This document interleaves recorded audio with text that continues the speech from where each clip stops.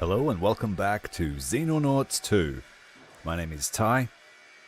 It is day 199 in this war for survival against an alien threat from another dimension. Another dimension? Another universe? We don't know. I am not a scientist. We'll leave that heavy thinking up to Mr. Ego over here. And rightly so, he knows more about this stuff than I do. My job here is to make sure that the strategy and tactics are right to protect our home world, our only world. And so far, we have done a fairly good job. That, of course, is not without its casualties. All wars have casualties, and these are our heroes. Killed in action, one of them missing in action, but we know she died. She was killed by cleaner reinforcements. Our most illustrious and highly decorated lieutenants, Bleach and Chen, both passed. Bleach died last night, Chen the night before. Very sad day. The last mission before the stream ended was an operation to take down an abductor. An abductor class, and this was a 3-leveled UFO, and we almost had some deaths. 3 of our soldiers fell, but the magicians in the medbay, the surgeons, were able to keep them in action. They are all on life support. It was Lupus, Spore, and Seeker. They're all on life support. A few others are on life support. We've got the best ICU in the world.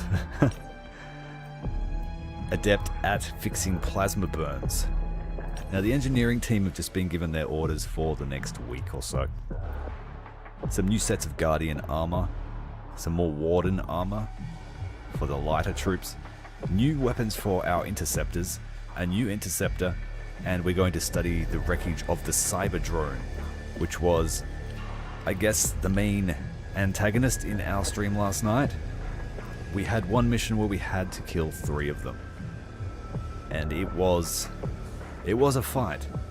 But we've learned some interesting things about the cyber drone, and we now know its weaknesses. It is very sensitive to sound, footsteps, gunfire, grenades, that sort of thing. And its armor is all concentrated in the front. So by using sound, we will be able to flank this thing predictably and kill them. Once the wreckage analysis is complete, we'll also do more damage. Now, we do have an alien base still, causing trouble in Soviet Russia.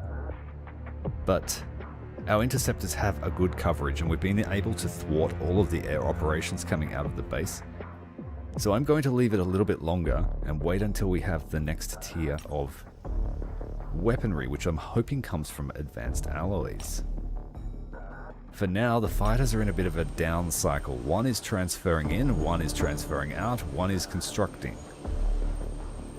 Our secondary base is going to be primarily a fighter base. It's going to have 2 wings of aircraft, a small research bay, but no production facilities. And I am also going to fit it out with a garrison, quote unquote, of sentry guns. 16 of them should be enough to defend this place. We'll put in a couple of laser batteries. And with the extensive air coverage here, because these guys have to cover from north to south. And I don't foresee us getting another base here. So we will have to use aircraft radar to suss out what's going on north of our position. Aside from that, let's hope there are no UFOs, because like I said, our fighters are cycling. There's 2 days until we are ready for air ops.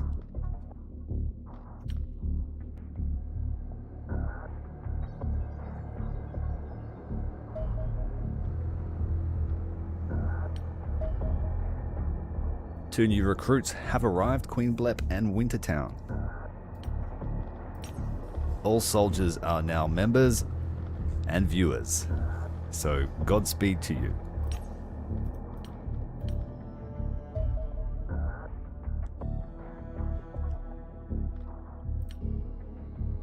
So the armor sets are complete. Angel 2 is fully repaired, ready for action. Our new lab is ready here at base number 2. But we cannot put in any staff because we don't have the funds and we don't have the living capacity yet. G'day, Dag. How you going, mate? Our engineers at the tomb have finished a new fighter weapon. Right, so Angel 1 and 2 are still stationed here at the tomb. Over at the forward operating base, we've got 2 X-25s and 2 of these new Phantoms. I've changed the call sign on these aircraft so that we know which base they're from at a glance. So now we are constructing another fighter. We've got 2.5 days until it's ready. Let's put the new weapons on the Banshees. Can't have armor, but this laser lance has very long range, and you can choose what pylon you want to put it on. If you choose the second slot, it'll be on the outer wing.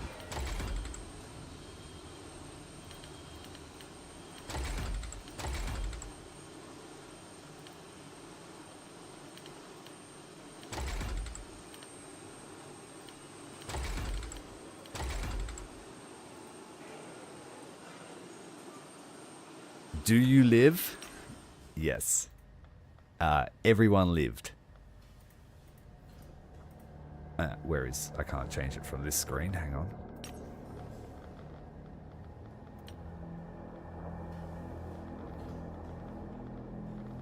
You lived. So did Lupus. Lupus didn't actually fall down. He had like 1 hit point left. Major Seeker and Captain Spore did fall. But they survived too, so all 3 casualties from the mission were saved by the medical team. So that we rolled a 30% 3 times in a row. I still don't have the upgraded med bay. That's one of the last technologies that we have to unlock in the base upgrade section. But we're also researching alien electronics, and I know that opens up a whole new branch.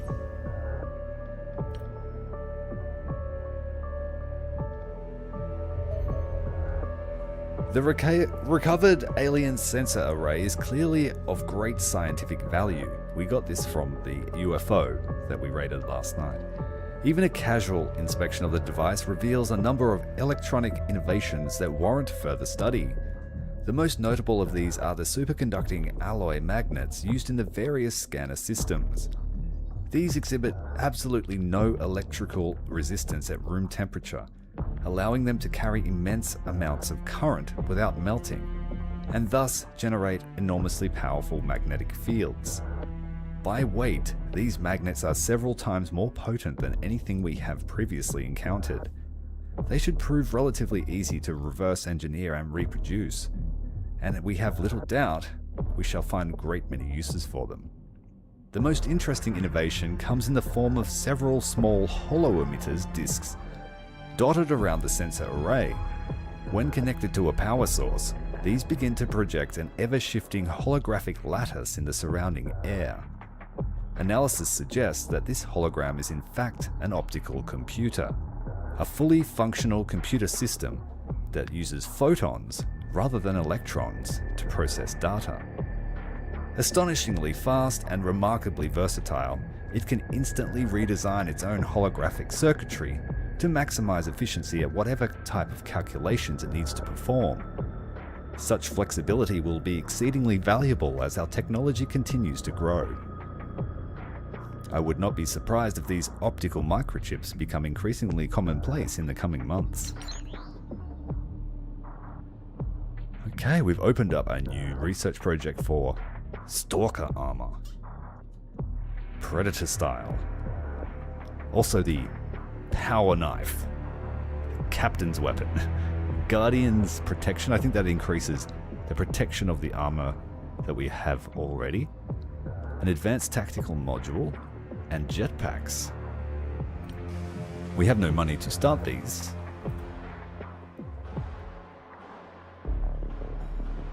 So we will gain 8 armor points on our Warden armor for that. That's pretty good. for the heavy variant, which is what we wear.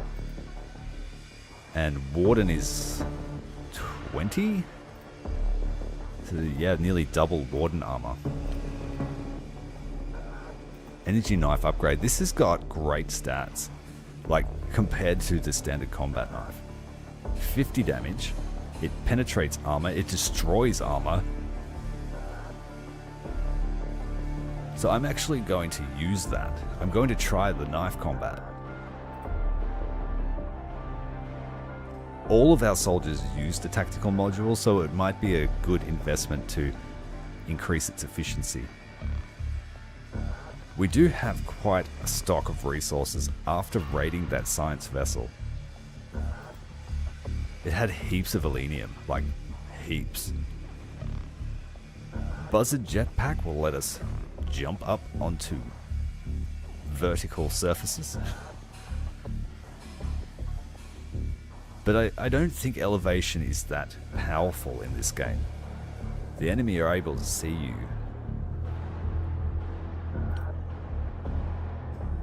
Oh, we've got some new upgrades here. The Nanotech Workshop increases the workshop's efficiency by 50%.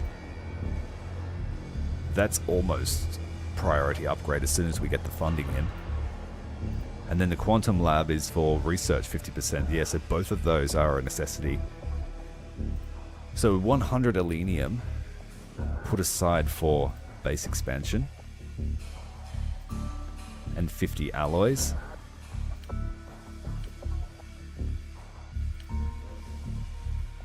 $100,000 and minor resources for an upgrade to our combat knife, which is a free item, so we can have hundreds of them.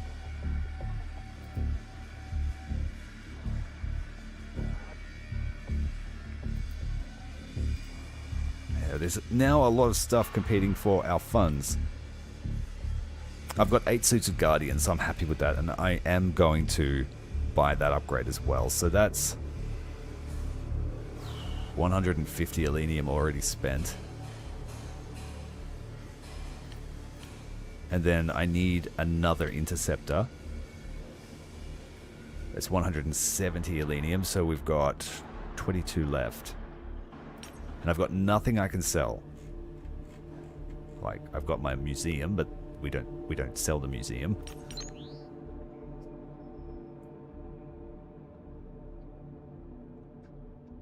Yeah, and we are making a lot of money too. We're making nearly 4 million a month. I would love to get another funding supporter before that month ticks over. And priority research, advanced alloys. I also need to hire more scientists. But I am waiting on living space for that.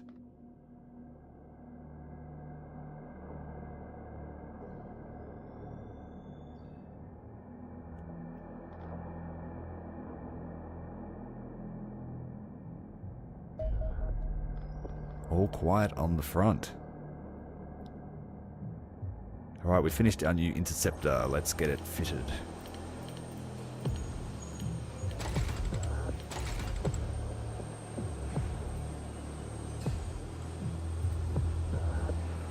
I'm going to leave this one here for now, but as soon as we have the money, it's going to be shipped off to South America to fill out the hangars.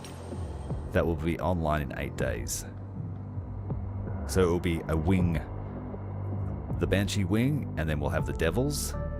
So I'll transfer one of the X-25s over as well.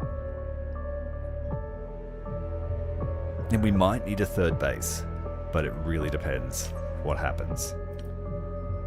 So far, panic is great. We've got North America, Europe, and Africa on lockdown. Despite having no supporters in Africa, operationally, we've got them under control.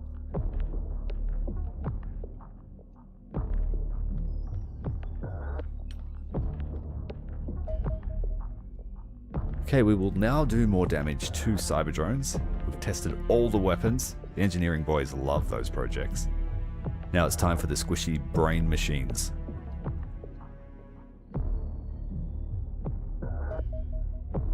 That's done. So now we can just get those 3D printers active and start selling rip-off Warhammer models online. We're going to make 1,000 an hour.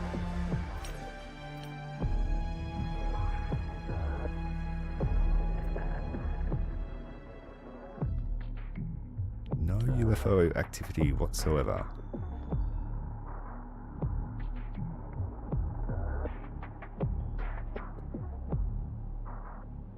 They've really taken a beating recently.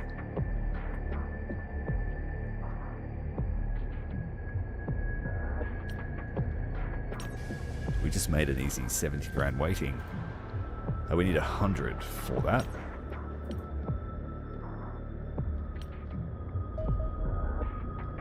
So engineers are making 24,000 a day. How much are we paying for them?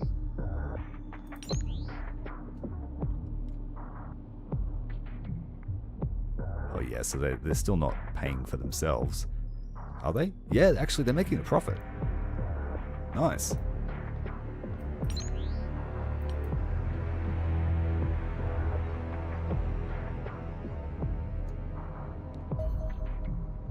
Much of the research work conducted on alien alloys thus far has been centered around increasing their mechanical performance, etc. The hardness, the toughness, the impact resistance.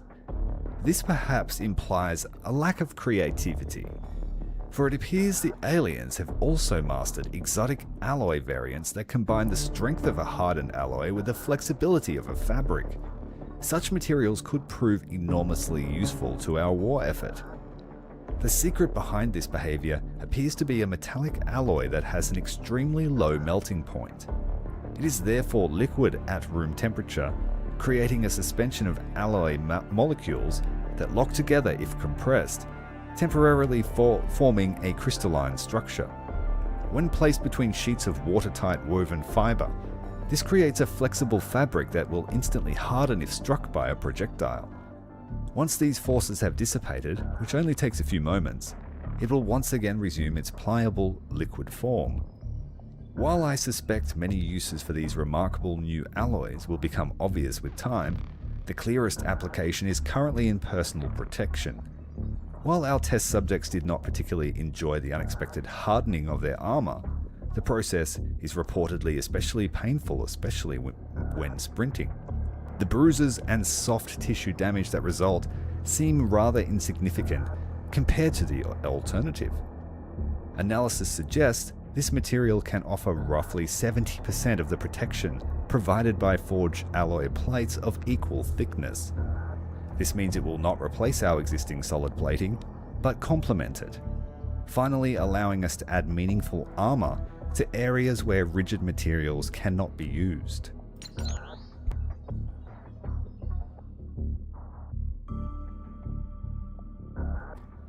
Got the Colossus battlesuit. A new interceptor. Gorse weaponry, advanced stun weaponry, actuator modules, reinforced vehicle armor, and reinforced plating. Wow. There is a lot competing for our attention now. Well, that changes my interceptor plan. How much are these, though? That is the question.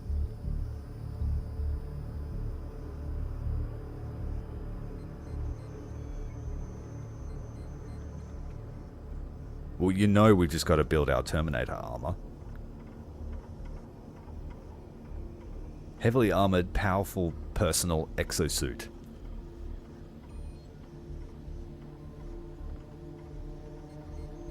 No, we will go for weaponry first. A dead alien is the priority. Equipment. Let's knock this energy knife upgrade out before everything else steals the funds.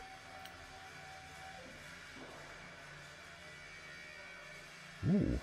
Here's a way to make my weaklings stronger. Plus 20 strength for an exosuit.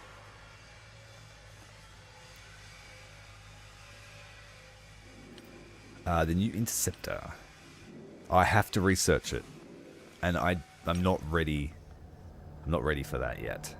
I need weapons for my troops so we can do this base. But I don't know what tier 3 interceptor looks like.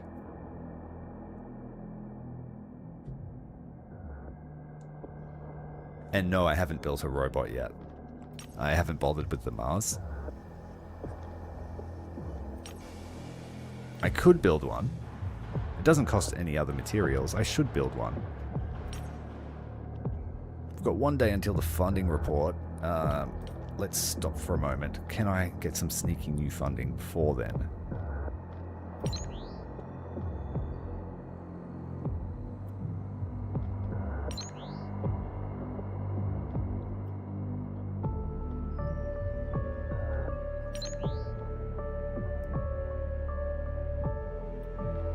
Yeah, so let's just grab an extra 150,000. I don't think this one's protected, so it's a lot more expensive.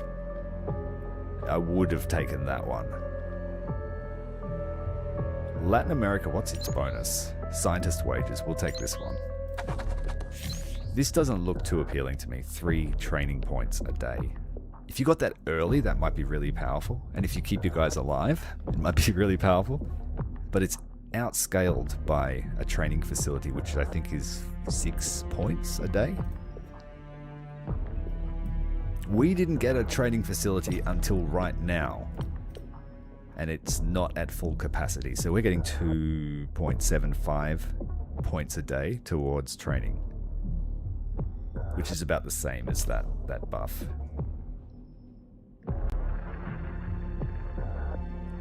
Alright, we're ready for the funding. We're expecting just under 4 million. We have a last moment bomber. We're going to send everyone after it. No, we are not.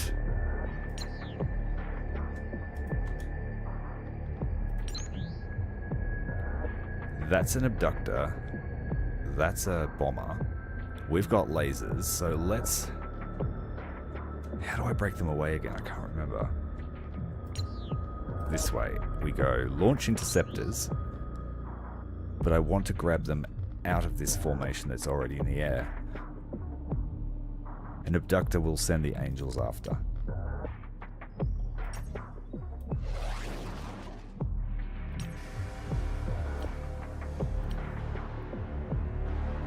I was thinking about getting this just to keep our angels competitive. But with this 3rd generation fighter on the horizon, perhaps we won't need it.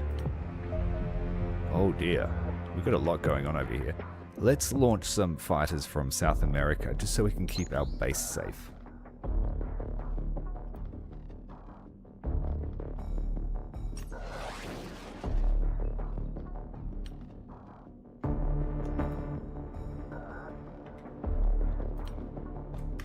Launch aircraft, here we go.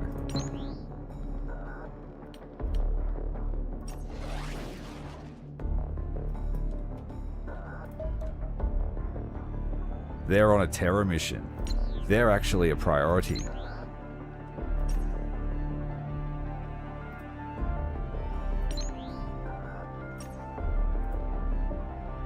If we can stop them from landing, we skip a terror mission. Defenders, fighters, this is just the 2 MiGs because we split our squadron up, but it's got to happen.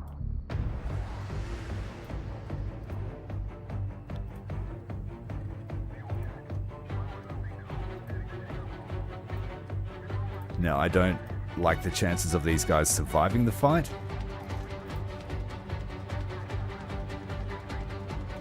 but we'll launch our torpedoes at this destroyer first. Fighters dodging out of the way.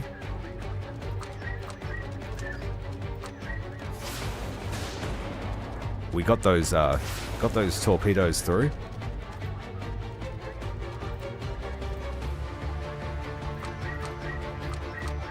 We won't have enough to kill the defender.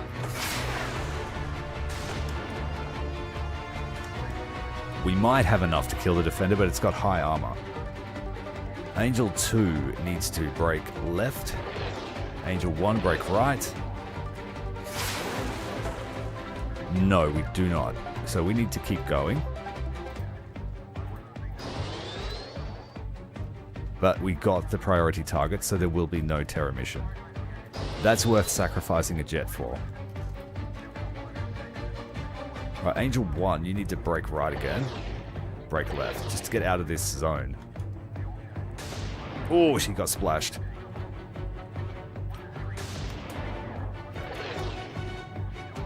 We're done for.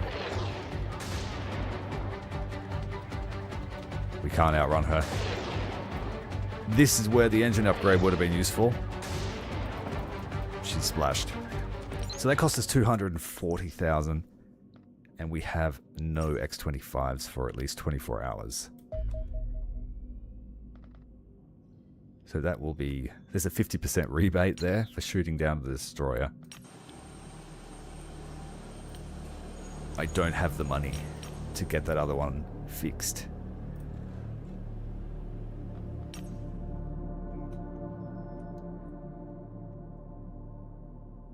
Now that's a win. That is 100% a win.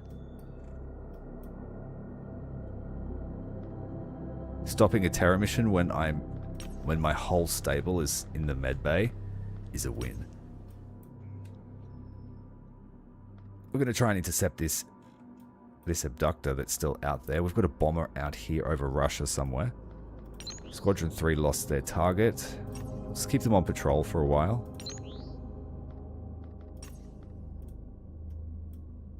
We've got fuel pods on all of our aircraft.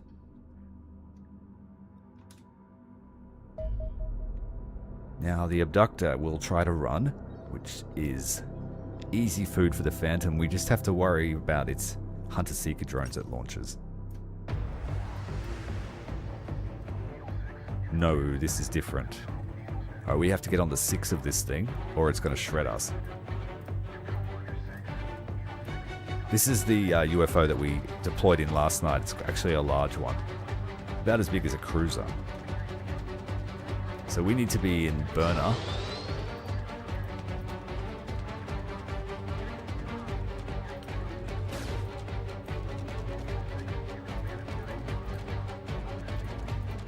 He could probably turn faster than us.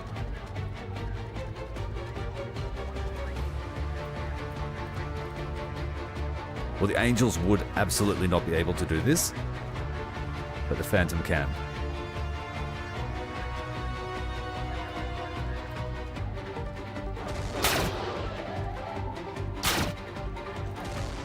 Get out of the circle.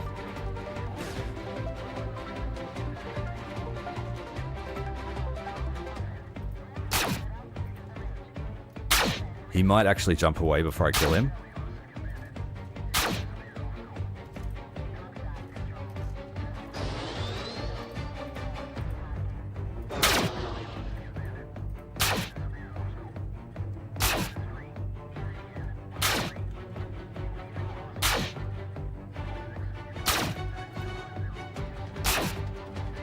Yeah, we got him now. We got him.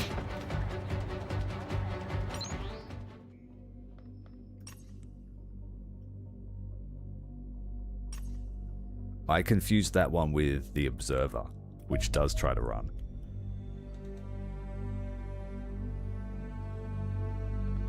I can't deploy to an abductor, so we'll just take the money. So that pays for the other jet.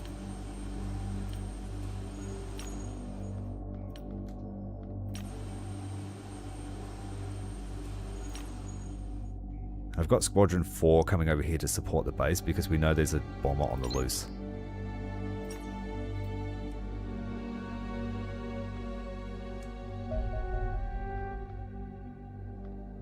And RTB, the Banshee.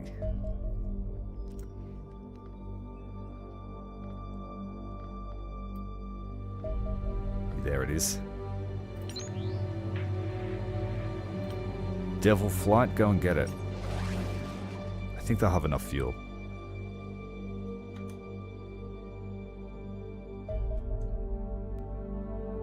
Tail overland. Commence the attack.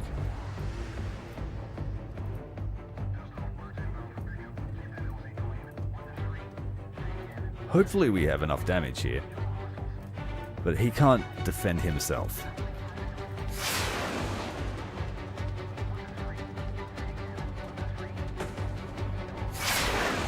Oh yeah, easy stuff.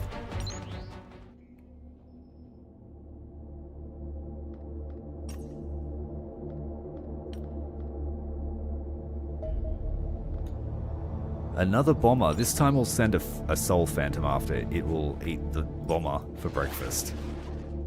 We can stay outside his gun range. Except if you come head on, which you shouldn't do.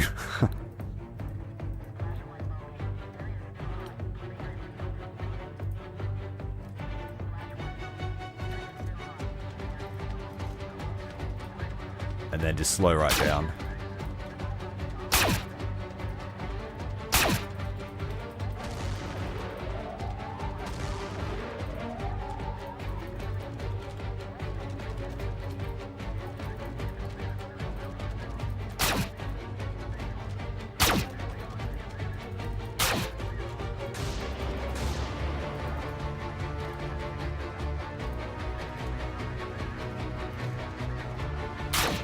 This one's got defensive turret too, but it's slow to rotate. And you can jink through it if you're fast enough.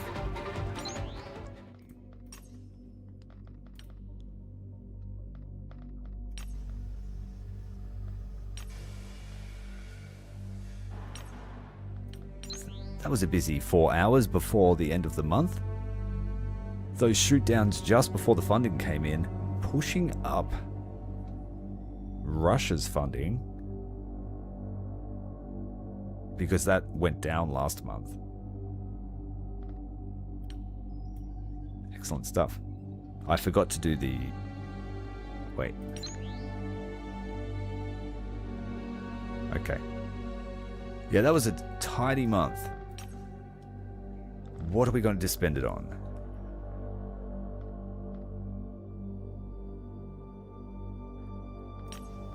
Research projects, engineering projects first. The Guardian protection, make our existing armor better.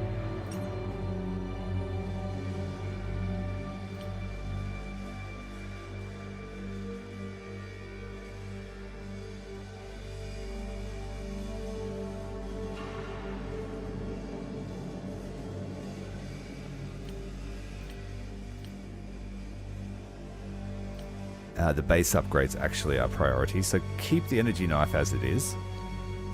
But we want the nano workshop, obviously, to make these projects faster, and the quantum lab. We already had that put aside in the budget.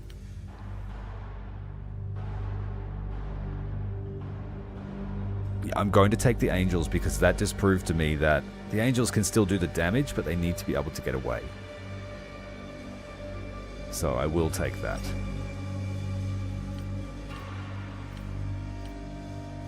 Surgical center's tempting, but our Elenium reserves are low. And we want one more phantom, I think. I'm not going to worry about the other interceptor until I see the plans for it. Alright, so tomorrow we'll start building another phantom to fill out this slot. And then I will transfer one of the MiGs across, so we have 3 and 3. And then we'll have a pair of phantoms and a MiG. So to run torpedoes on this.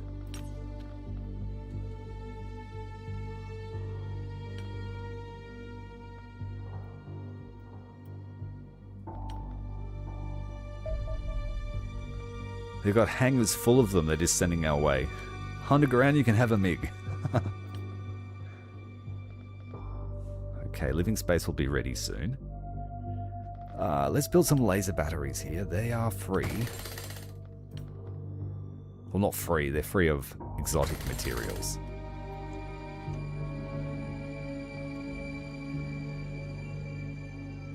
There's nothing else this base really needs to be.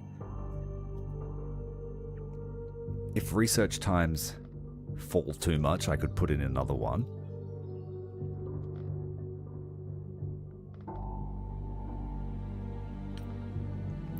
We've got a nice buffer here so that any bad guys have to be funneled through the storeroom.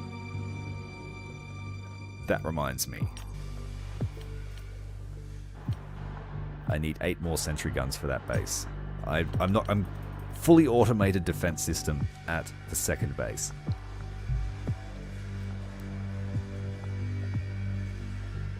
They are fitted with laser light machine guns.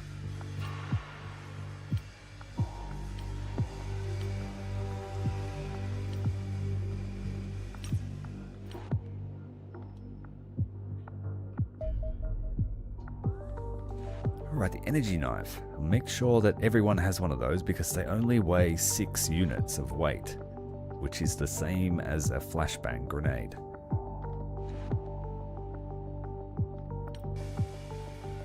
Nanotech Workshop. So those list of jobs will actually be produced 50% faster. So we should expect them all to come down to a day or so. No, you can't. But we learned last night that those base defenses are worthwhile. Because I misintercepted one, we didn't have enough damage to finish a destroyer, and then it landed at our base. But as it was landing, it got hit by the missile batteries and shot down. Alright, the Nanotech Workshop is ready. Let's have a look. Upgraded, but still the same aura farming pose. Yeah, so that brought those jobs down to 1 day. Excellent. So there should be a massive increase here for the research speed too. Alright, living quarters is done, so I can hire more scientists now.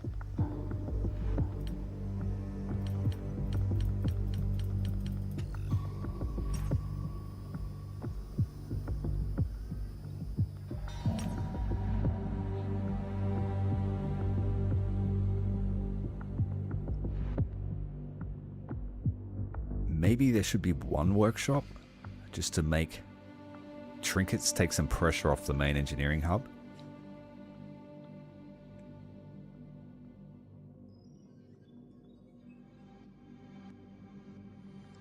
Yeah, so did our scientist. Or he will once it's finished.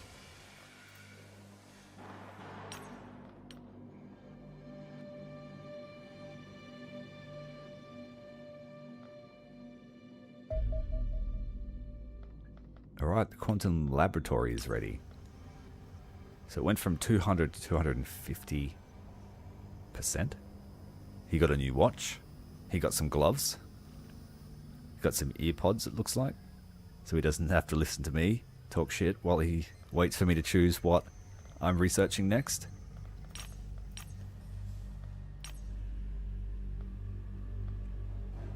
He certainly doesn't look any happier. Oh, we got some millennium scavenged by the wreckage crew. Let's send that back over to the main base for now.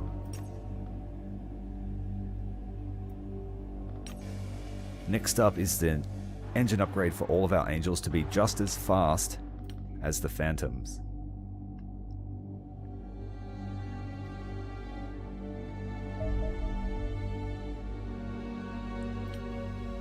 Alright, so over 300% now. Excellent. Pumping out the research. He's like, you're back, bro. Go away.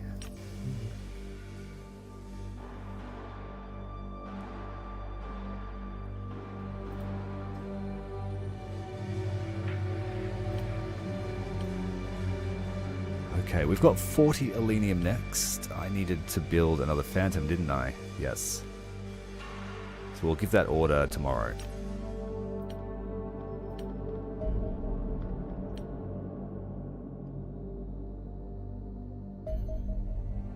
Gorse weaponry have been researched.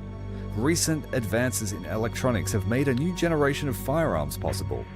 These Gorse weapons fire caseless slugs at hypersonic speeds, inflicting devastating damage on anything they hit.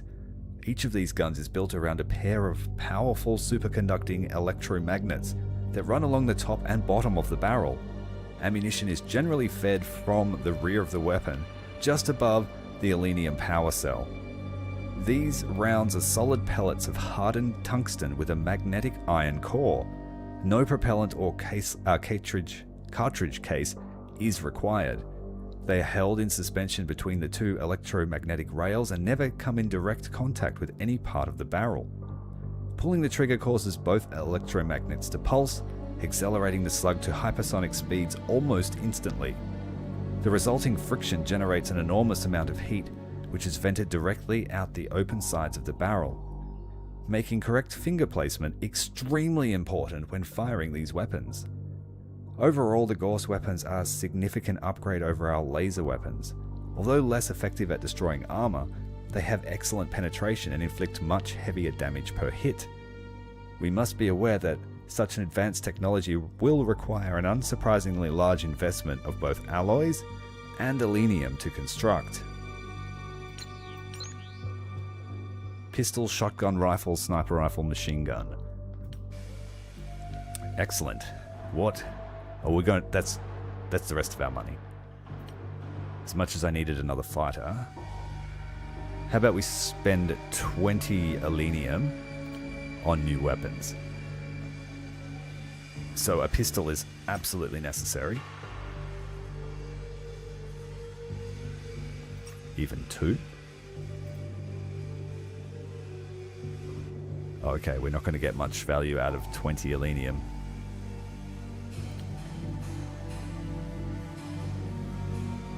$70 damage. Woo! I think the upgraded sniper is 54, but it's got significant armor destruction, which helps the rest of the team. So we'll hold off on the sniper rifle for now, but we will take a Gauss shotgun.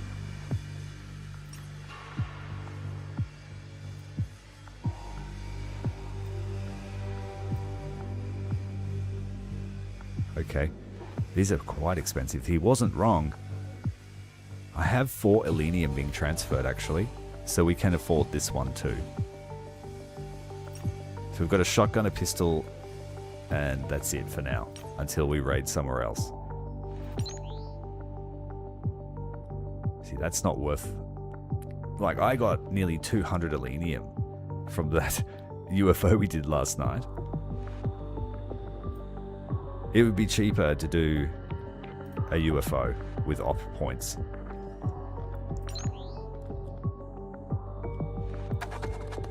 A little bit of extra speed. Another 22% research speed.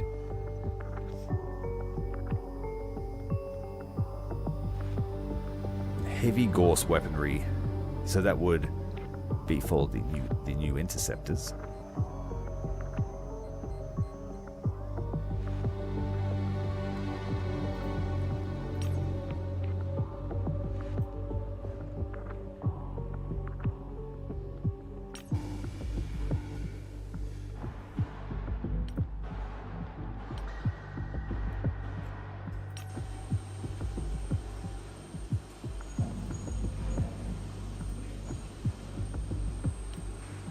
Okay, I'm going to relocate this aircraft.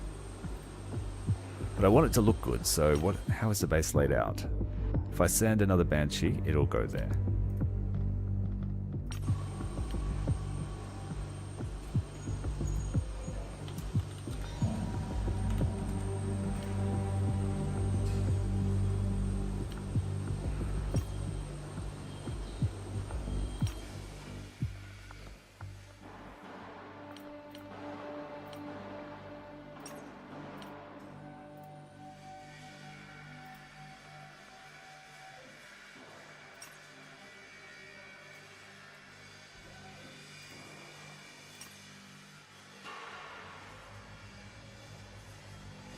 How much is... Oh, we still have to research that battlesuit, don't we? That's what we're going to do. We'll take the battlesuit next. I don't have any Elenium to build it, but I want to see it.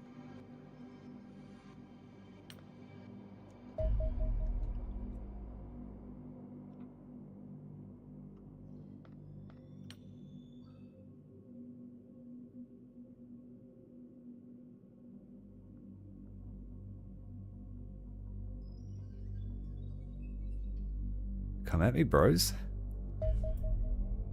They went all in before.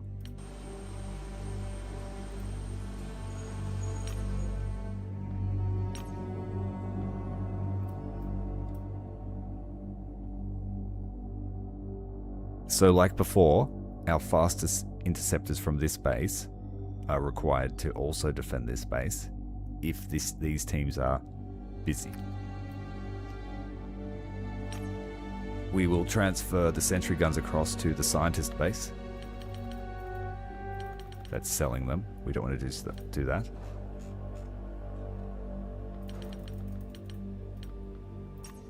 It should be noted that sentry guns only work if you've got no troops at the base.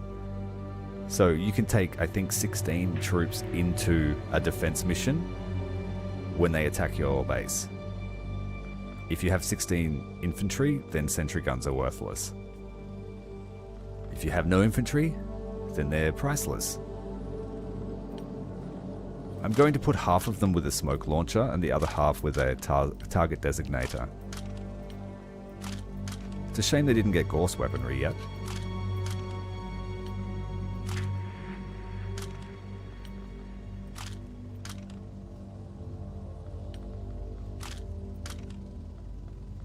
And we can also upgrade their armor too, which we should do.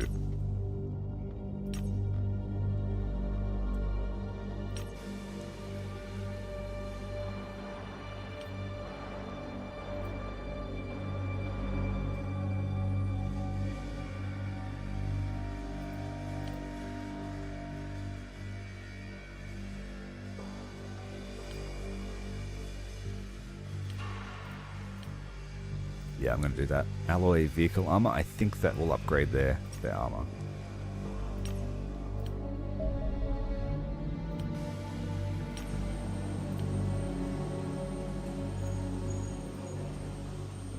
This aircraft looks slightly purple. Did that change?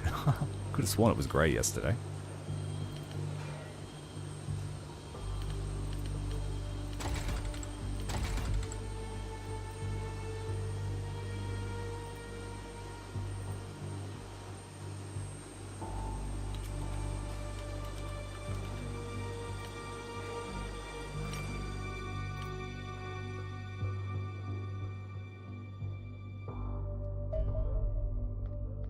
The new machine gun is ready.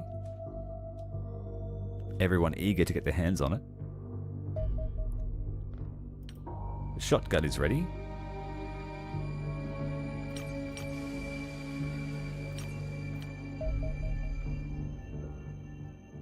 These new sentries have arrived.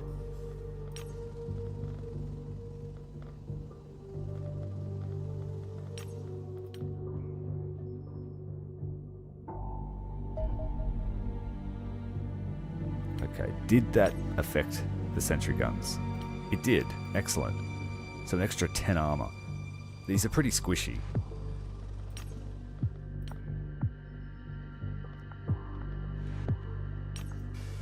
What else could we do?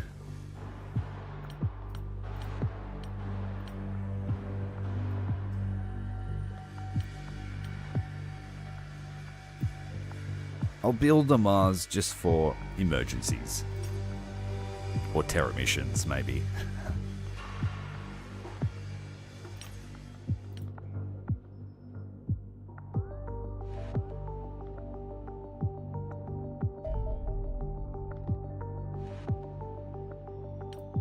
Alright, start making those minis again.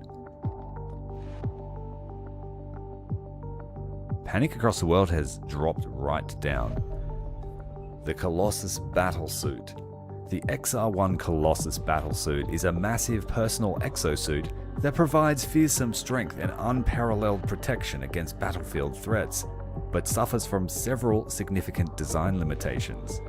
Standing well over 2 meters tall, the Colossus is clad in almost 1,000 kilograms of hardened alloy armor plating.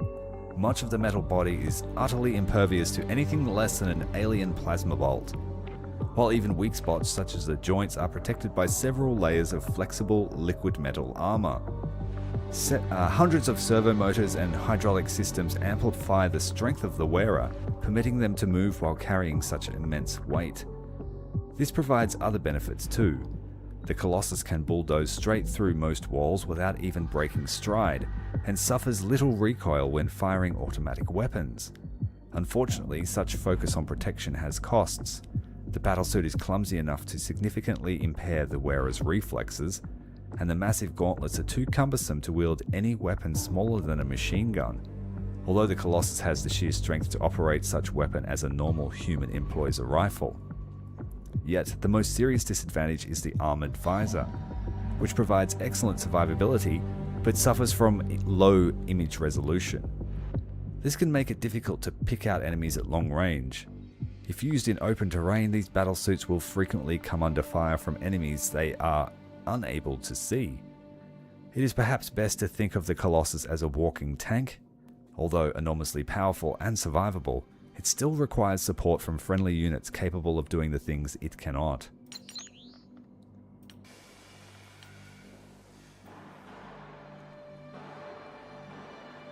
It's not too oh, it is, I mean, it's the same price as one of those guns we just bought. So I think our mission is to get at least 2 of these walking monstrosities and then do the base.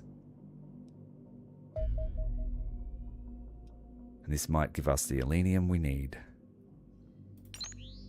So we're just going to send the new Banshee gang to gang the UFOs and bang them. Get what I'm saying?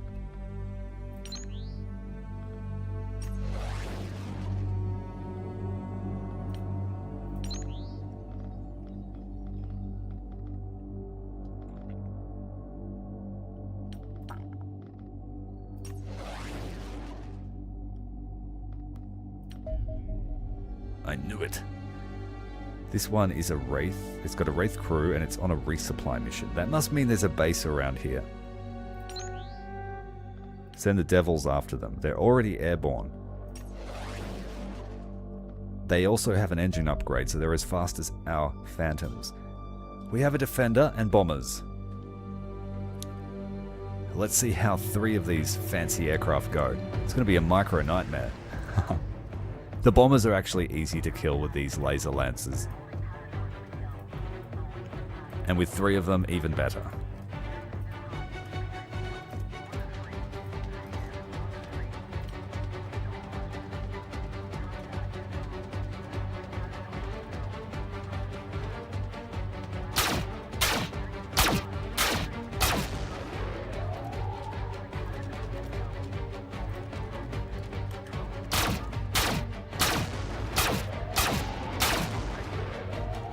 Brute force them.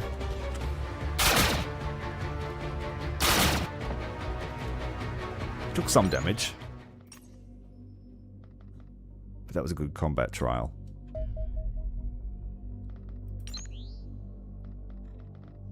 I'll keep them airborne and send them after this new threat.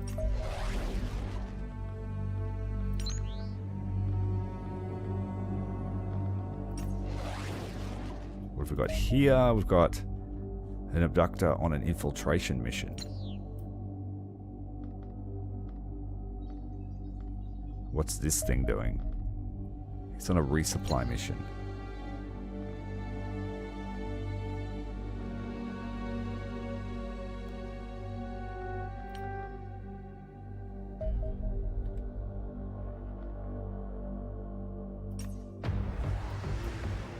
Pretty much the same as the bomber, only it's going to come head on at us.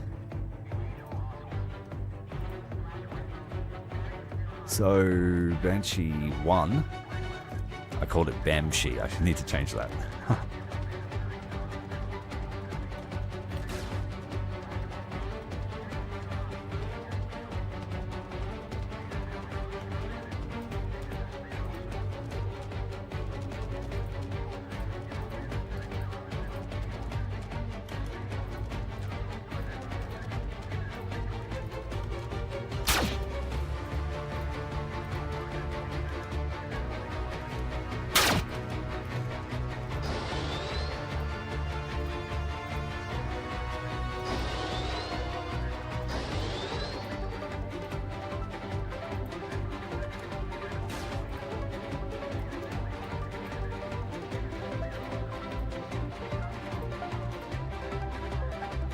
Oh, we can't quite beat his turning circle.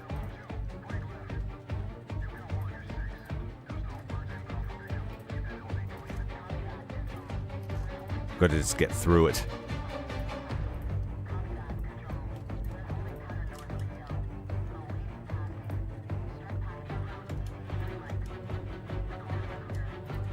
Oh, that's right. It's got a turret. It's got to rotate to us, so we've actually bamboozled him.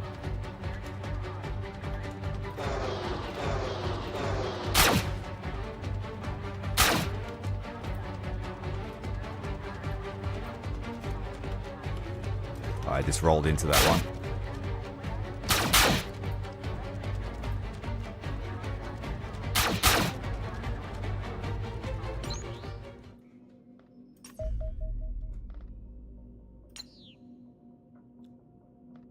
This one's probably heading to the base.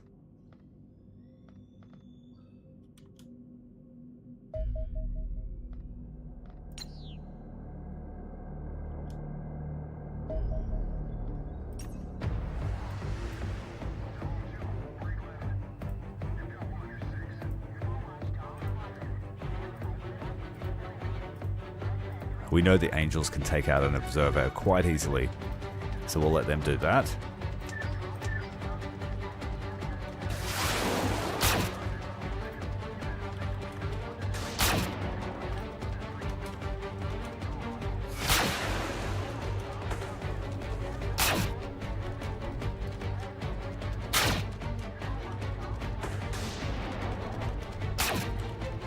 Oh no, the ghost got shot down.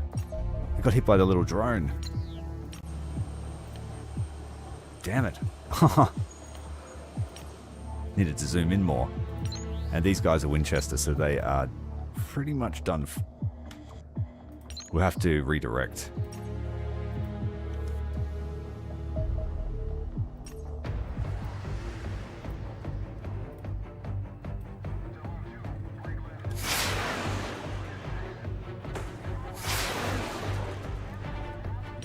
MiGs are pretty potent now if they're allowed to focus their fire. They're Winchester as well.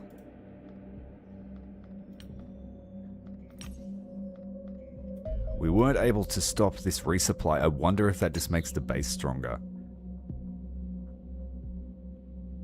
If so, that sucks. But then again, it might be resupplying the operations? Who knows? 2 fighters and a bomber.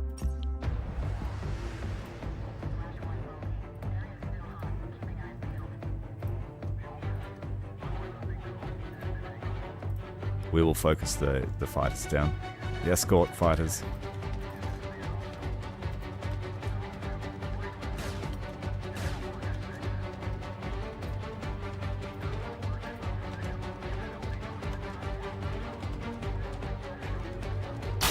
Gonna get hit by one missile.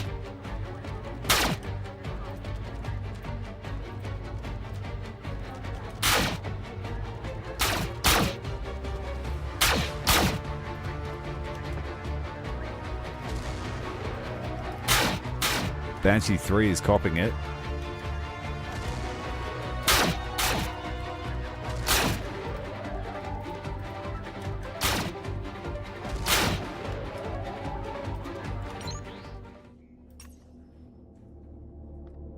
Not bad. I think that was 4 out of 5 shoot downs. And this is the resupply mission taking off again. Let's send the Angels after it.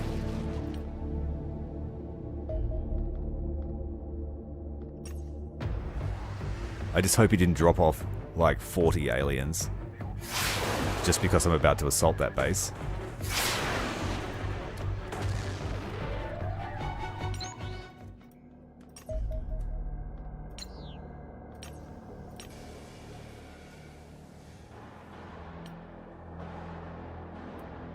Now we just need to hope they can recover some alenium from these bomber wreckage.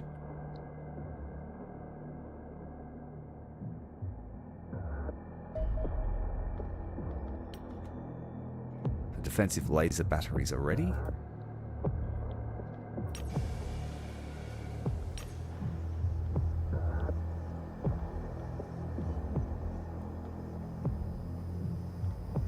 let's go with advanced stun weapons.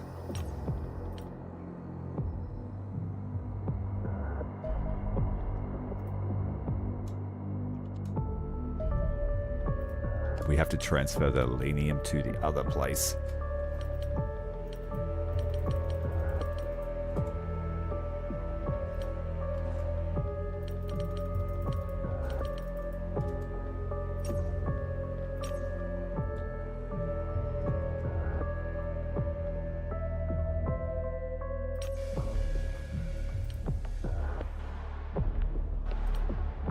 So I'll have enough to build one Colossus from those 2 bomber shoot downs.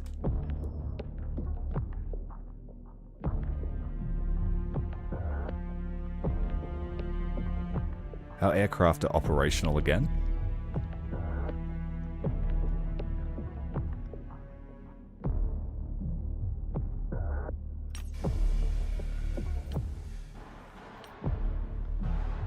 Oh, we can build 2. Yep, we'll build 2.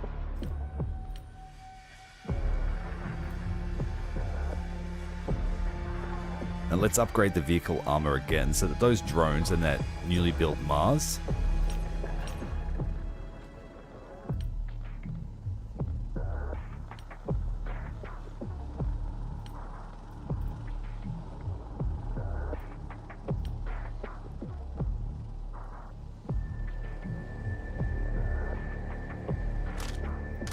so we can have an infantry rifle, rocket launchers, smoke grenades, target designators,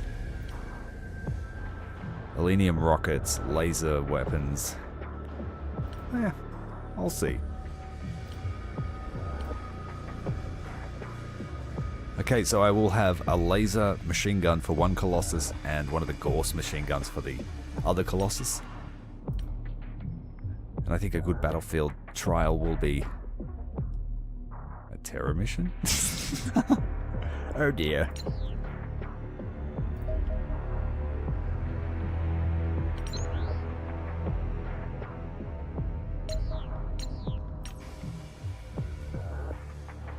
I mean, that would be a good place to test, but they won't be ready before the terror site expires.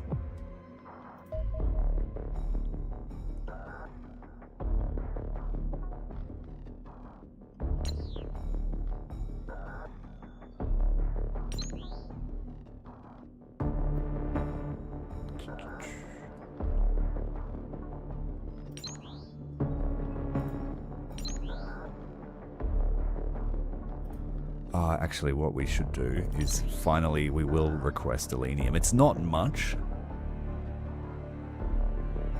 but we've never done it.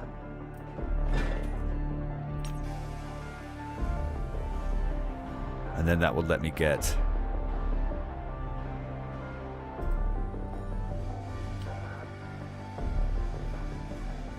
it won't let me get anything. Cancel that. That's too expensive for what it offers at the moment, when I could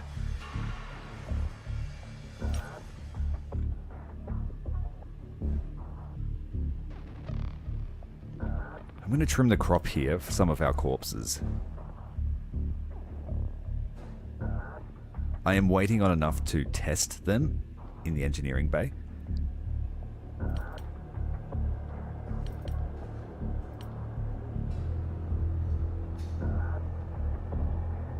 Keep the servitors.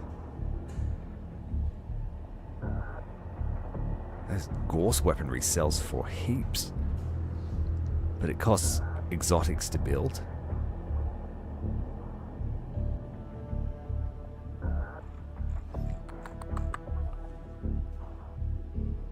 Basically playing the accountant simulator here.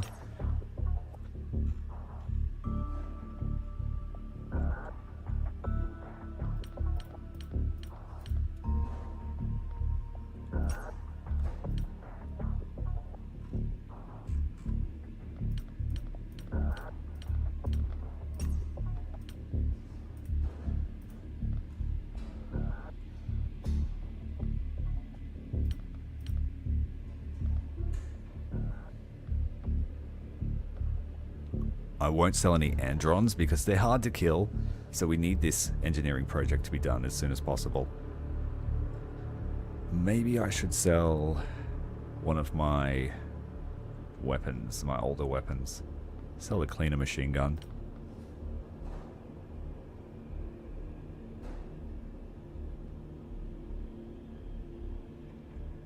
Do I have any magnetic rifles left? No, they're all sold too.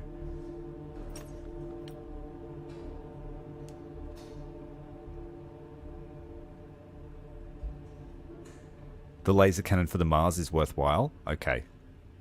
Add that to the shopping list.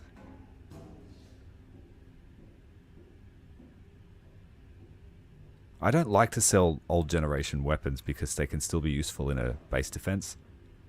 Or a secondary base if we ever get to that point. Like an operations base. I need 30 grand. Let's sell some more alloys.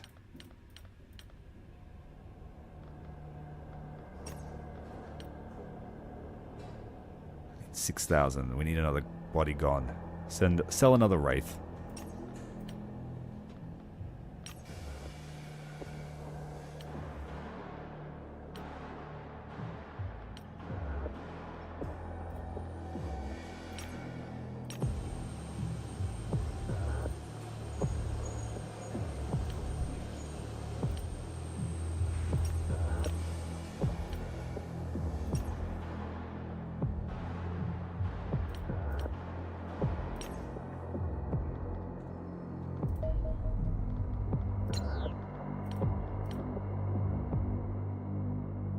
I'm going to forget about the Terra mission. I'm not ready. We can eat that because Europe's at 0. Panic. The advanced stun weapon. Although the stun baton and stun gun are perfectly serviceable weapons, your soldiers still complain incessantly about the fatality rate associated with using them in combat. Allegedly, this is mostly due to their limited range. Our new electroshock firearms attempt to address this supposed shortcoming. They are a specialized form of energy weapon capable of generating a stable orb of charged particles that can be magnetically accelerated toward the intended victim. These orbs instantly lose coherence upon striking their target, discharging the electrical energy within in the form of a lightning bolt. This will usually arc through the victim on the way to the ground, leaving biological creatures stunned and robotic units with severe damage to their electronics. Given both are far more effective than their predecessors, any choice between the electroshock rifle or the electroshock pistol is likely to come down to personal preference. The former is more powerful and has a longer range, the latter is lighter and can be carried as a sidearm. Furthermore, I have also developed the electroshock grenade. This is an upgrade for our existing flashbangs that combines the suppressing effect of its predecessor with the stun EMP effect of an electrical discharge, making it far more versatile battlefield tool. One hopes this will reduce the endless moaning, at least somewhat, but my experience thus far has taught me to expect otherwise. Those soldiers always complaining that my stuff doesn't work.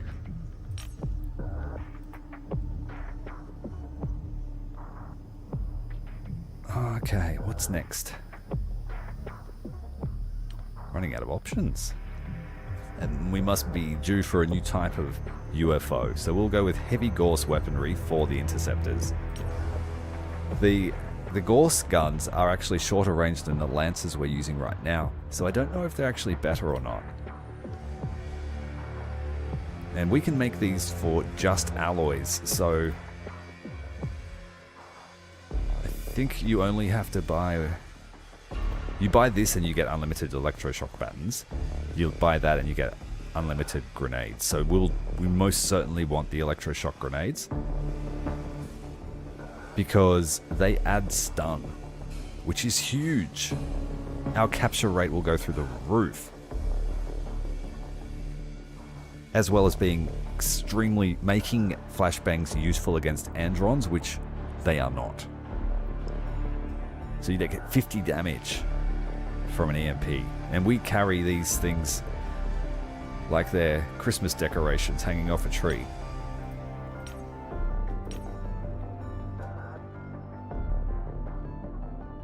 Yeah, it does seem really useful. I've never actually used that one. The Europeans aren't going to be happy, but we're going to ignore this terror mission. It'll be 35 panic level in Europe, but they're currently sitting at 0, and I can mitigate anything else. I just need this armor off. Alright, bomber. We're going with a mixed wing here. I've sent the Angel 1 away. So this MiG's by itself now, and we're lacking air cover here. So let's actually launch a wing from South America. The Banshees.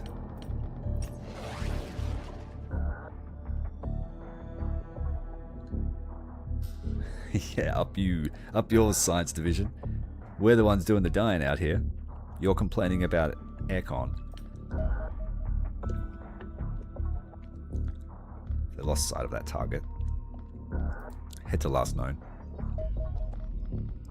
RTB. Patrol.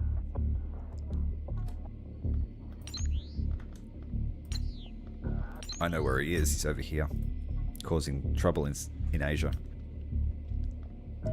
There he is. Banshees are at 50% fuel. They've run straight into him. Tailored overland, it's a bomber, and it looked like an interceptor. An actual interceptor. Yes. Right, this is a power spike.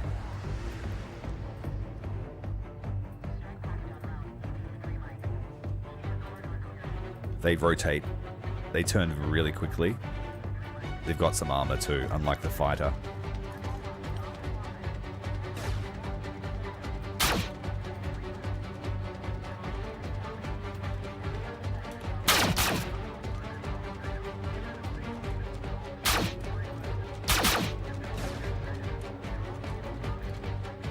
Concentrated firepower from the Banshee.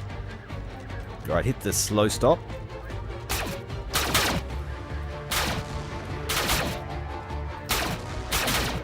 When you slow down, you got heaps more maneuverability. And that's something I've been neglecting to do. Good job, Banshee Squad. I should rename that aircraft while I remember.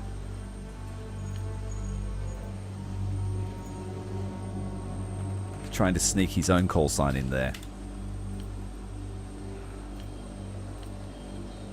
Got Wedge, Turbo, and Coyote.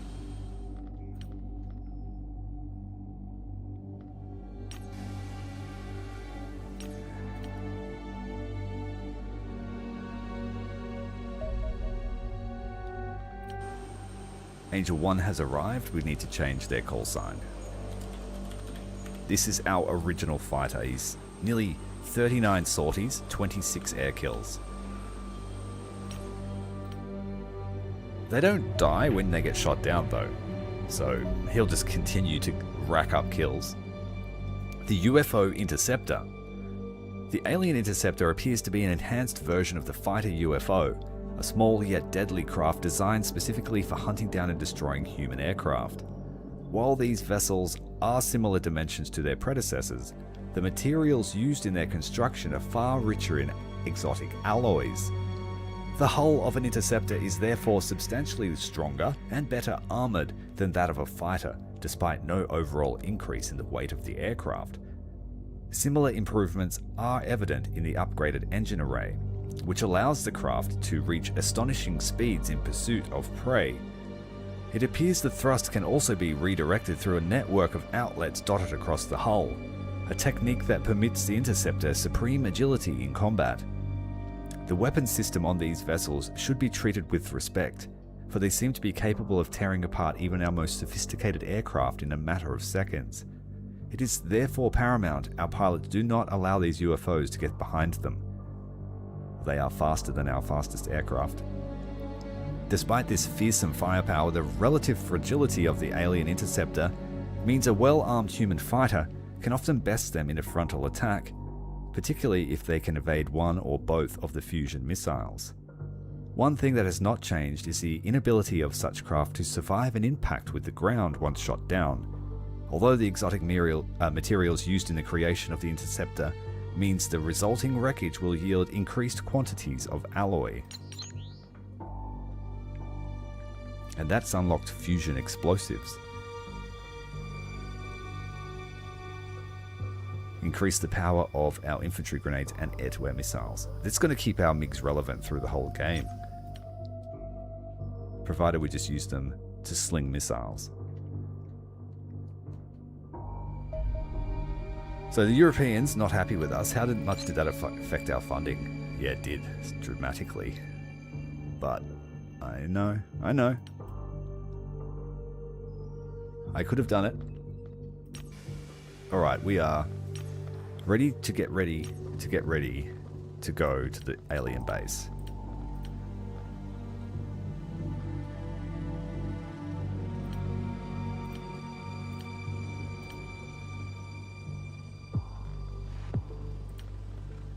Choosing them based on their role and their rank. Gutierre, Brisbanock, Arthur, they are all members. Queen Blep, member. She's a sergeant major, so she can stay home. We won't take her on her first mission to the breach. Throw her in. Alright, team lead. Support gunners. Guess what, boys? It's your lucky day. What is this? Power Fist. The enormous armored gauntlet of a Colossus double as a surprisingly effective melee weapon. 40 stun, nice. 60 kinetic damage as well. So we can knock them out. So Lord Spears and Cleaner Beater. The first to wield the power of the Colossi. Strength through the roof. So you give this to your weakest guys. You don't want to give it to these guys that are already strong. Just make them monsters. Our support gunners are our strongest class. Perhaps I give it to someone with the strongest Yeah, because I think accuracy is probably our go-to. So Cleaner Beater and Lord Spears, sorry about that. I teased you.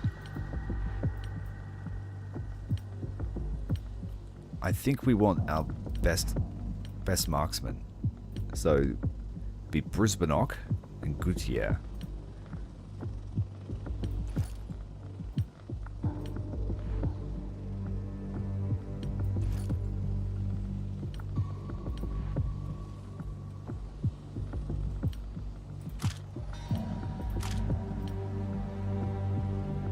We will need to make a new role for this.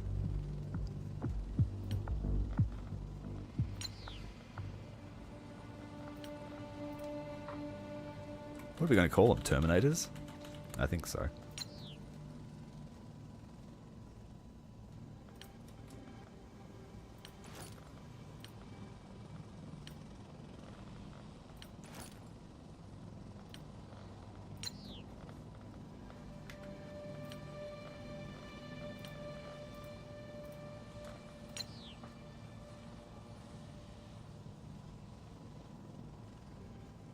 I think it's going to make them monsters with the LMG. Unlimited strength, unlimited power. So we've got one wielding a laser. He's going to be able to shoot that in 2 long bursts a turn. So we will actually need to bring batteries for this, because the charging will not be able to overcome the amount of lasers we're firing. But it doesn't matter, because he's got... Can he throw grenades? Or is he just going to be a pack mule? Let's have a look at...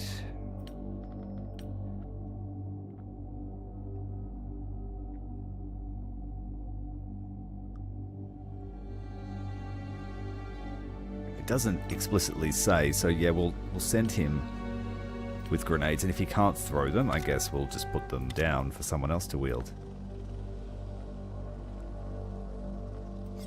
Oh, we definitely... Okay, so we can't wield a secondary weapon either. That would be awesome. Just go in there swinging the knife.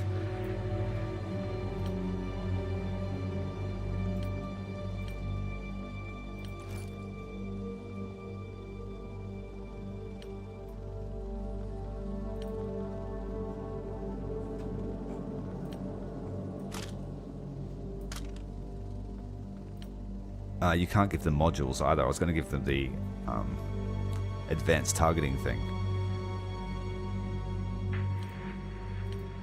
They've got a massive debuff to the reflexes, so reaction fire is going to be non-existent. It's halved. Halved before medal values added. But 50 armor. That's really good. This is making these shield bearers look like, hey bro, well, give me some.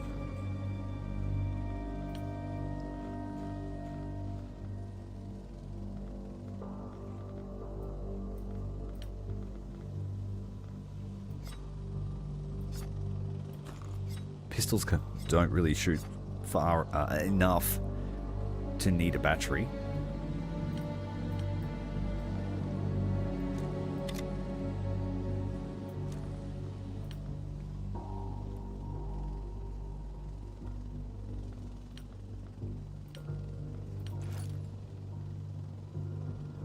Wrong ammo for the Gorse, was it? Okay, thank you.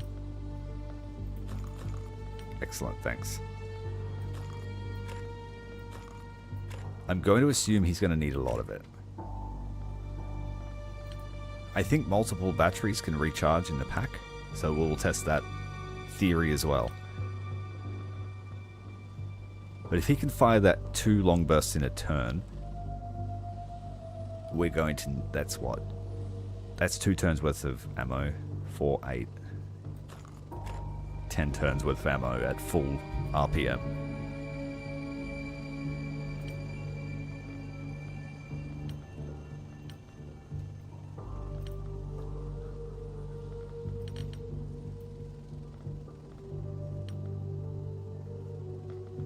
Okay, what other roles?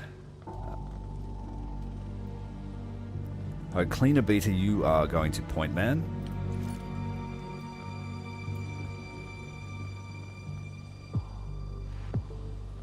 Support Gunner, Lord Spears. We don't really need another machine gunner.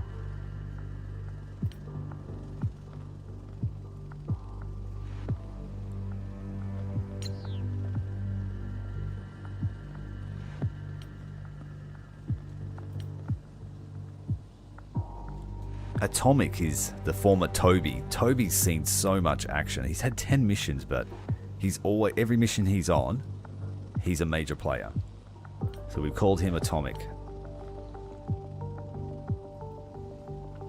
Where is he? Why?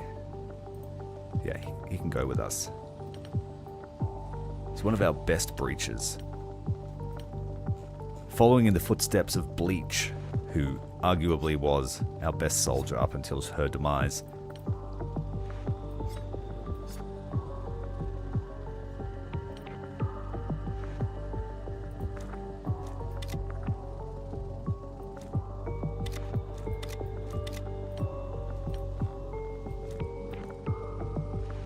I'm going to start making use of C4 to clear cover if we're using LMG, guys.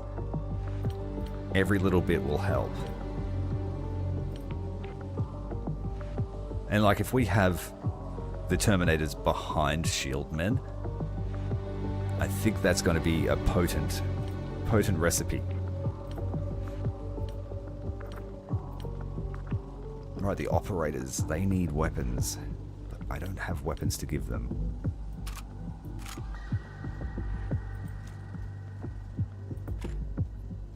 Not new stuff anyway. So Atomic is going to test out the new Gorse shotgun. Only 6 rounds in the chamber.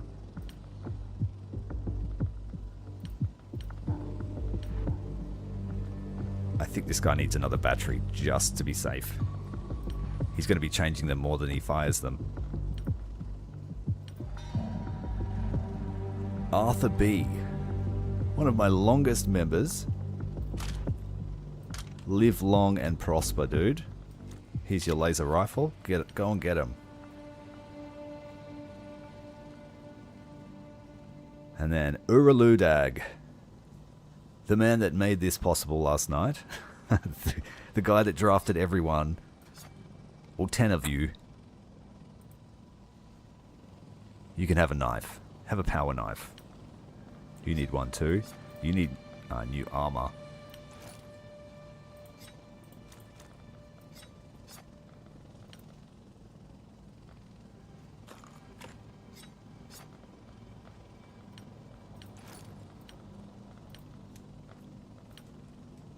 Okay, what should I do with you, sir? I don't think I want a marksman inside the base.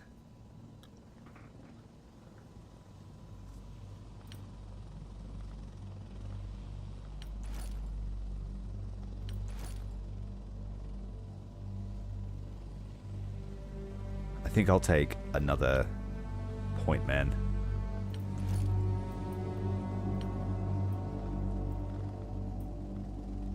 Lord Spears, you are on shield duty today.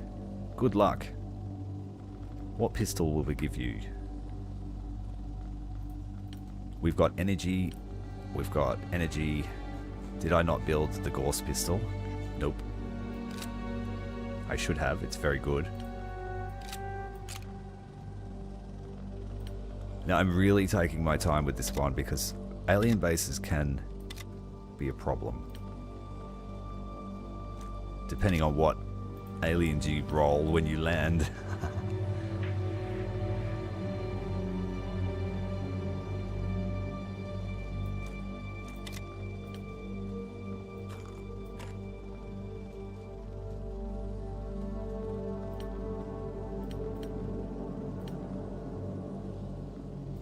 I think these guys should bring some extra equipment for everyone.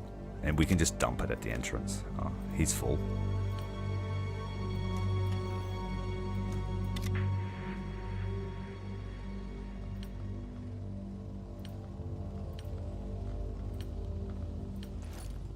So the whole team is in Guardian armor, which is quite an investment. We can't afford to lose anyone, or we lose their equipment, or their armor especially these guys. So if their armor starts getting chipped away to nothing, they need to notice that and keep it in mind. I think the hardness of this armor is enough to stop armor penetration, but it's not enough to stop armor destruction. Meanwhile, the Guardian armor is at 30. I thought I upgraded that. No, I didn't. Shit. I must have cancelled it. That's an oversight. It's 50 Elenium too.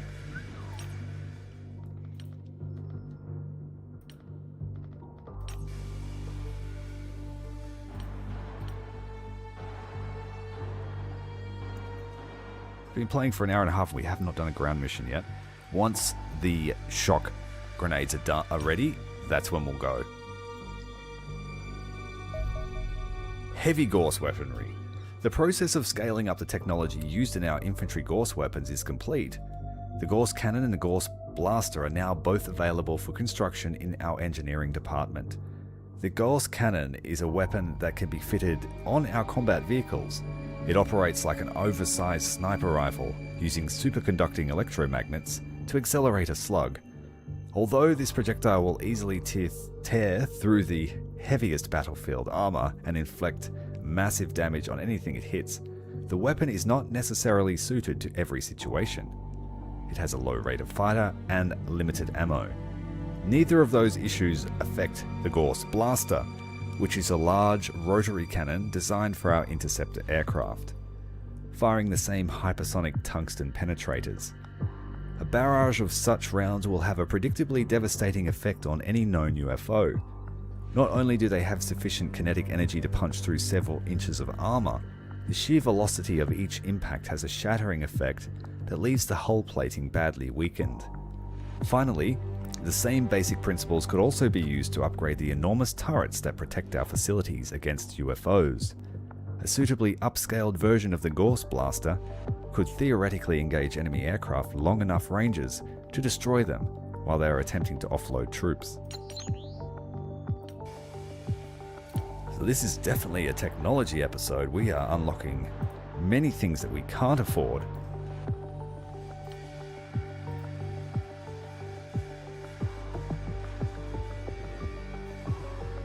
So we're looking at nearly double damage, double penetration, and 50% increase of armor destruction. And that's firing 4 times a second. So that's respectable. 50 damage, 40 damage a second, 40 penetration, no, 10 penetration, and 6 armor destruction a second. So currently, the UFOs have about 20 armor, so that's pretty substantial. You just got to get close enough. And that's unlocked the Gauss battery upgrade, which is cash only upgrade, so we better do it. So I need 100,000. Sell those minis. Meanwhile, we'll unlock the new interceptor.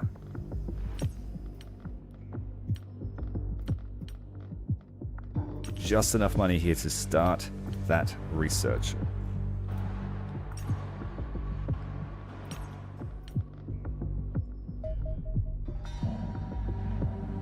Okay, we are ready to go. I will not delay it any longer.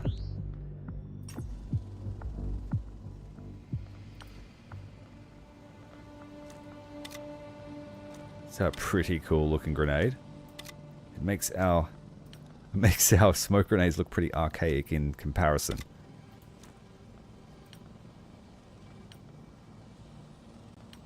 And I'm just making sure everyone has them. Colossus carrying more if they can't throw them.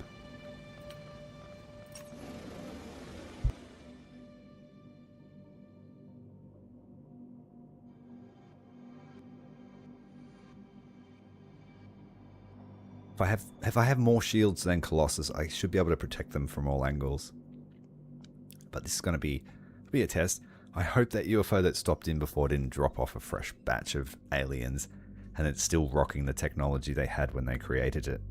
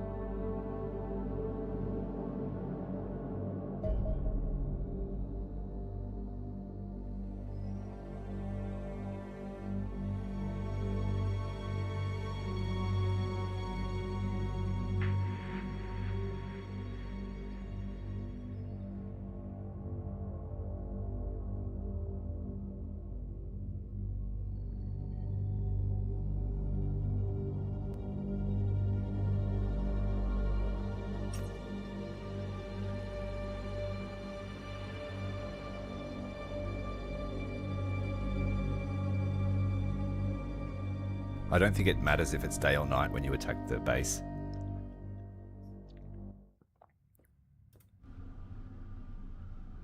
I hope it doesn't matter. Does it matter?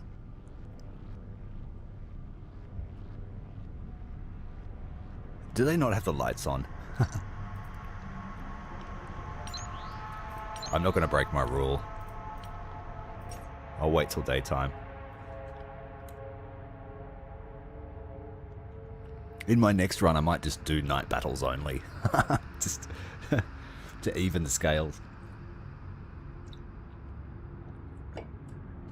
Night battles only and having to do every UFO.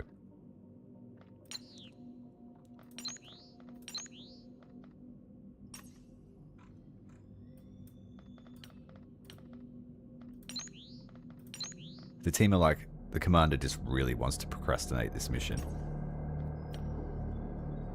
Why can't we delegate a base?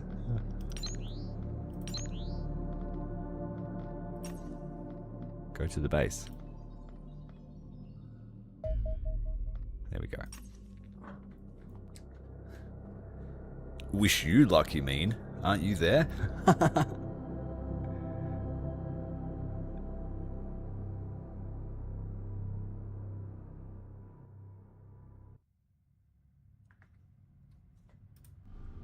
So let's just double check the team comp. We've got 3 shields, 2 shotgunners, 2 colossus, and 2 riflemen / medics. It says it's a night mission still. That's odd. Did they turn the lights off?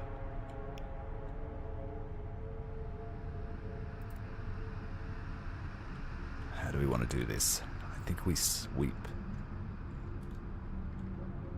If we go up the center, we'll get flanked. So I feel like we sweep. Left to right. Right to left.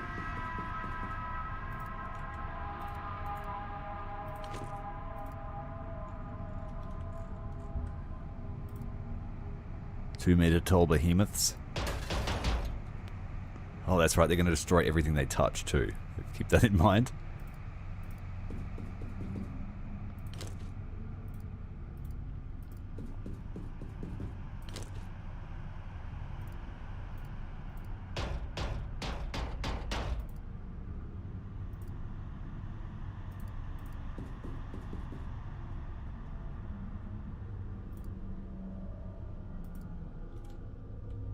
Alright, we're surrounded on each side.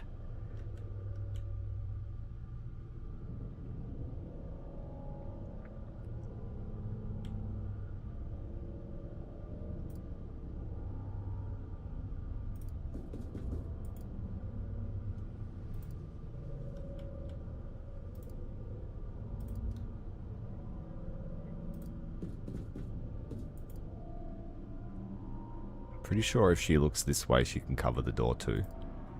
Yeah.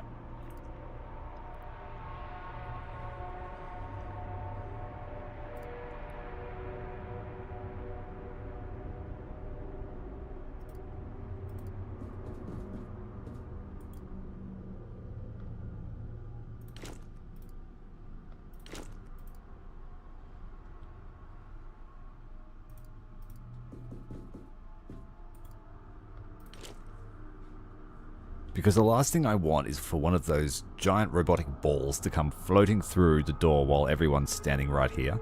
Because that will, if it explodes and the shields aren't up, we'll be in trouble.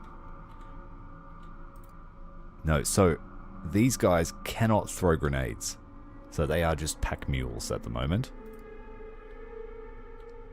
They can throw flares, but not grenades.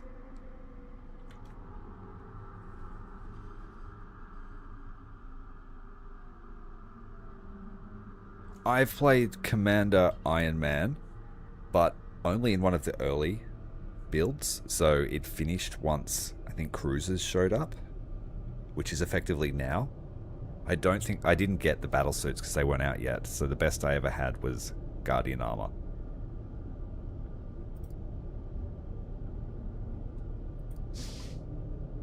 But Xenonauts 1, yes, I finished that. Took many playthroughs on Iron Man, I can tell you that.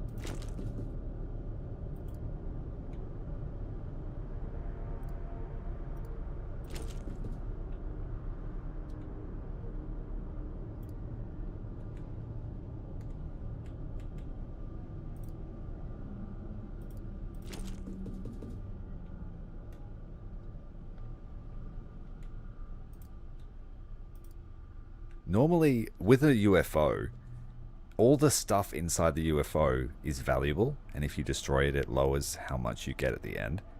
I wonder if that applies to alien bases. Because if these guys stomp all over the precious electronics, we might not get much for this.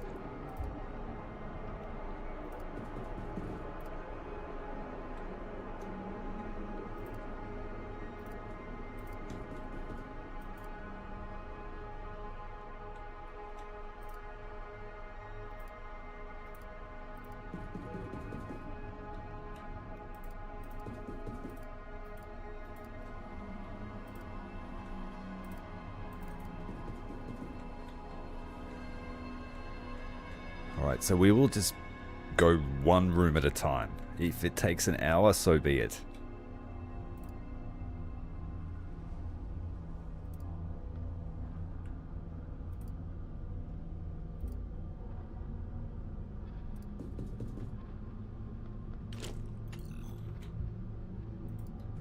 Now, they're not going to be very good at shooting stuff that comes through at the last minute.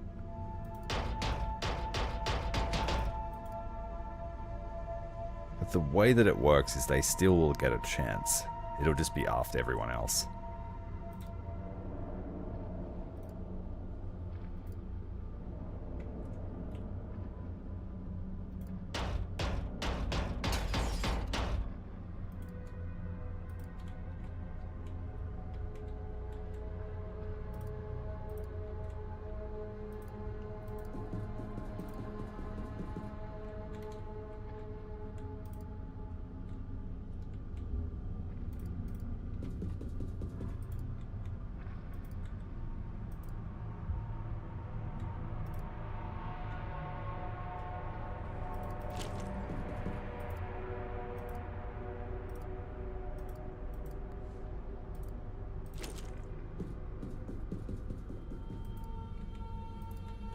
There's a very real possibility the aliens will have high explosives too now.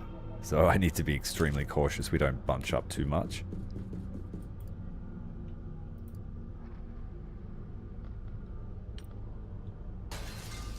Here they come. Oh, thank God, I miss.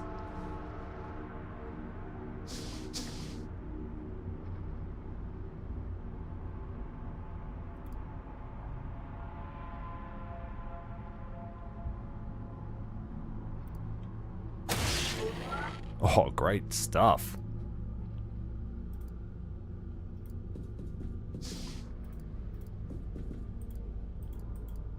Just try and give him some cover without wasting a smoke.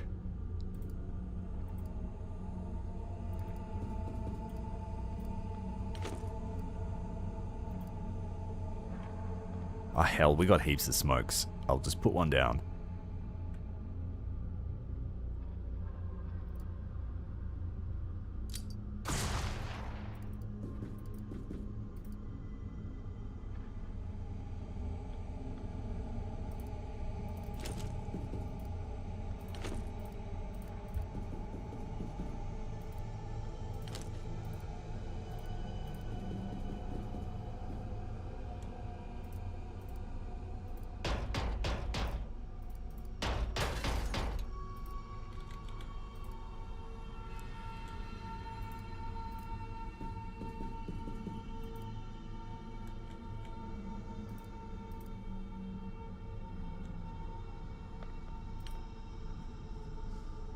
It's one room down. Doing it this way means that the rooms might fill up with aliens again.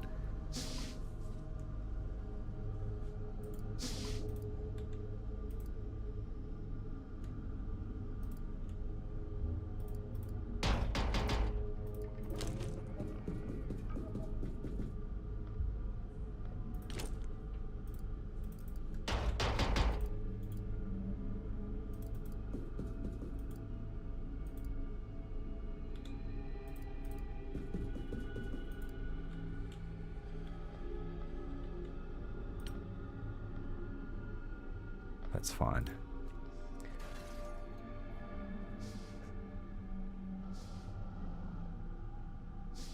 I think I hear one of those giant balls.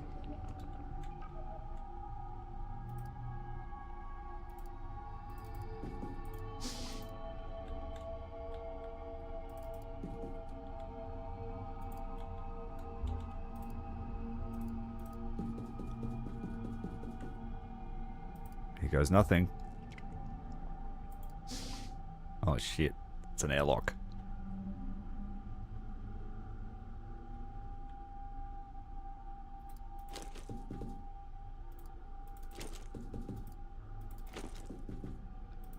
An actual kill zone.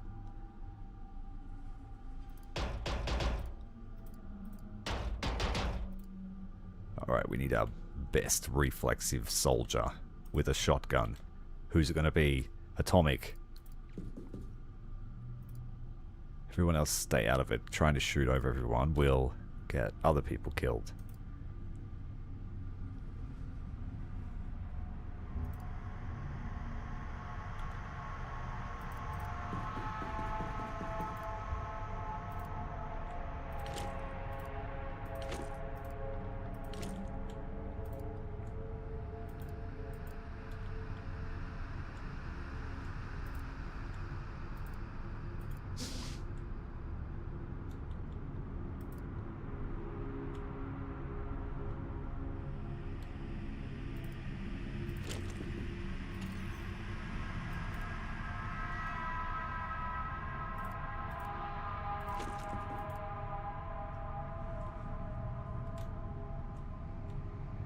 We have 2 doors to watch.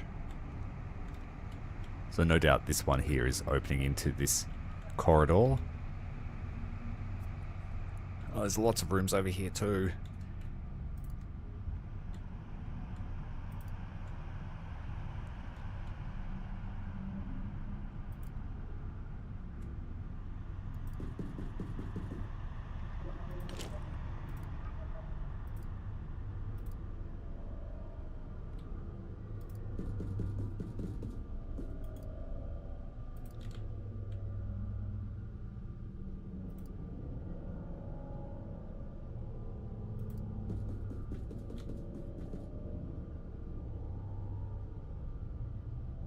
Yeah, the teleporters. We need to... That's why I'm just staying everyone in one room at a time. Because surely you can't get shot in the back. This... If he opens here, he can shoot the person watching this door. So we'll stack up on this door this way.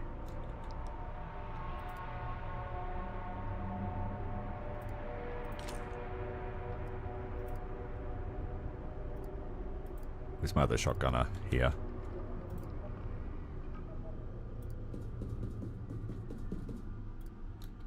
So these guys would be really good inside closed confines because their vision range doesn't matter so much. But out in a town, or a farm, or the jungle...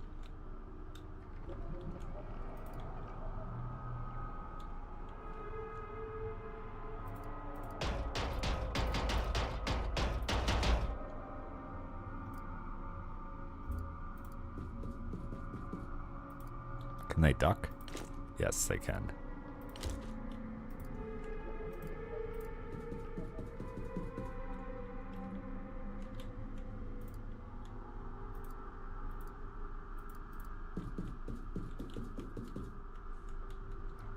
Two rooms down.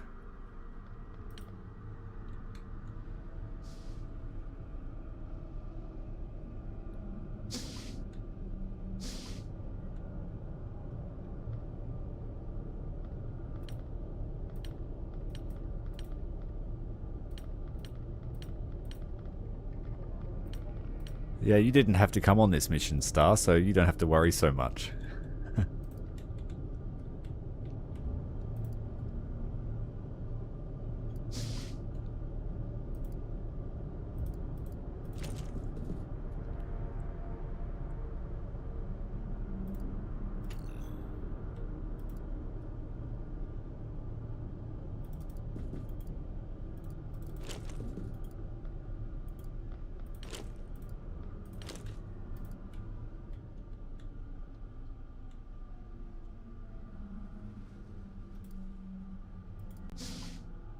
Alright, we've got another airlock. Maybe I just blast the door. So we'll have one door.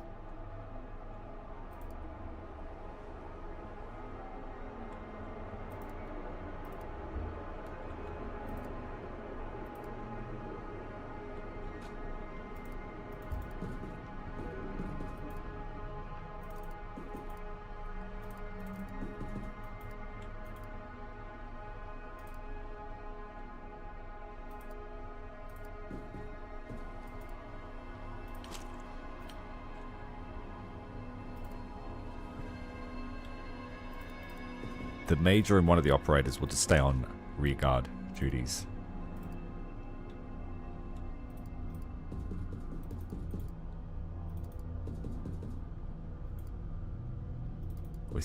We're safe to stand here with shotgun overwatch on this door and pistols as well.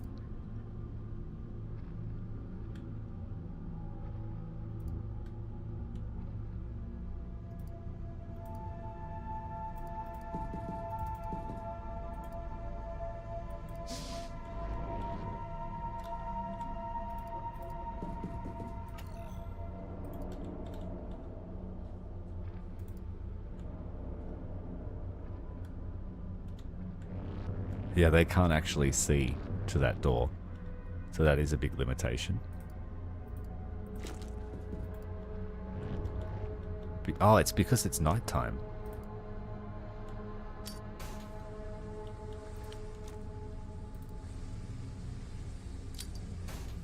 It is. So they've turned the lights off in the base, despite it being daytime.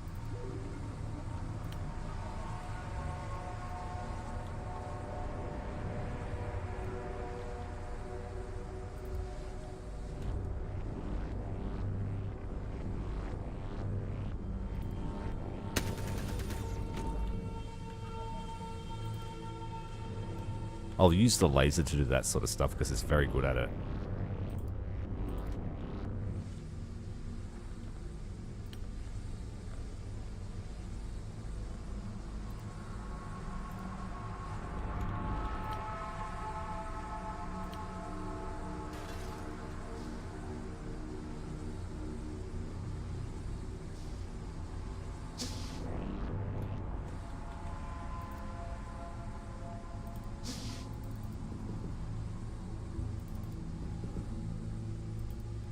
What we might do.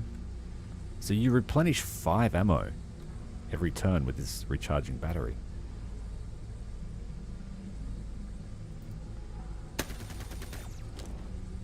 Suppressed my own guy.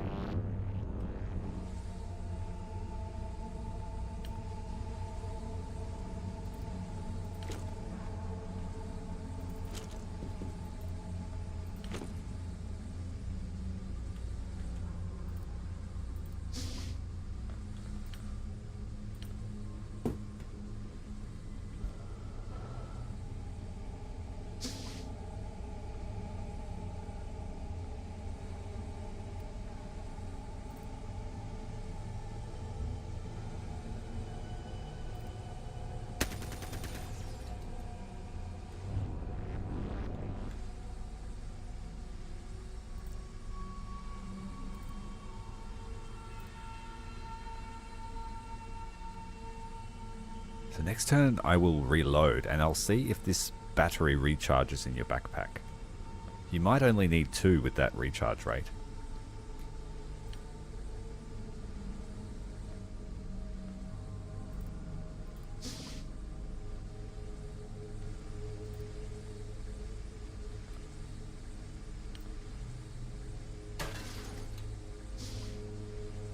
I think they're here. I think it's here.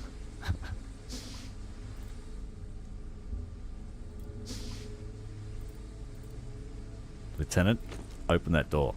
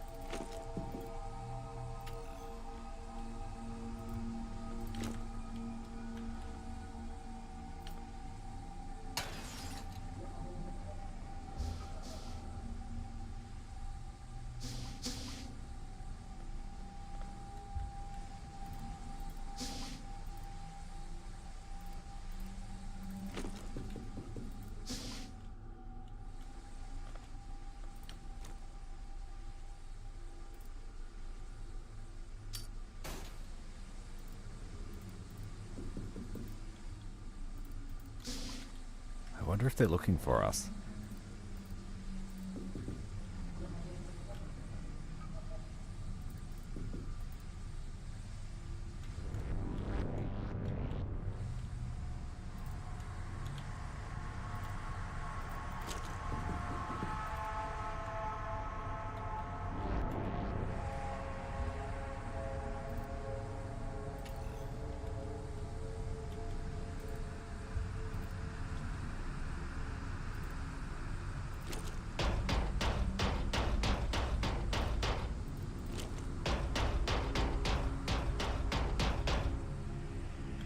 One thing I have noticed with this new UFO delegation mechanic is that you don't run into all the aliens, or we haven't.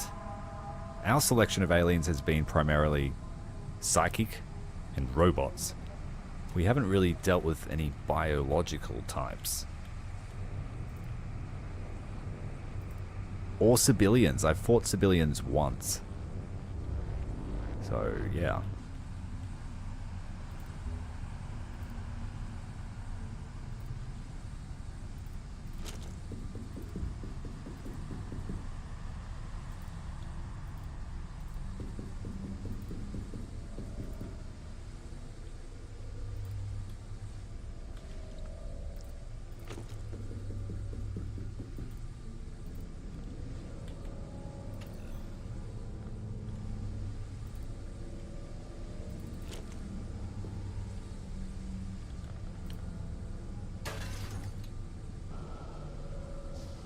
I hear something hovering in the background.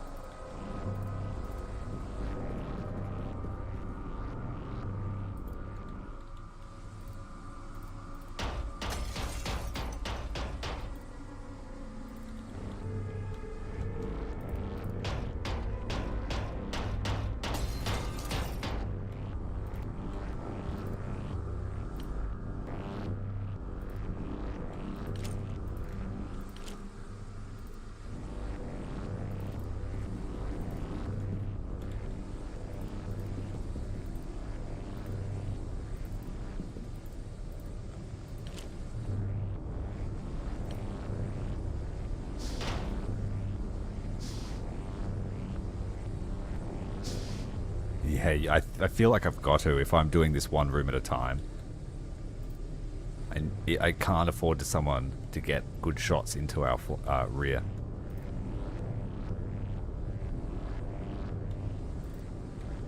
The question is, which way are we going? I think we keep heading in the same direction. Sweep around the facility, keep rear guard up, and if they catch up with us, we can swing back and kill them.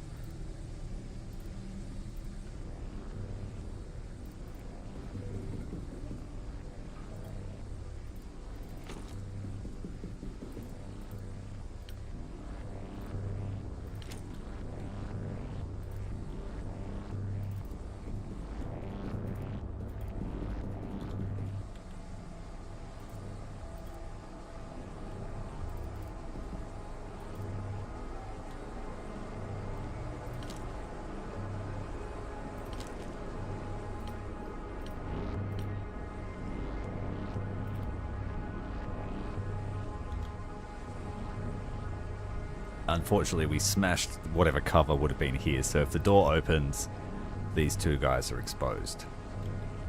But I'm hoping that they just get blasted.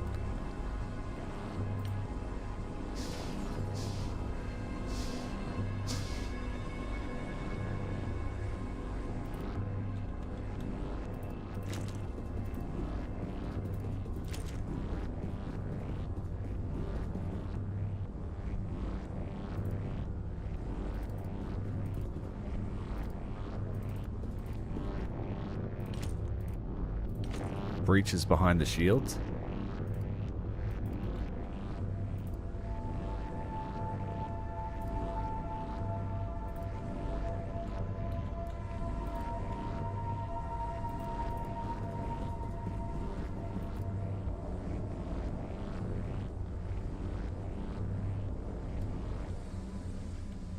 I've got no doors here, so I have to keep a permanent watch on it.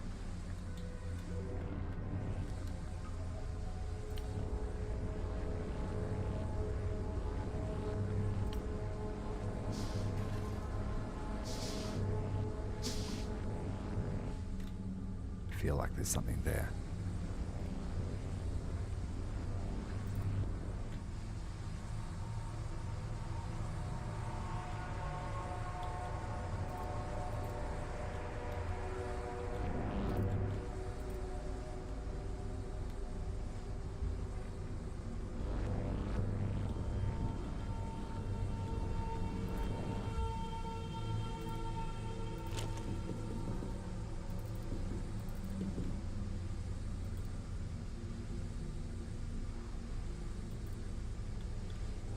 Hearing things.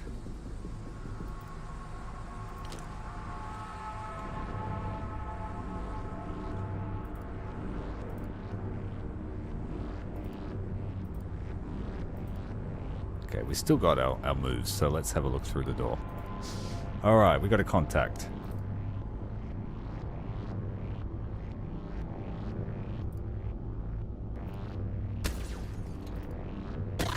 Missed on a 91.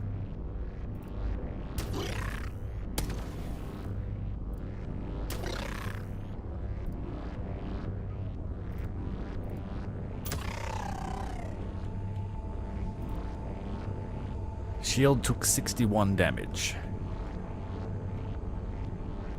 There's a door here, and a door here. Possibly a door here, and possibly teleporters here.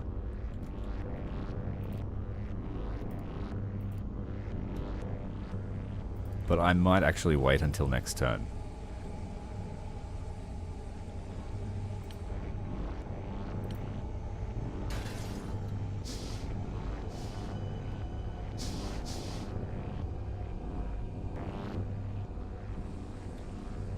Then I'm not so much counting on the reflexes, but that is a good point.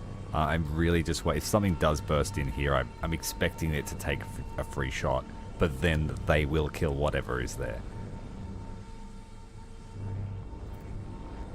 And I mean, they both do have very high TU, so maybe if the alien comes through with low TU, we will still get a reaction shot. I hope. But this is a battlefield test. I've never actually used this armor before. If you've played it, then I'm gonna trust your judgment.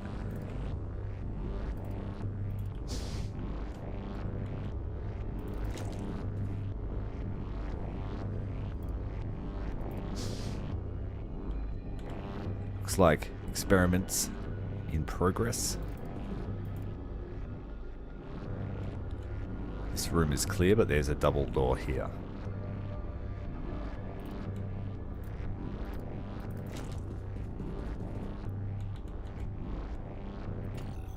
Those are pylons, not teleporter rooms. Great. Sometimes it's like little closets with a teleporter in it.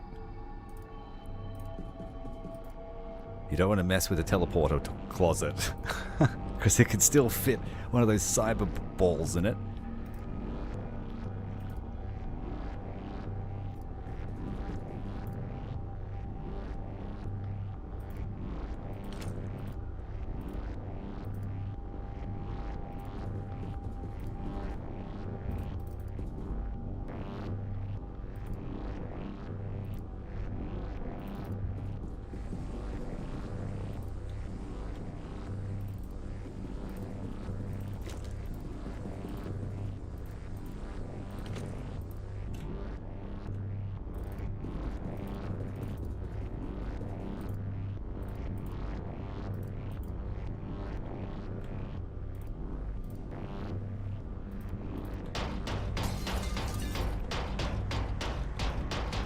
Do not destroy those surgery tables. They're worth a fortune, I think.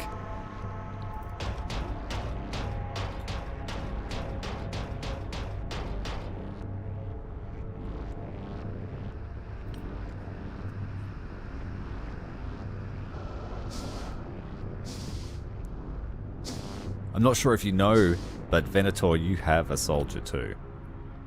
Is he on the mission with us? No, he's not. But he exists.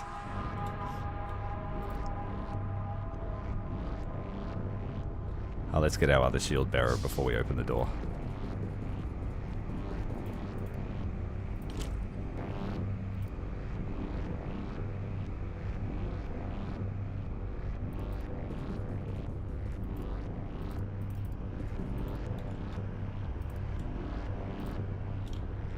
Do not destroy the surgery tables.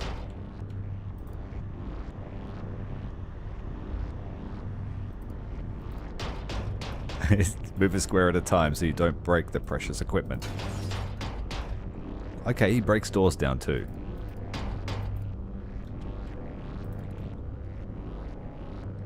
One more hole for the rearguard team to plug.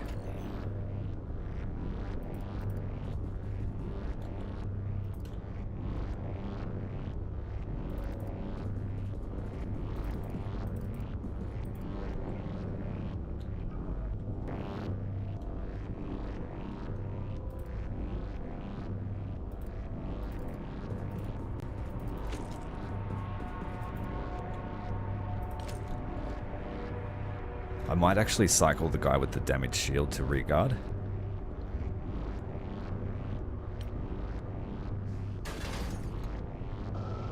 You got drafted hard. You're doing your part.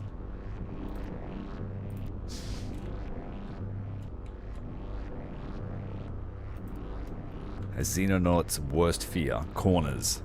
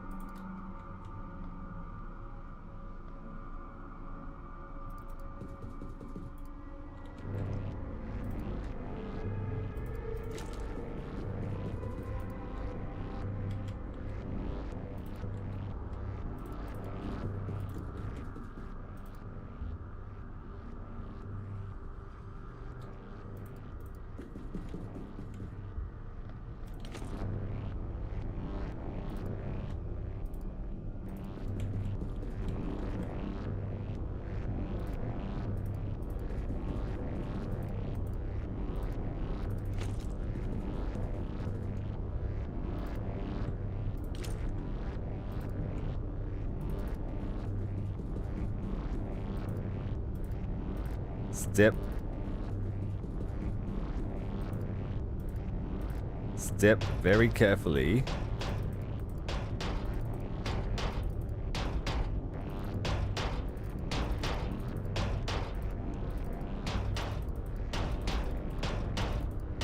So if I get 2 surgery tables from this alien base raid, we know that that's a thing. Oops.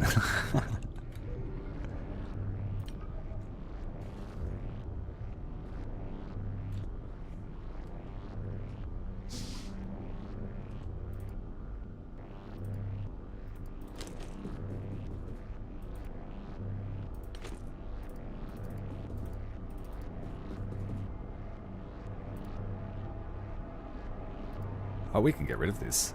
That's a good idea.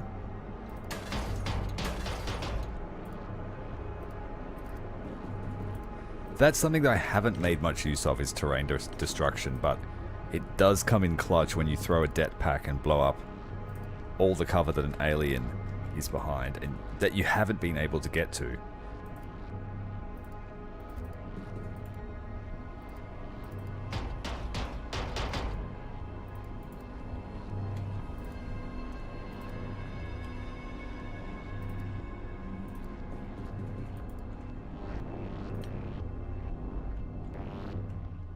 Been a very, I won't say it. If I say the Q word, it'll go down the toilet. But yeah, so far so good.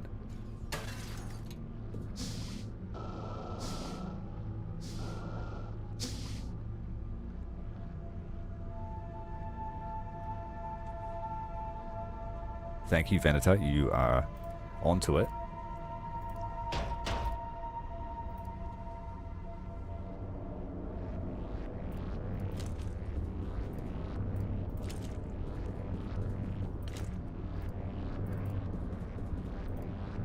Lord Spears will thank you. He's one of my longest members. he doesn't rarely catch the stream, but he always watches afterwards. Right, are we going to do it? No, we'll wait till next turn because we just switched around. It sounds like someone's in that room. And it sounds like they broke the table.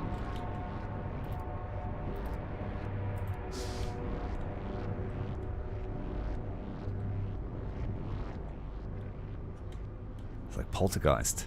The only thing we need is the motion detector sound from Aliens.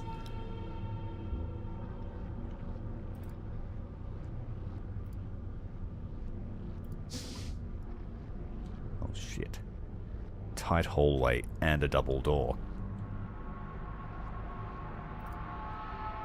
Is this a closet?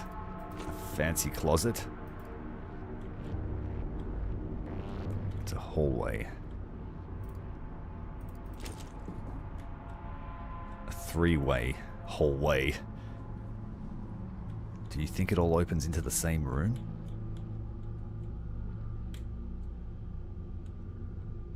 I think it might. But it means we'll need all three shieldsmen. And there's not much room to stack up behind, which might be a good thing.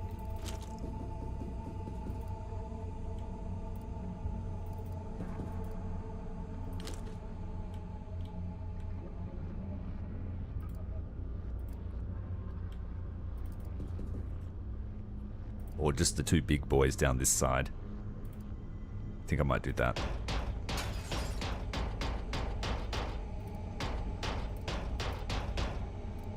The big boys can't be suppressed either.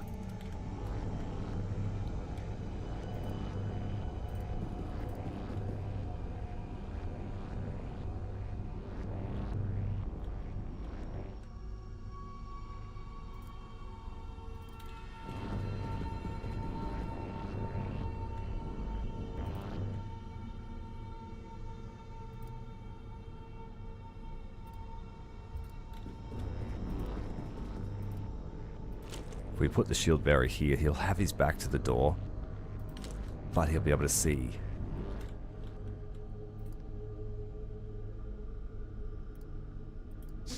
Oh, I didn't mean to do that. No.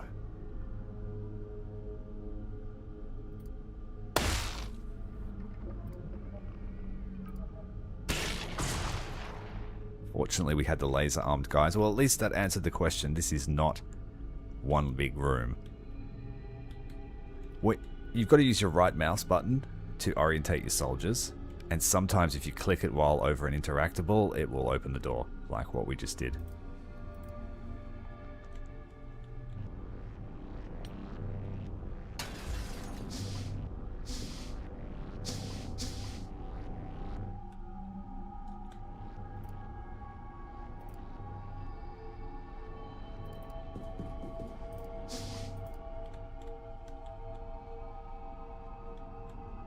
So it's probably the same. There'll be three doors opening into another chamber. But there's a door here too.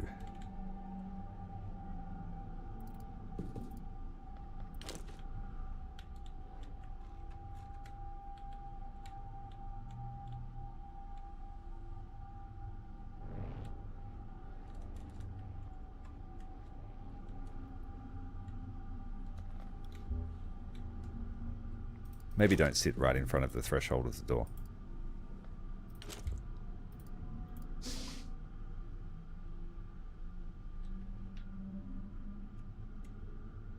One last room to check. Okay.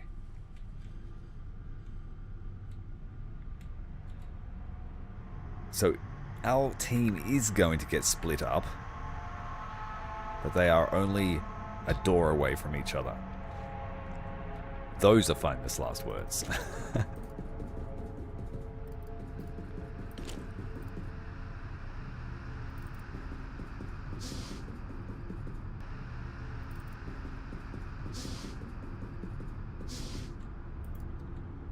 I'll put my heaviest firepower in this room because there are more angles of attack and these guys are more survivable.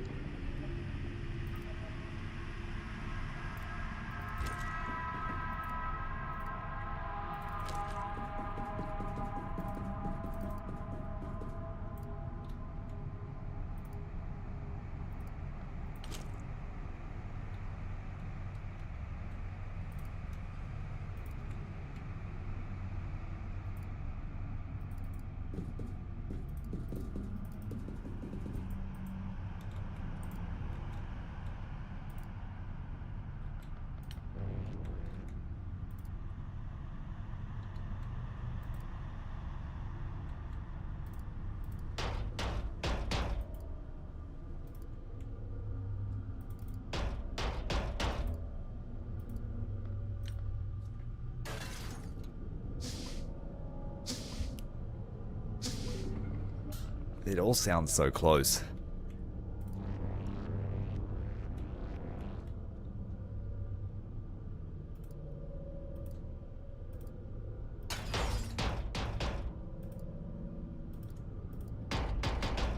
We're also on a equipment preservation mission.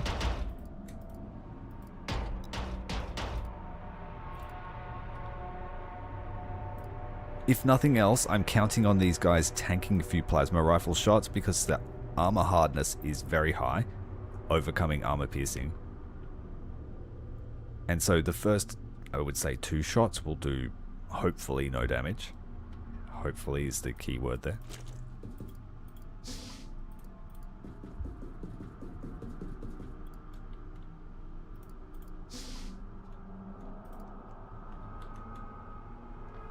Alright, next turn we go.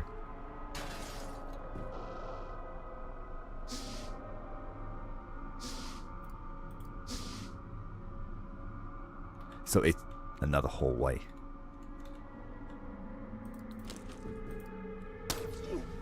Shh.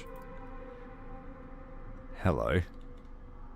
The armor completely negated that shot. We were very lucky. And it didn't hit the shield. Just what are the chances he was looking this way instead of that way? 50%.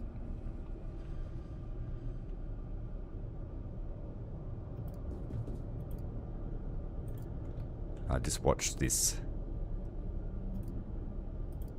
We better use aimed shots. Hello.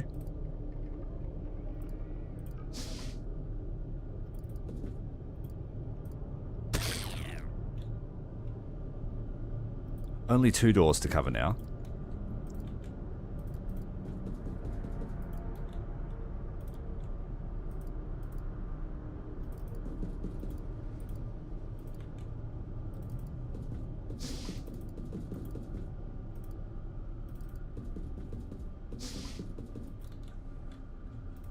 The rear guard will come and check this door.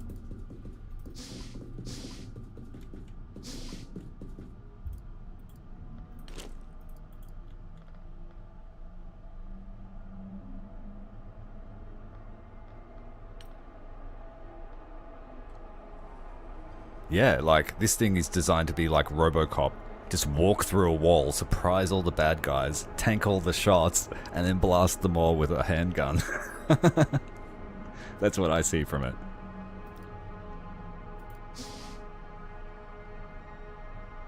This might be risky, but we have heaps of firepower in the form of these mothers. And so far, we're really good with equipment. We've used none.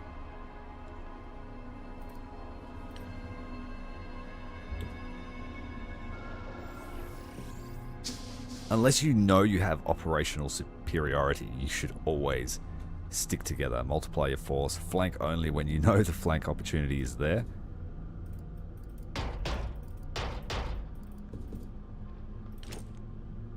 This might open into a massive engagement. This could very well be the main room. From what I can see, there's an entrance here. It might be a huge room.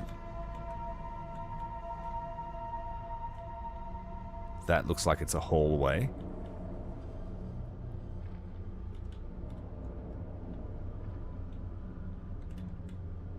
There's a small room here.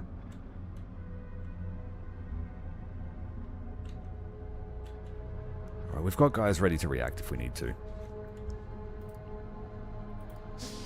Oh shit, it's a hangar. It's a scout. Is that a scout? Now we've got to clear a UFO as well. Oh, this is Xenonauts. Let's just check the corners.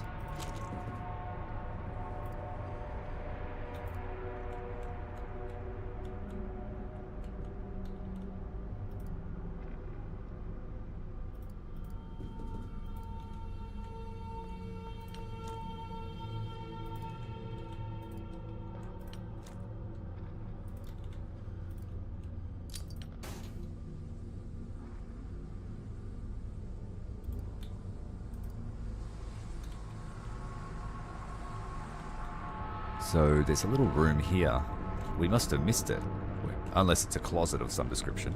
Comes in here. It might just be an airlock. Okay. Sort of like this here.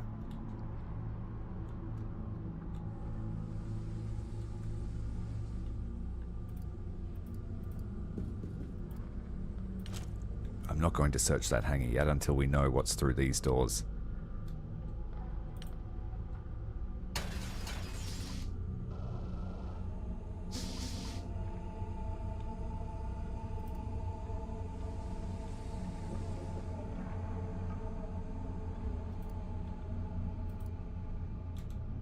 He's going to burst through the door to get to that position.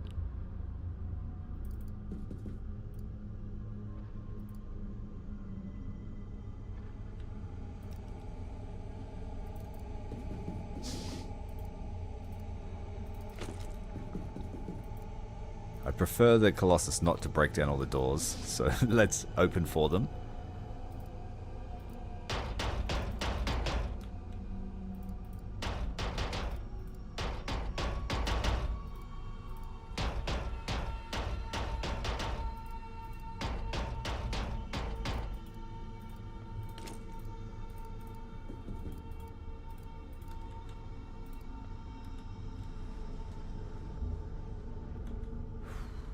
Did I blow that door up?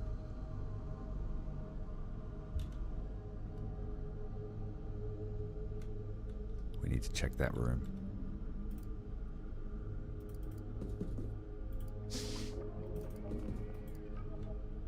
Okay. They're trying to spook me. It's working.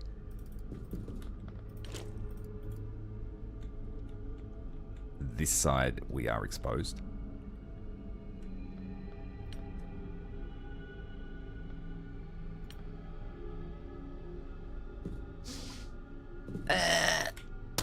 Flank.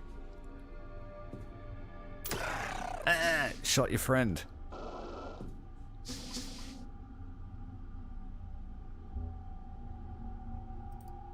Atomic panicked. Where's your reaction, dude? You should have pretty high reflexes.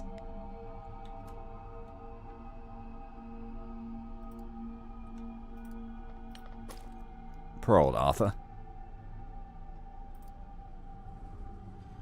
Another one of our channel members getting shot in the back by Atomic.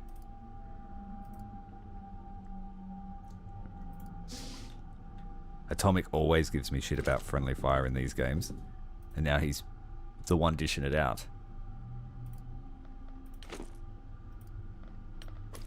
But no hard feelings. Arthur will patch him up.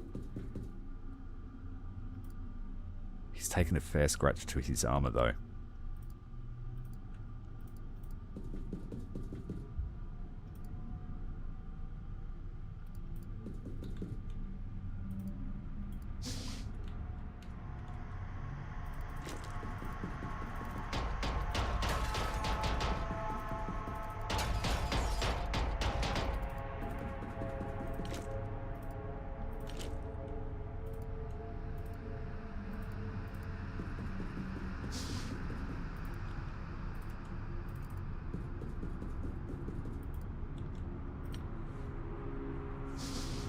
Yeah, these vents did get to him. He cracked under pressure. Living up to his name.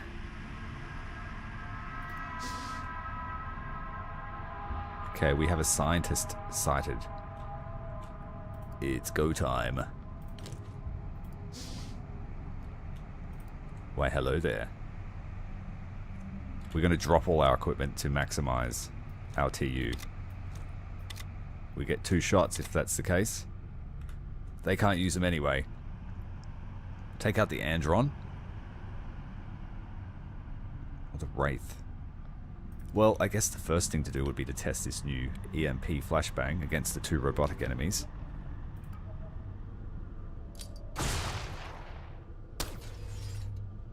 Didn't really work because you didn't throw it.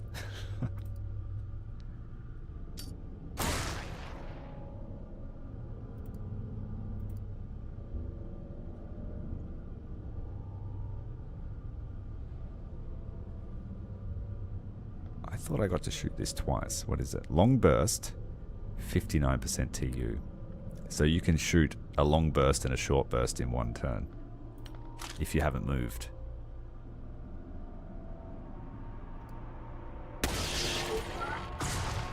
Crazy accurate compared to the standard burst.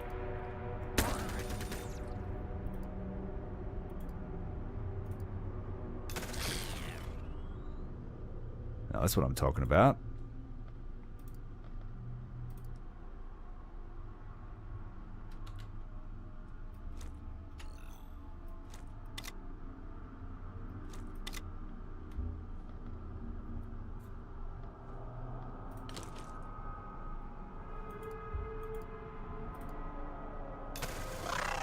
Oh, instant kill, yes. It's about time we got a win. Did we take any wounds from that engagement?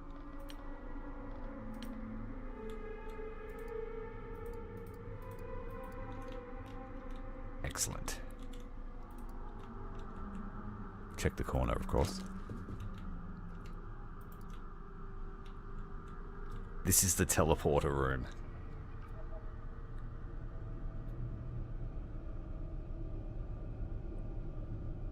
Yeah, direct damage, and it's basically our old flashbang, so it's free damage, and it did a little bit of stun to this fellow here. So in those cases where I need that little bit of extra help to capture someone, but at this point I guess capturing is a bit, there's no real point anymore, is there? It's just a little bit of money. The capture weapons will help dramatically, but this is going to break up our plan. I have to watch this approach too. So I think we'll stay in the tunnel for this turn.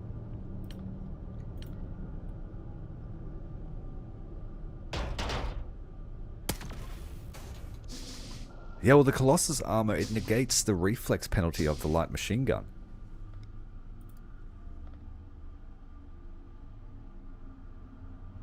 So that was hyper accurate. That 40%.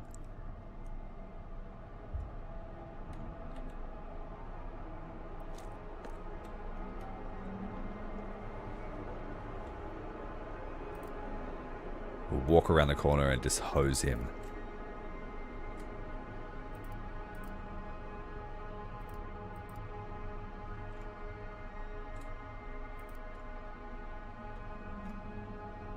That's almost a guaranteed kill with a laser, especially the laser.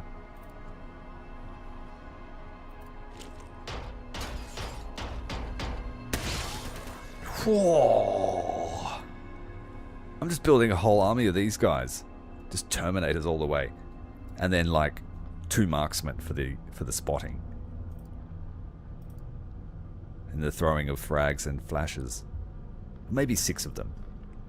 And then 4 tech marines to help them.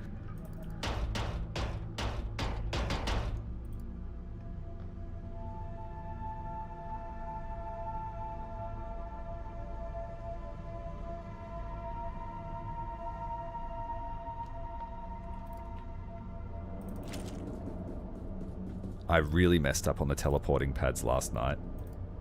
I had one guy trying to get, say, here, and he went bloop through the teleporter, ran through the control room of the UFO full of aliens, and then bloop, went there. It's stupid. Stupid stuff. So you're right, it gave me PTSD.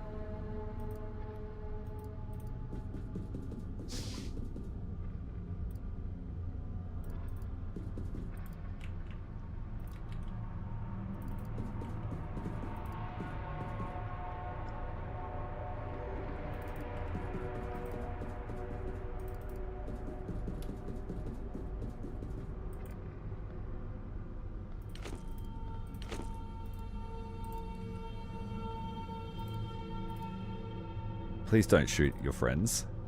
If anything comes through there, take 1 second to breathe, then shoot.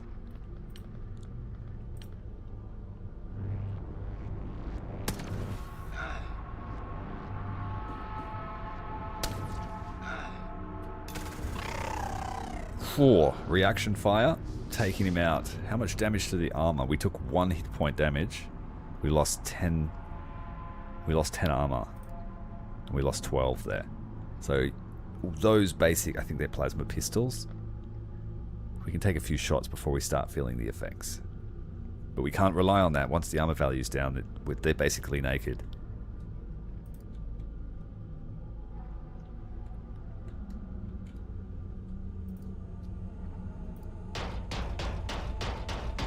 And also, yeah, we couldn't see him because of the limited vision range.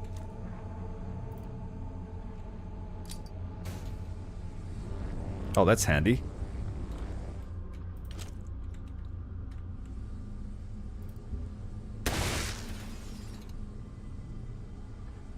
Most of those were hits.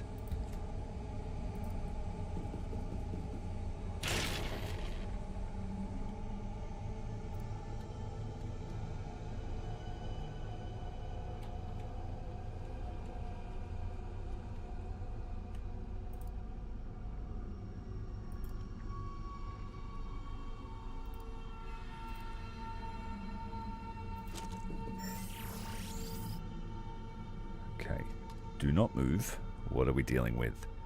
Psychic. 2 wraiths. It looks like we can appear behind them if we take a different pad. And taking the control room is pivotal because after a few turns it unlocks the CCTV and we'll be able to see everything in the base.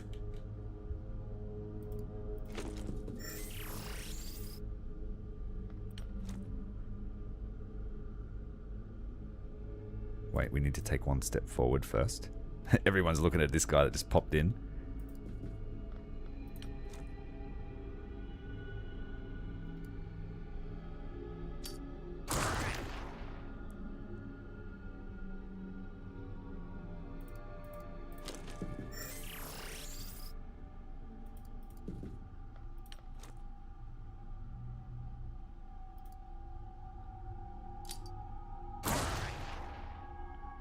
Also, imagine if one of our Colossus gets mind controlled. We can't give them modules, so I can't give them a mind control module. We need the bravest people in these things. If they've got that much killing power, absolutely can't let them be mind controlled.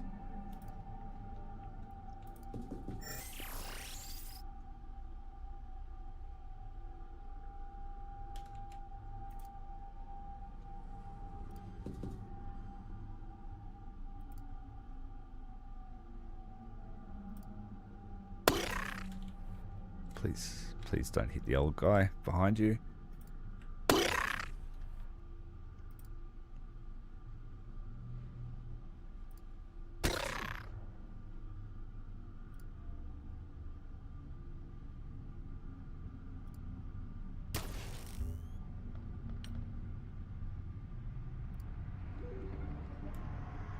I've only got a 3-round burst with this.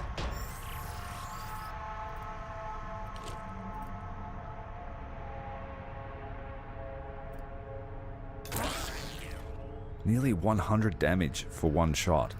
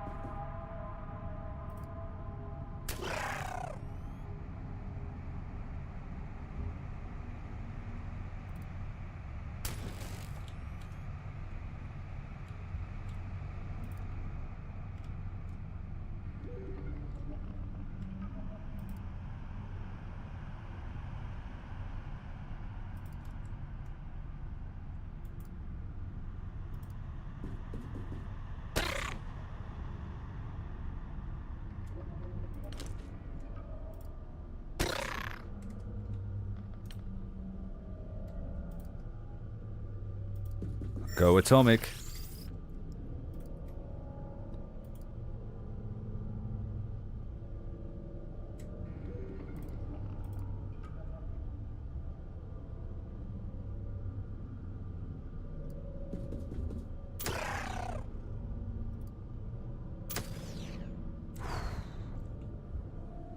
He fell unconscious. Excellent, the stun grenade did its job.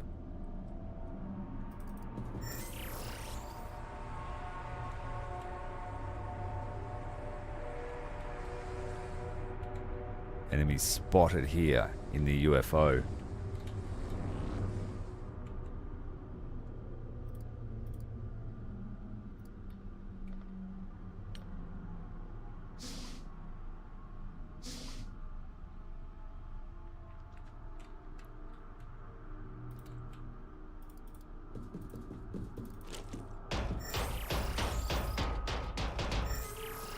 So what you can do now,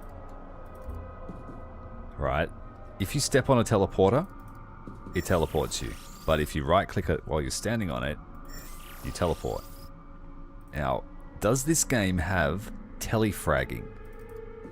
I think I remember that being a thing in the original XCOM, that if you were standing on a teleporter pad when someone came through it, you got exploded. Is that a thing? I'm going to save it. Just because it is. This is a science test. We're going to stand here for a few turns, gather our wits. There's no other ways into this room except via teleporter.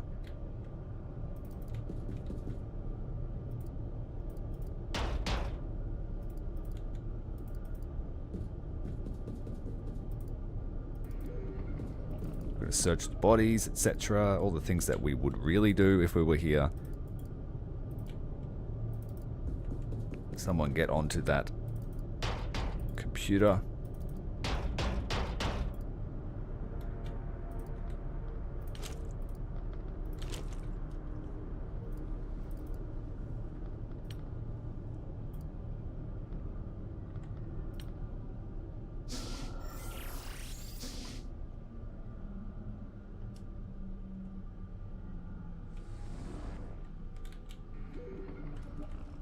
All right.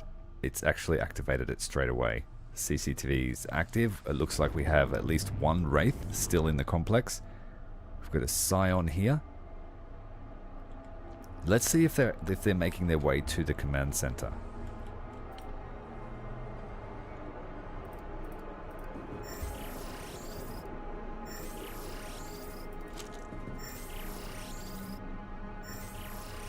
And that turned off the CCTV because we left the room. But here, and here, I think they're the only two guys left.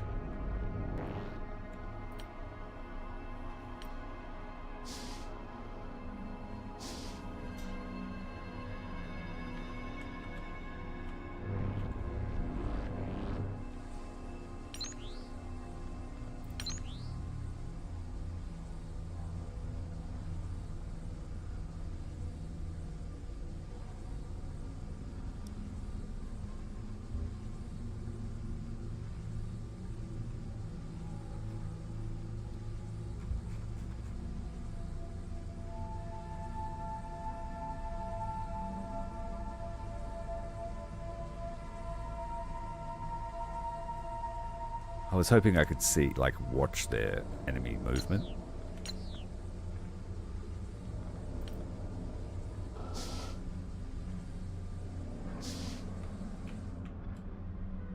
There's a sentry gun here too.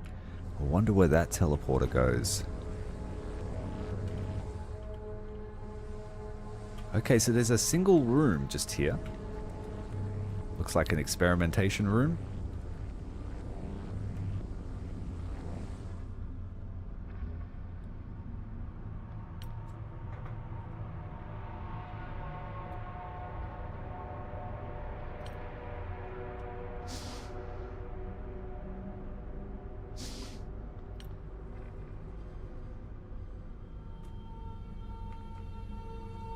Let's give him one teleporter that he can come through.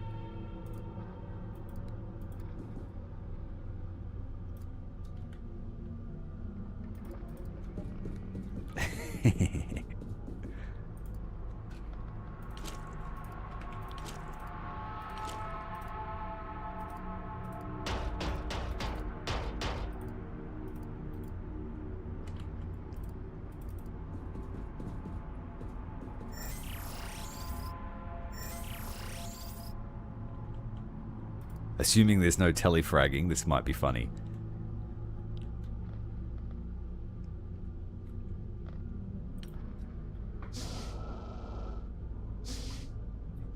He's on his way.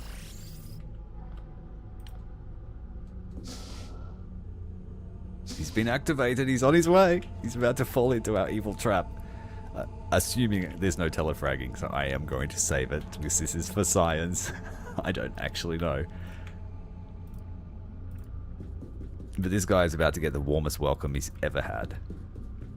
Possibly going to shoot our friends as well with the crossfire, but there should be enough shielded and armored stuff here to keep everyone in one piece. There he is. Come over to this one.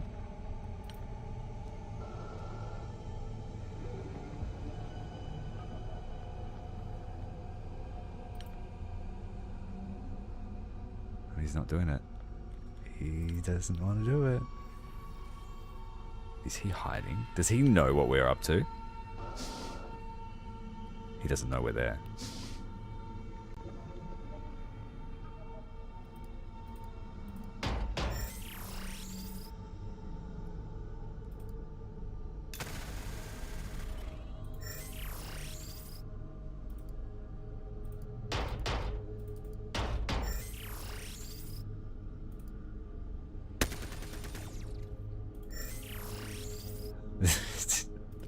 I don't fight fair. Who else can do it?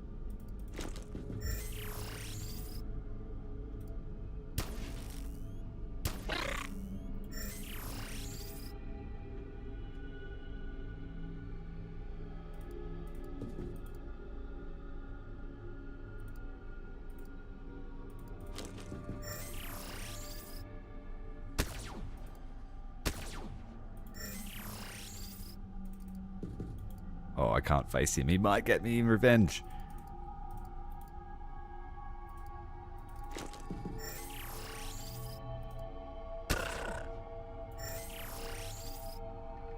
Cheese for the cheese god.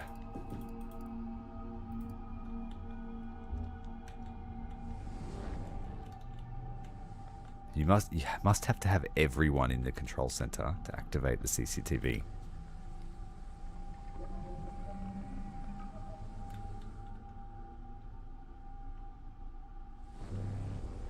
The Wraith and the Servitor have linked up. Probably because they want to be on the second floor to fight us. But we know if we go straight down that hallway, we can face them. So let's do it now. We've tested the teleporter cheese.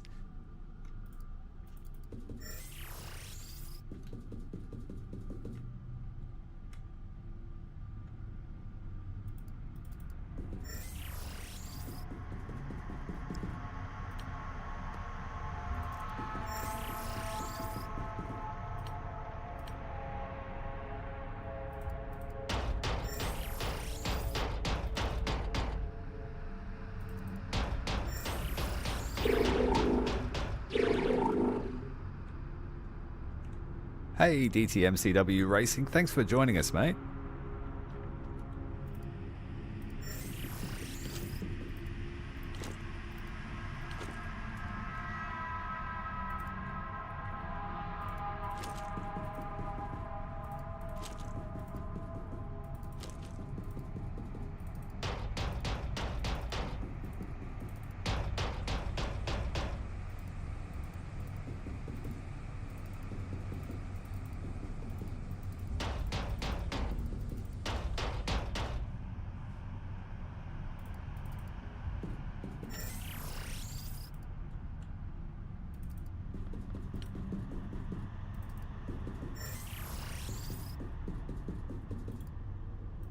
Now that I know that there's only a few guys left, we don't need to worry too much about rearguard.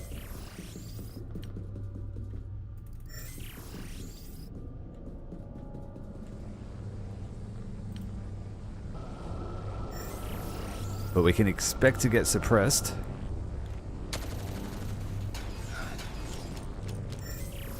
The shields blocked all of those shots.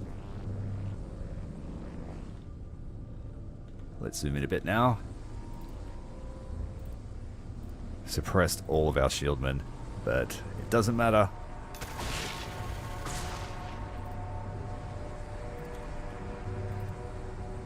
Now, Wraiths actually carry grenades. So standing together with him having full TU, bad idea.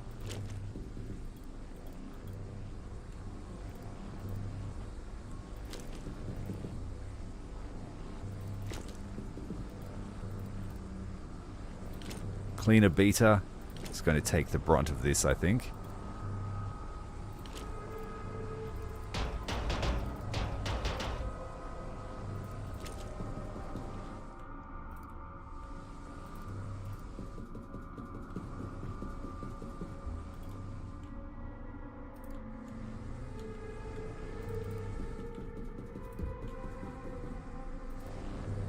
Spotted him. Okay, now we know where he is. I will flashbang him.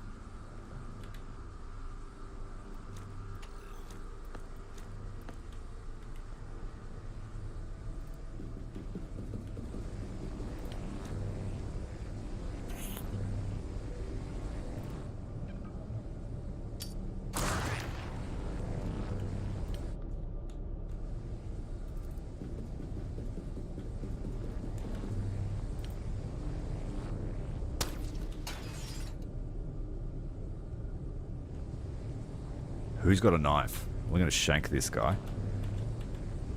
Get over here.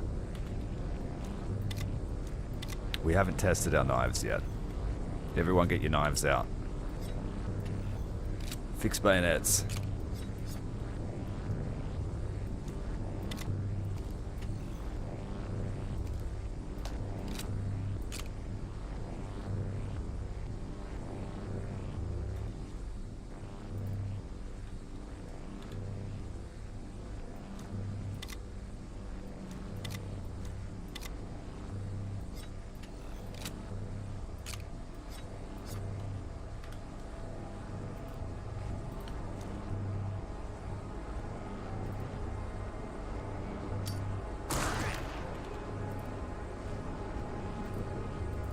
Welcome to the Commonwealth.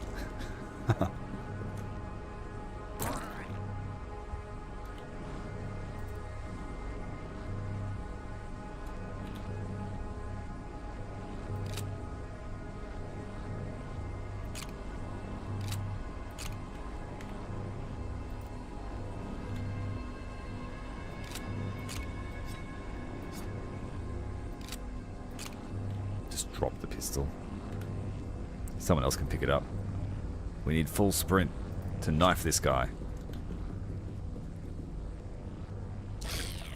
Take that. Chop suey.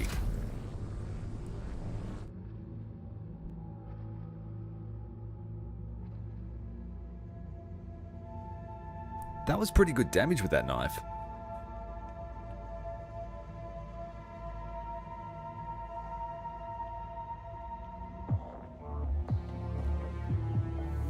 Brisbanock got a bit of a graze on his ear. He'll be back in a few hours. Captain Atomic was shot by an alien. It got through the armor. He'll be off for 2 weeks. And then Arthur B got shot in the back by Atomic.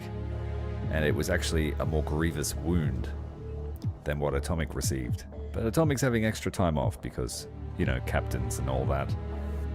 Significant haul here. 19 enemies eliminated. 1 plasma grenade found, 113 alien alloys, 106 alenium, 14 plasma weapons, 4 surgical tables. We captured a wraith. Did I lose the pistol I dropped?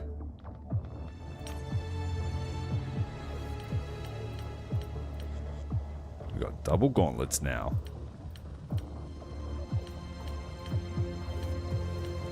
No, we kept the pistol too. Very successful mission. Thankfully, the base is now gone, and that's brought in an absolute haul of exotic materials.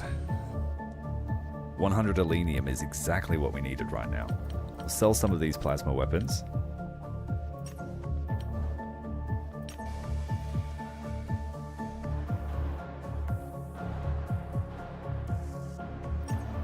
A Gorse pistol.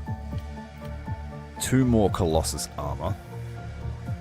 Will be ordered ASAP. I think 4 of those guys in a team that's built around supporting them will be amazing. If we took like grenadiers with them, to blow down cover, blow up walls, I think they would be a very, very good heavy demolitions team. A couple of marksmen to provide long-range fire. But I don't know, maybe marksmen's a waste when you've got so much heavy firepower. Their biggest weakness would be not being able to use utility items, so whoever comes... It would probably be Corporal Meat, actually. Corporal Meat, where are you? The Tin Men need some meat. She is the only combat support officer. And that just translates into I carry everything for everyone else.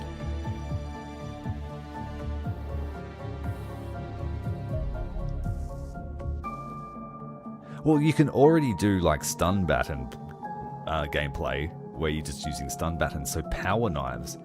You wouldn't be getting the captures, but you'd be getting the kills.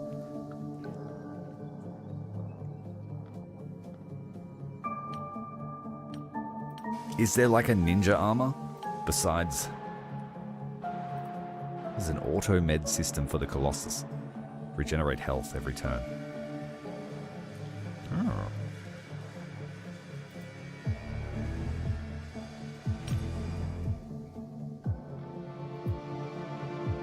We cannot build any more fighters now. We are at maximum capacity.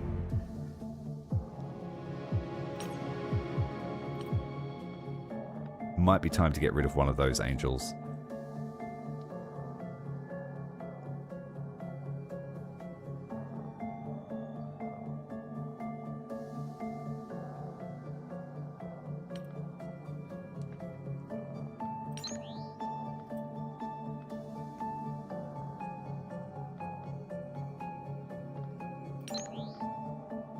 I'll take this here from Europe. Try and bring down the threat because we did neglect to do a terror mission.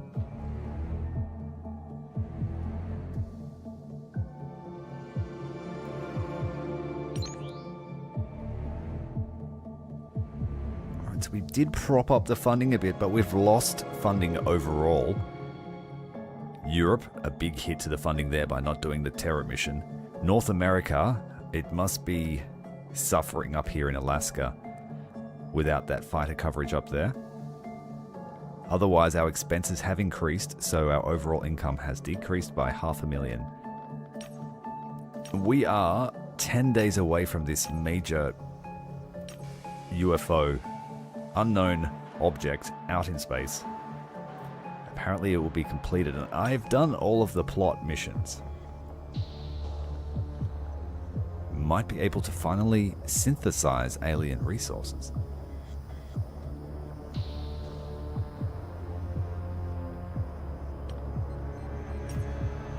Oh wait, we're still doing the Gemini. Okay. I might have enough to build a Gemini, actually. Depending on how much money it costs, this is the prime time to build one. So let's sell the Venerable Angel 2.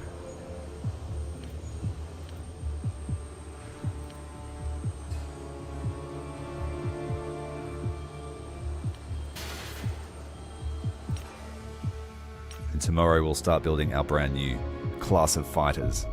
The Gemini Interceptor X-120. Top speed of 4,800 kilometers an hour. A range of 33,330. Slightly faster turn rate than our existing Phantoms. 4 weapons hard points like the others, but a much heavier payload capacity. The X-120 Gemini Jump Jet is our newest weapon in battle against the alien foe, combining exceptional range and performance with a full suite of new combat capabilities. I shall start with the basics. The revolutionary SC-4 Plasma Scramjet Thruster allows the Gemini to rapidly reach hypersonic speeds and then sustain them for long enough to permit the aircraft to circumnavigate the entire planet. This should prove sufficient to hunt down any UFO we encounter, no matter where they appear. Survivability is also markedly improved over the Phantom. This is largely the result of fabricating the airframe as a single, seamless piece of hardened alien metal, eliminating any potential weak points that may fracture under stress. The cockpit is armored and fully gyroscopic, rotating freely as the aircraft maneuvers, minimizing the G-forces exerted on the pilot. While our aviators will undoubtedly object to the idea of being locked inside a heavy metal sphere less than 5 feet wide, you should remind them that it would be difficult to fly effectively with a ruptured spinal column. Finally, mounted between the wings is the key innovation, the Gemini's jump drive. This is a miniaturized alien hyperdrive, modified to have greatly reduced range, but a vastly increased recharge rate. In essence, this serves as a short-range teleportation device that allows the Gemini to instantaneously reposition itself during combat, permitting it to immediately change direction without losing speed, and perform highly effective evasive maneuvers. As such, not even the most sophisticated alien fighter can match the dogfighting capability of this aircraft. I have little doubt the Gemini will quickly come to rule the skies, and you would be wise to begin constructing them as soon as possible. Ooh. It looks like a Beyblade.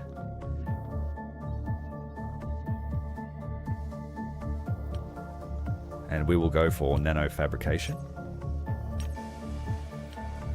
And we can afford a Gemini. It's $1.2 million, 30 alenium and 45 alloys. But if it's as good as they say it is,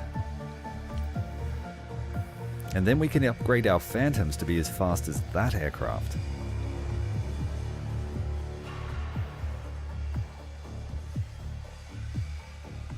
That can be done later. But we will build our first Gemini to replace the Angel.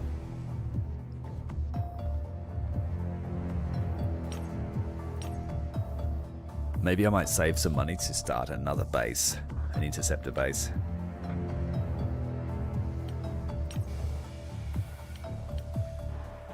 But I will order 2 Colossus,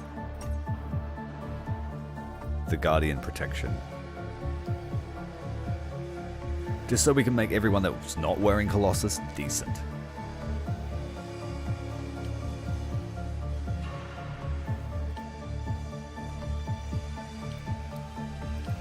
So many resources. I need like 30 more labs to get all this done by this day 250.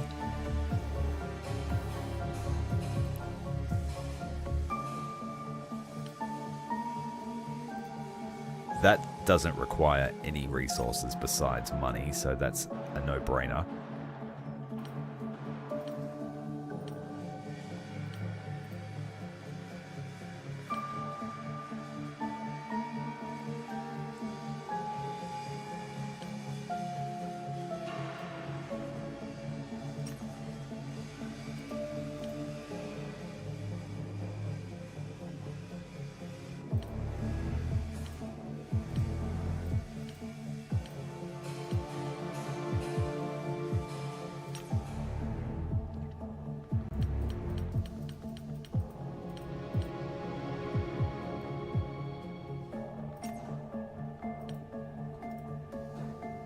We've got some Alenium floating around on the other base.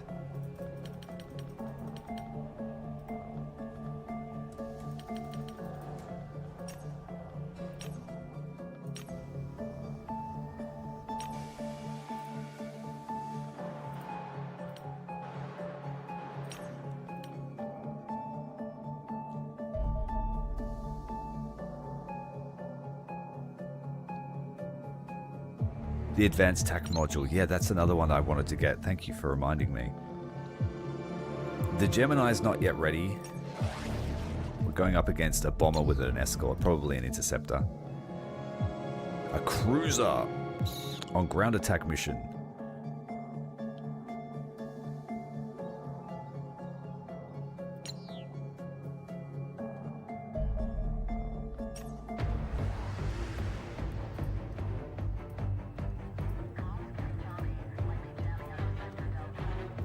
Take out the defender first. Oh, I forgot to change this ship. It's got an accelerator cannon.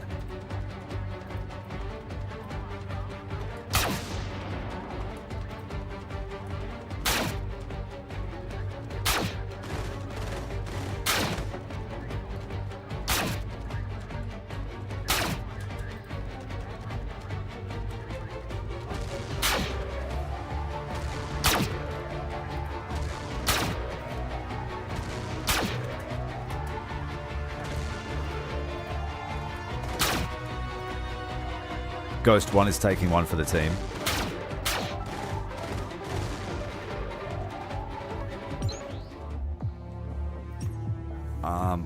Shit.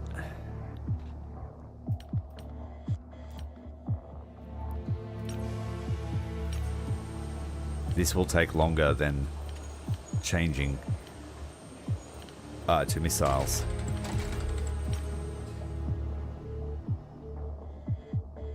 Command center near Lagos, Africa and Middle East, destroyed by alien bomber. He dropped his payload before we shot him down. An abductor has been detected. We'll send the Banshees after them. Maybe not. They can't catch him.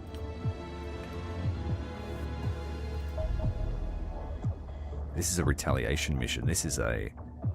Is this a landing at our base?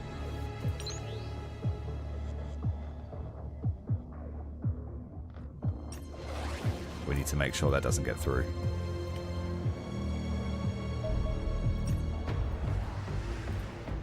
Like, we could take them, but I just don't want to do a base defense if I can help it. It's like 20 or 30 aliens in your back door.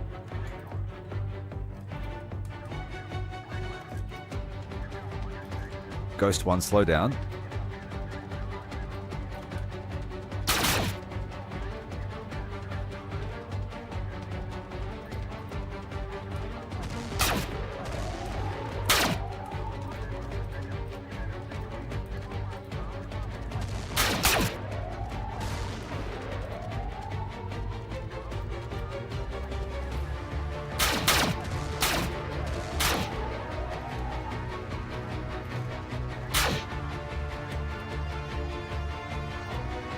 Did we run out of ammo? I mustn't have fully filled the gun.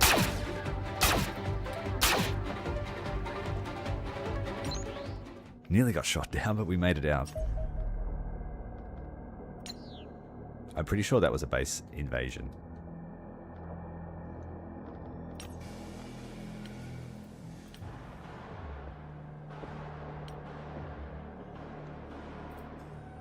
I need 9 more Elenium and then we'll get the advanced attack module. Here's that cruiser again. Let's send the Banshees while they're up in the air. What sort of mission is it on? Ground attack. Another cruiser.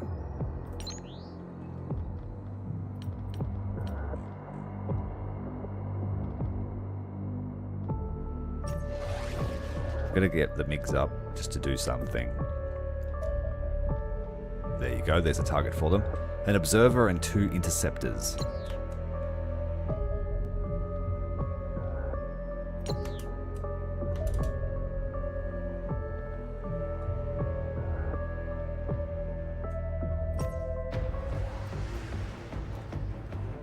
Okay, what have we got here? Large frontal weapon. Probably a turret, actually. Looks like it might rotate.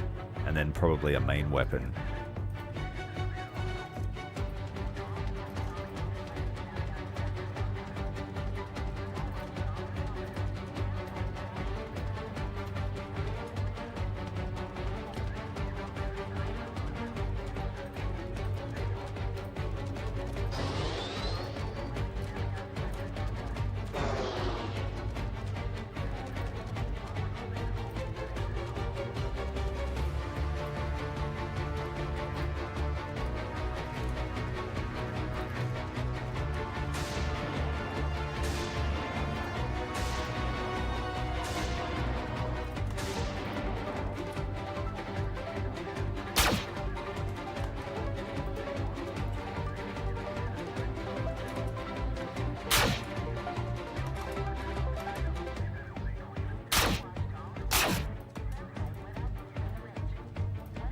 Looks like there's some reload time here.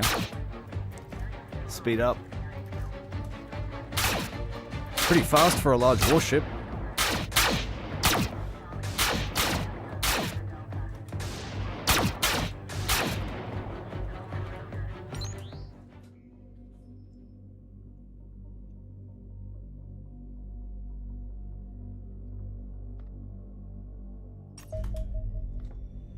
Okay, this is probably a based attack, like you said. Of course it would be. He's just scouting. It's an observer, but it's probably the preparation for that.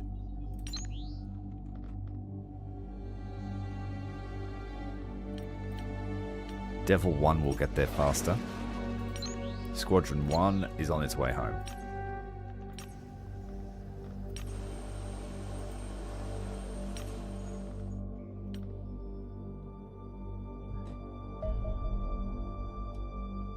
Two interceptors and an observer.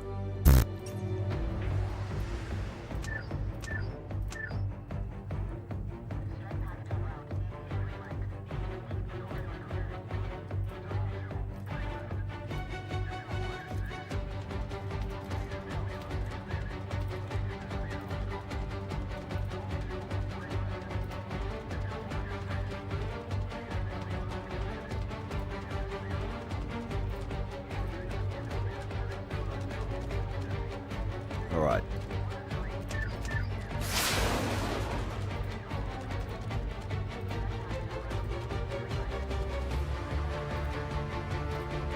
So we've launched 6 missiles at the interceptor. I hope that's enough.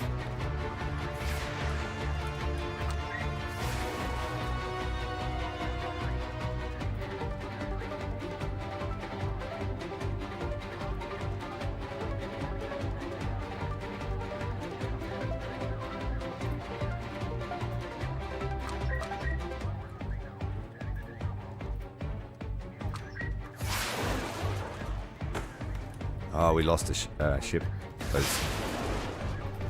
I thought I killed the interceptor.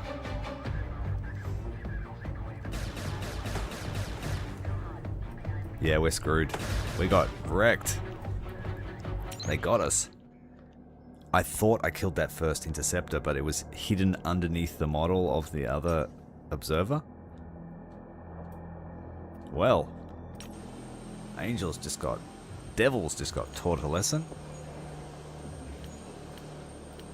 $360,000 down the toilet.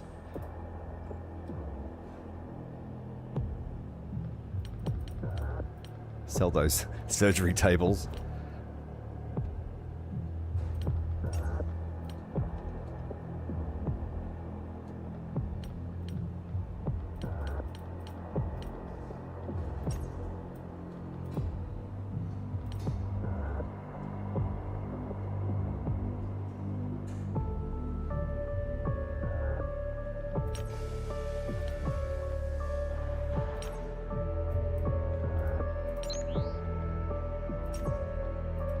What's chasing us here?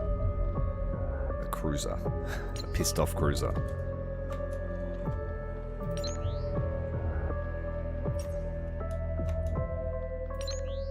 Why did it not intercept it?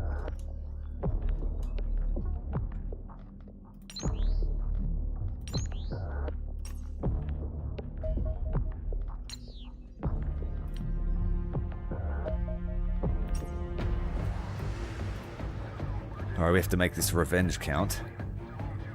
So we'll focus them down one at a time.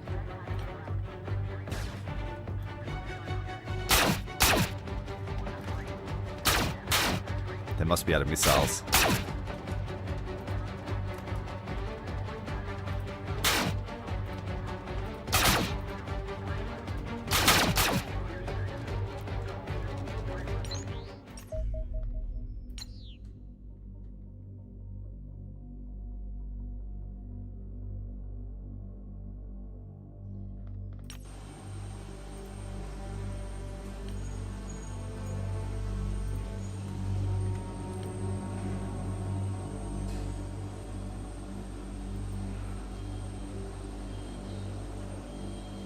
That's the last time we'll overhaul those MiGs. If they get shot down again, we will sell them.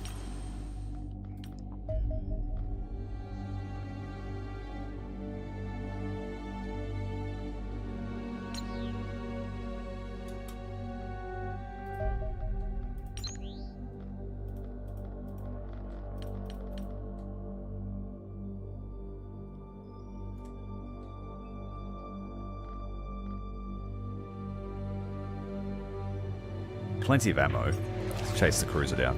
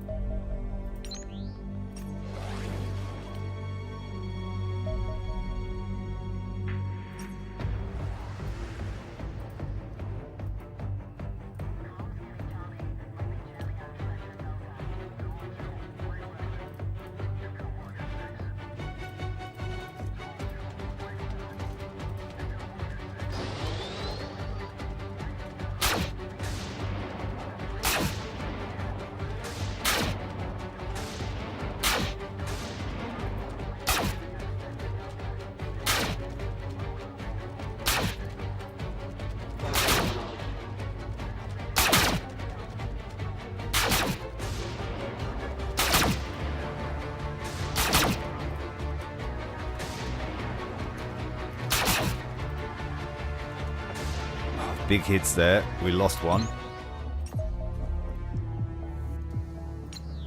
Because I'm running no armor either. But that pays for it. That's a complete trade. A cruiser. Oh, wait, I'm supposed to raid it. Oh, man, I've never shot down a cruiser before. And I've collected both the bounties. I'm supposed to be sending teams into those things.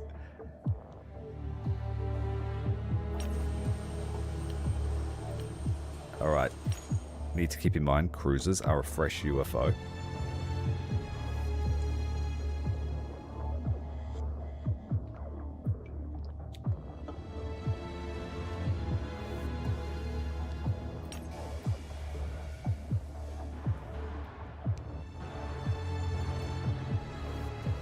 It's going to still take us 2.5 days.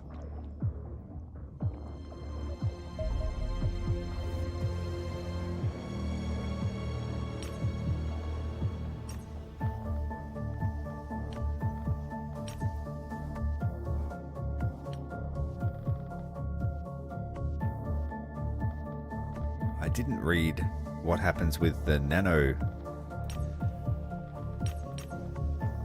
device. Nanotech workshop, is that it? It said that I could start making my own.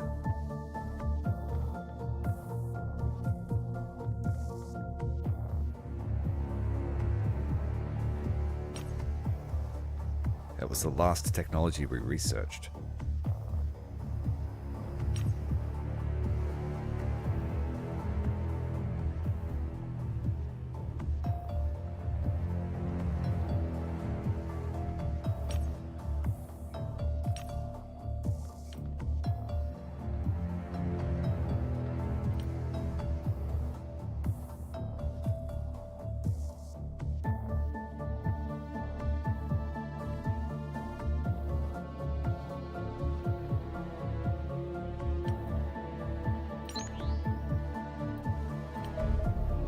Gemini Interceptor is now ready.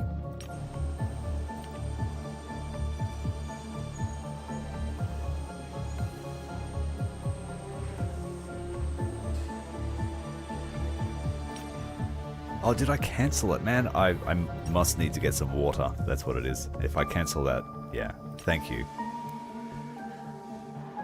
The adrenaline's up from all those air combats.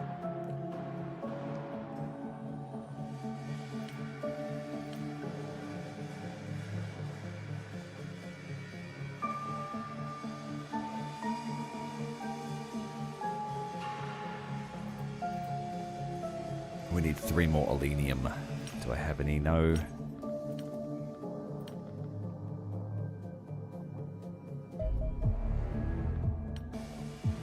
Gorse battery upgrade is next, then upgrading the Guardian armor.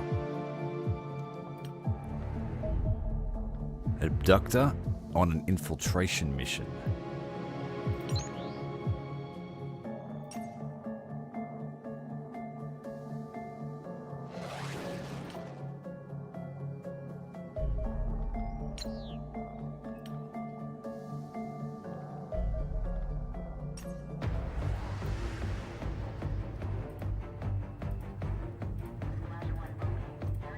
Just keep them together to focus their firepower.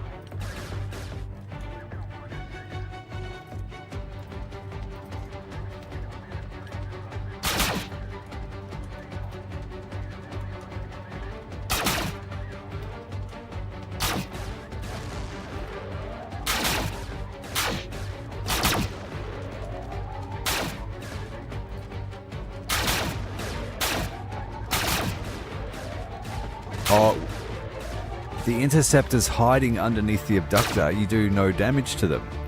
That's a very sneaky little tactic, you shitheads.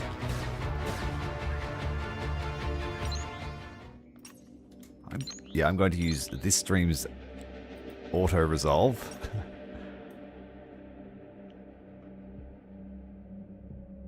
Yeah, he was hiding underneath the abductor and I wasn't able to do any damage to him. On that note, I'm going to grab some water. I'll be back in a few minutes.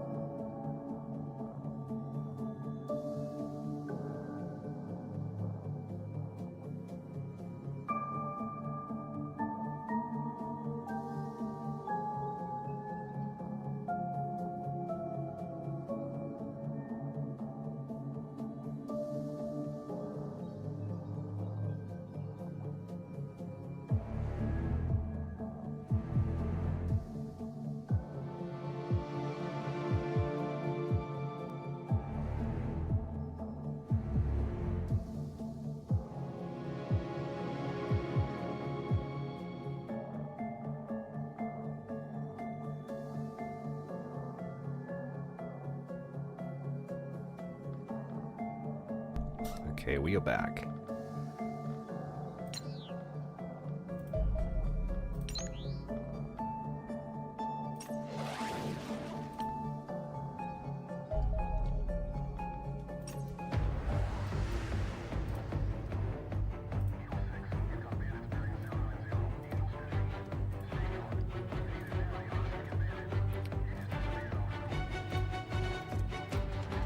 Last time this composition shot us the fuck down, so I don't know what we're gonna do. But if I can take out one of the interceptors to start.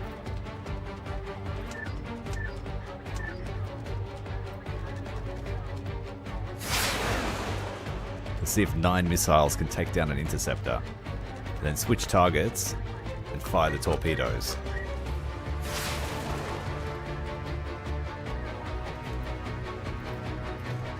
This missile, if it hits, it's going to splash us.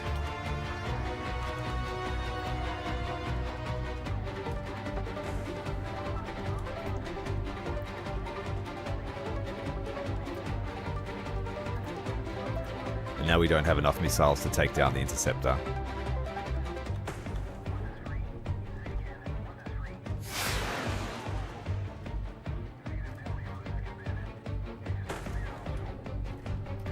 And now they're dead meat.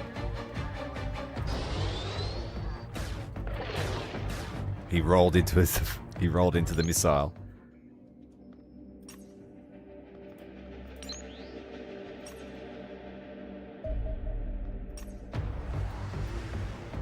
I accidentally fired 2 of my torpedoes at the interceptor that got shot down. So there's a lot of micro here, but we should be fine now to take this out.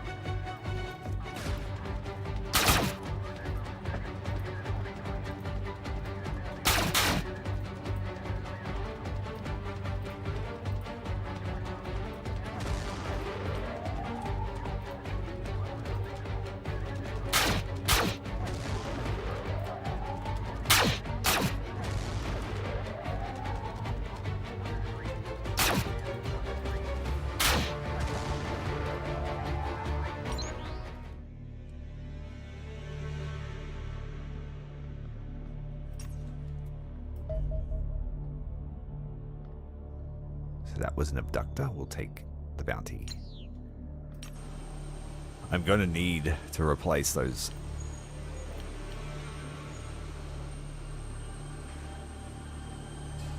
Gemini's online. What can it fit?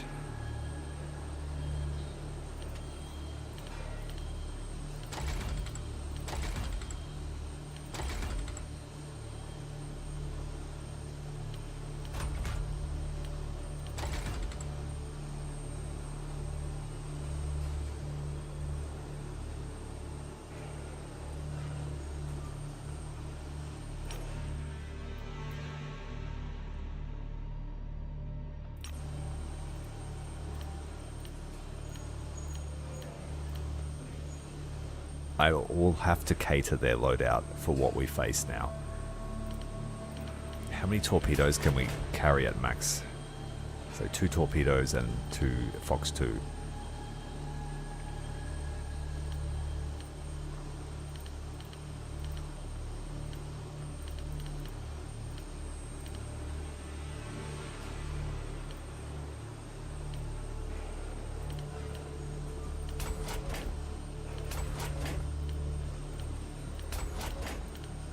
And then we can just pump and dump these.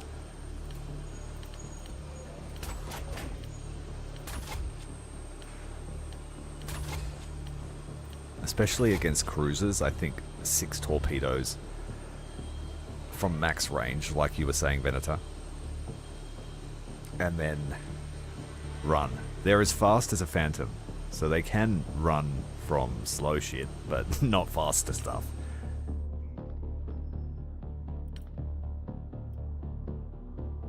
And then I need to make sure I actually raid a cruiser next.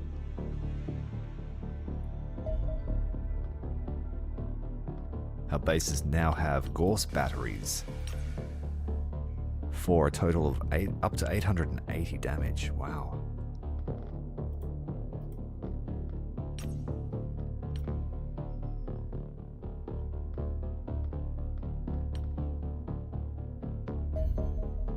fusion explosives, this is going to make our torpedoes and missiles much better.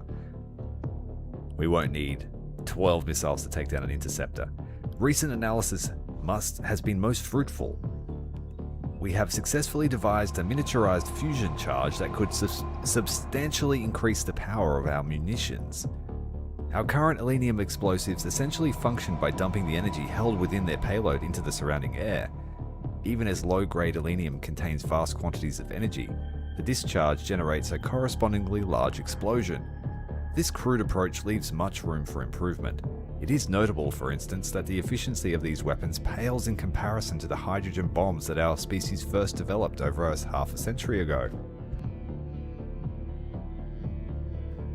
When pondering this, it rapidly became obvious that the extraterrestrial technology would allow the development of an entirely new generation of clean nuclear weapons. If Elenium were used to ignite the fusion reaction in the hydrogen fuel pellet, the dirty uranium fission charge, which causes many problems, would no longer be required. These pure fusion explosives thus generate the same destructive power as traditional nuclear weapons, yet produce no radioactive fallout. They are easy to miniaturize and simple to scale. The charge in an infantry grenade is no different from one in a heavy missile. It merely contains a smaller hydrogen fuel pellet. Upgrading our existing munitions to use these new fusion warheads is likely to be expensive and requires significant amounts of Elenium, but should dramatically increase the damage these weapons will inflict upon our foes. I recommend we do so as soon as possible.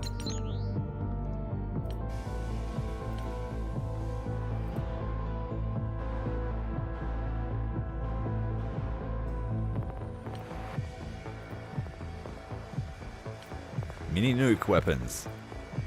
We need 75 Elenium for our interceptors, but that applies to all of them. And then the Phantoms might then start rocking missiles.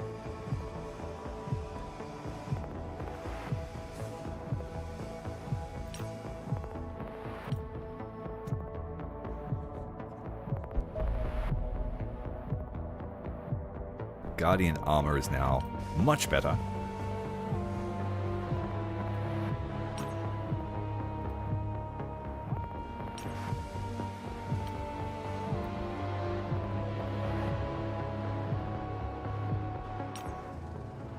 .38 armor now, that's nearly twice as good as Warden. Or 25 if you go the light variant, so yeah, heavy's the way.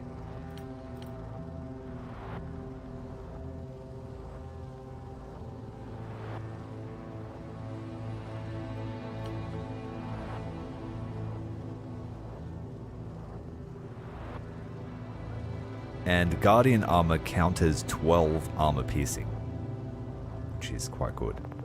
Colossus blocks 20, and it makes you immune to gas.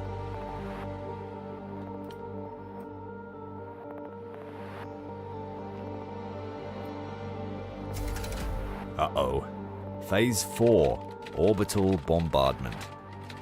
A massive energy buildup is detected within UU, followed by a bright light that ignites the sky.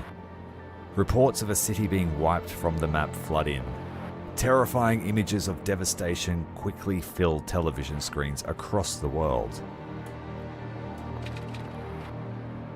Sweet Mother of God. I still don't see the problem. An energy weapon with this level of dispersal is useless against hardened targets. It will have no impact on our military campaign.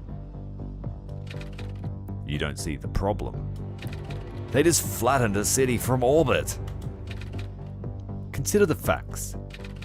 The upper end of my casualty estimates is 300,000. Mankind lacks many things, but urban areas are not one of them. If the aliens did this every day for the next year, total human losses would still be less than 2% of worldwide population. The numbers are not material, especially given I believe it will take 2 weeks for the weapon to recharge. That's not how people think. They don't just... Hold on. Rewind a second. What do you mean, recharge? Energy readings from within the station are rising again. They'll be back to previous levels in approximately 12 days. I imagine the aliens will fire the weapon again immediately. Oh god. Commander, this is going to be a huge problem. If we don't find a solution soon, panic will get out of control. We'll be bombed into submission. Fine. I will prepare a research proposal to explore possible countermeasures.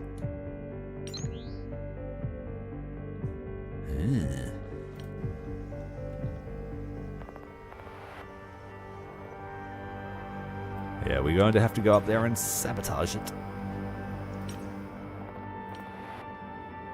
So did panic go up all over the board?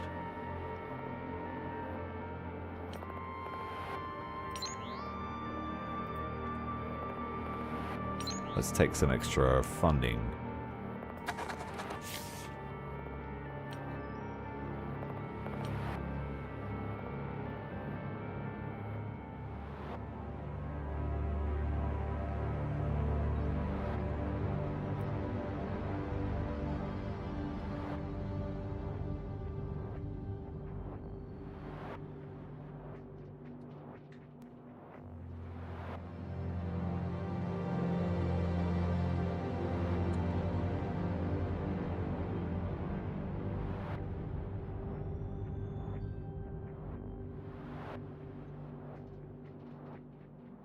It's quiet. They're going to bomb us again and not worry about these fights on the planet. The Savage mission is available. Our organization can now use the captured cleaner quantum teleporter to launch a raid against the alien space station bombarding our planet from orbit. Press the button at the bottom of the screen to launch the mission. Is that the last mission of the game?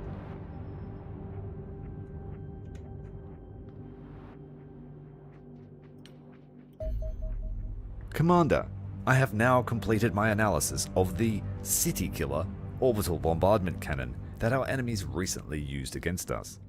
The pattern of destruction visible in news footage implies the weapon is exceptionally powerful pulsed laser, a device that does not incinerate the target, but instead rapidly superheats the surrounding air until a devastating pressure shockwave is formed. This creates a destructive effect similar to detonating a moderately sized nuclear weapon right atop the target, but minus the lingering radiation. Civilian buildings in the area are likely to suffer severe damage, whereas the lack of penetrative power leaves any hardened structures and modern armored vehicles largely intact. No countermeasures are possible against such an attack. Indeed, we cannot even reliably predict the city being attacked. The orbit of is so high above our planet that a minor reorientation of the station dramatically changes the list of potential targets. I thought it was in a geosynchronous orbit, so that's what they said at the start. Did they say that? Otherwise, it's just pointed on one side of the planet's got it and the other doesn't. Anyway, this makes the destruction of 1 even more urgent than before. Thankfully, recent events appear to have presented us with a rare opportunity to do so. Theoretically, the quantum gateway recovered from the cleaner headquarters should permit us to teleport a combat team directly aboard 1. However, this process is extremely dangerous. Calculate the exit point incorrectly, and there are countless unpleasant ways for our soldiers to become casualties. Our complete ignorance of OO's interior layout previously made any such operation impossible. However, the colossal energy discharge from the bombardment cannon has not now allowed my instruments to gather something rather akin to an X-ray of the station. The smaller secondary saucer appears an ideal location for initial strike. Housing the uppermost section of bombardment cannon, it should present ample opportunities for sabotage. If the mission proves successful, we may be able to develop a plan to destroy the station entirely.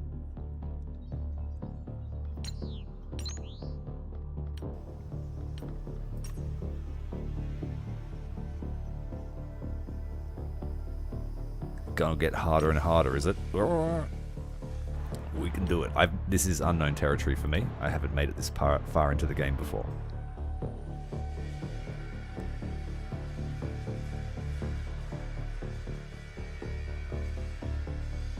taking captures is not so important yet. But we also haven't seen a variety of aliens.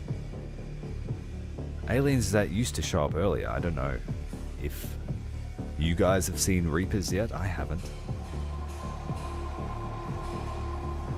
So we've been fighting lots of robots, and I feel like a couple of electroshock rifles might not go astray.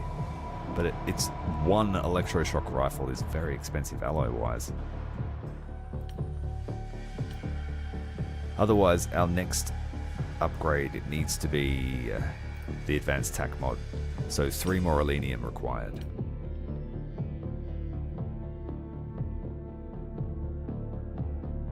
Do I have to do the mission before it bombs again, or does the terror just keep going up?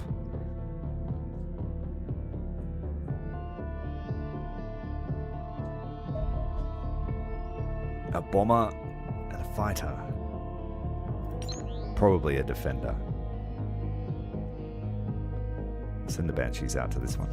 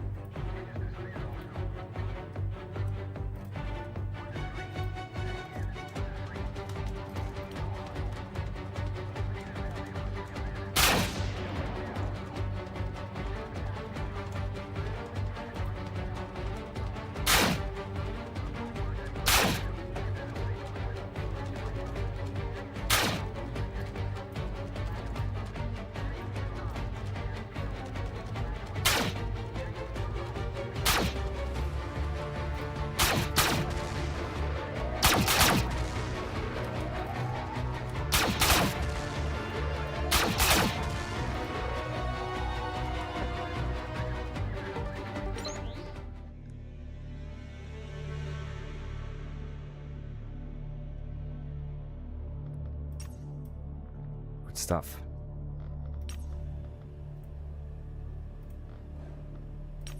There's the Elenium we need, but we will need to transfer it across. Alright, here is a cruiser. We need to land on this thing. And a good test flight for our Gemini. I don't particularly like the name, so we'll think up a call sign.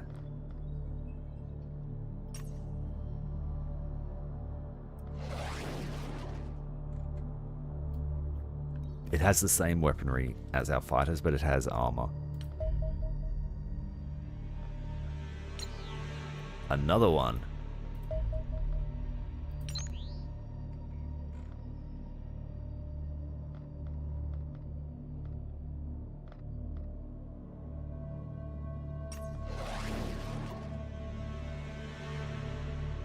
We need another fighter base.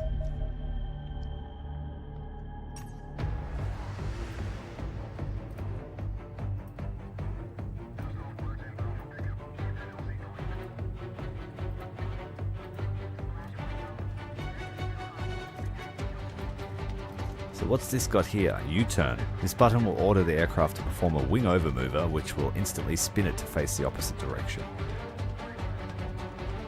It's got a nice amount of armor, 21 armor and 200 health.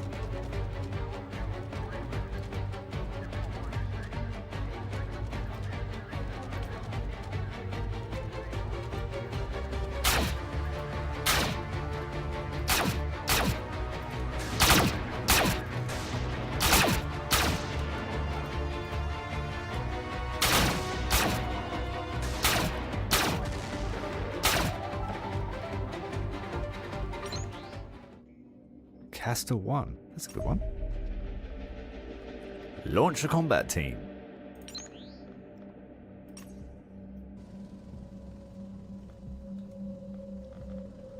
Largely the same team as before. Who's missing?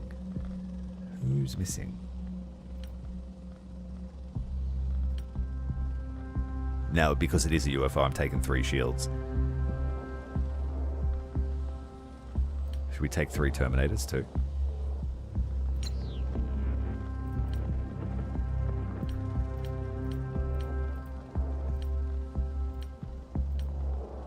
Lupus has terrible accuracy. Need some glasses.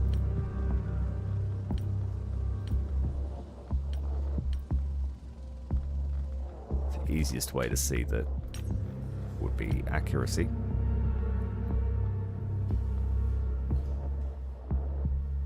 Bruce Bannock is already a Terminator. Alex V. Home. He's been an unarmed sniper his whole life. He's about to get a serious upgrade.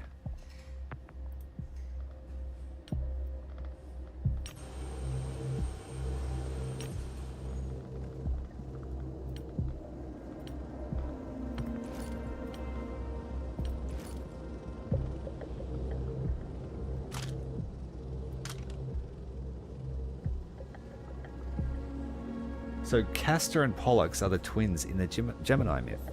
Okay, that's cool. Thanks, man.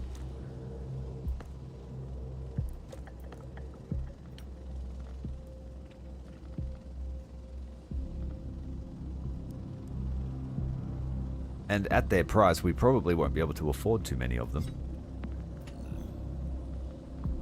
Wouldn't it be cool if we could use these guys to pack mule new shields in for us?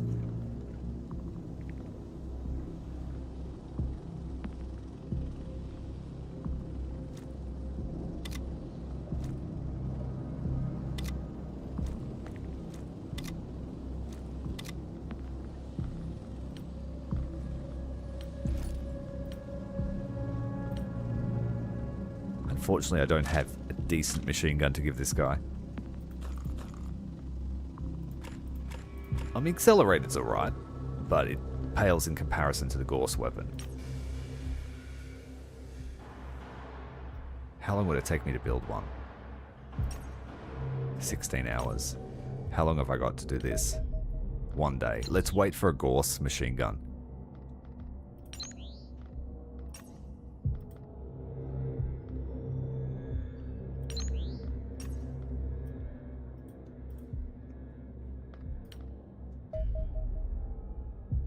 What the heck just happened then?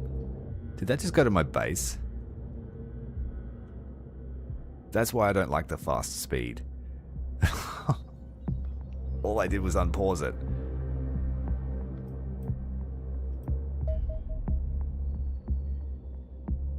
Yeah, it went straight for my base. I've got to not do it that fast when there's UFOs on the board. Luckily, the new defensive batteries here blew the cruiser out of the sky. It had 40 armor and 500 health. The first battery did 250 damage. The second did 380, killing it. So we know that our defensive batteries can kill cruisers. But that was, slow the heck down, dude.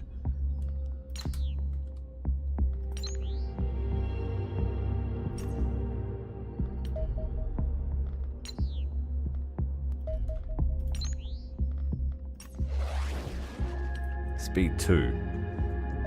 Even that's too fast.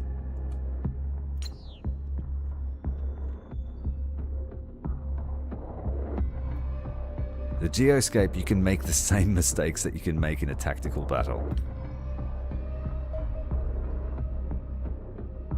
Fighter and a cruiser.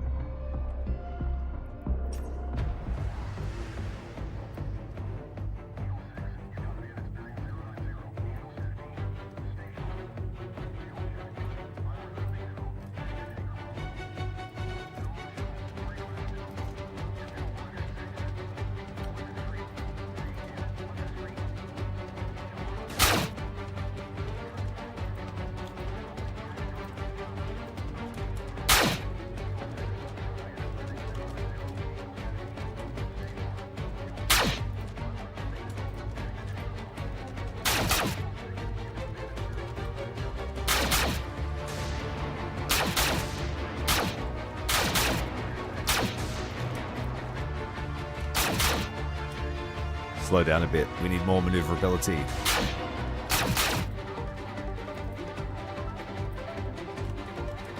Ah! Ooh. We got it. There's another combat team we could launch. There's 2 cruisers. So we'll stack up some missions, hey? We've got enough team members to do a couple of missions back to back. And they're right next to each other. So we're waiting for this Gorse machine gun to be ready in 8 hours.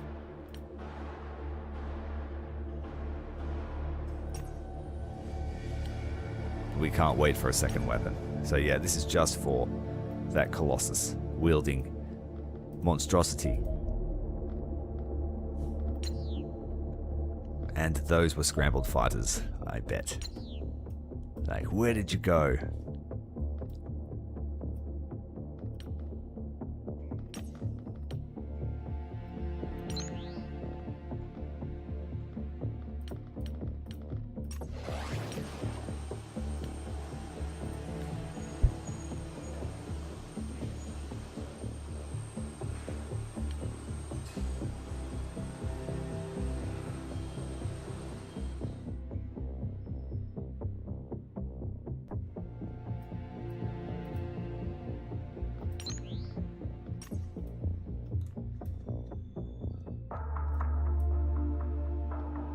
So once dawn hits, we will deploy that mission. 22 hours to go. Plenty of time.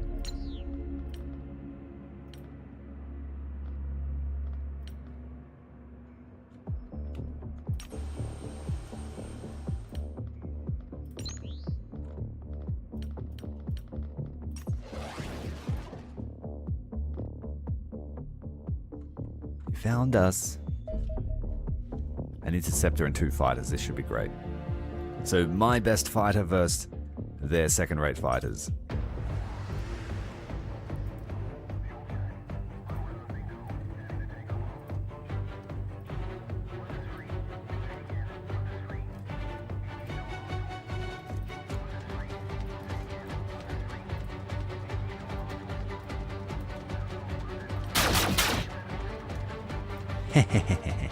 No rolling for this thing.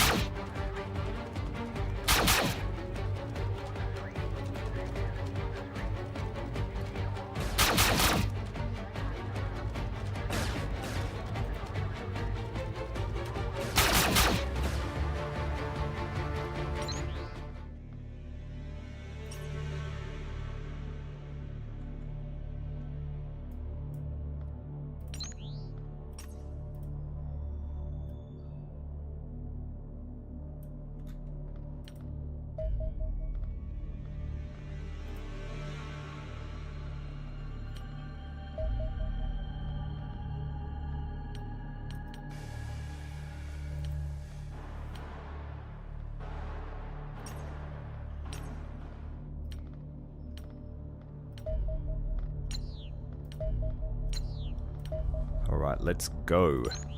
Our first cruiser, backed up by our second cruiser. We can put in this new Gorse weapon.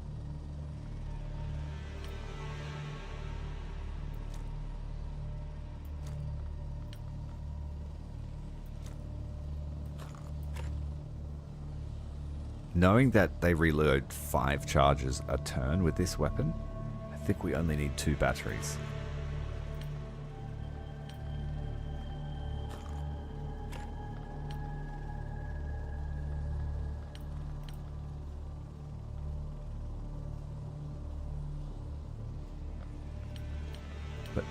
And 2 medics, which would be the squad lead and the operator.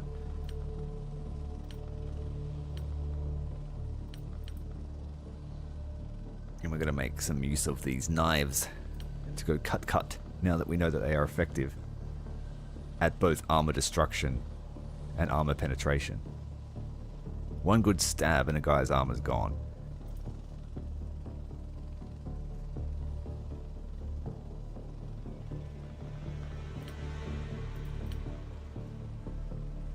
Yeah, you're right. I might give them a laser this time. We've got laser, ballistics. Laser, ballistics. Laser, ballistics. So we've got a nice mix of the damage types.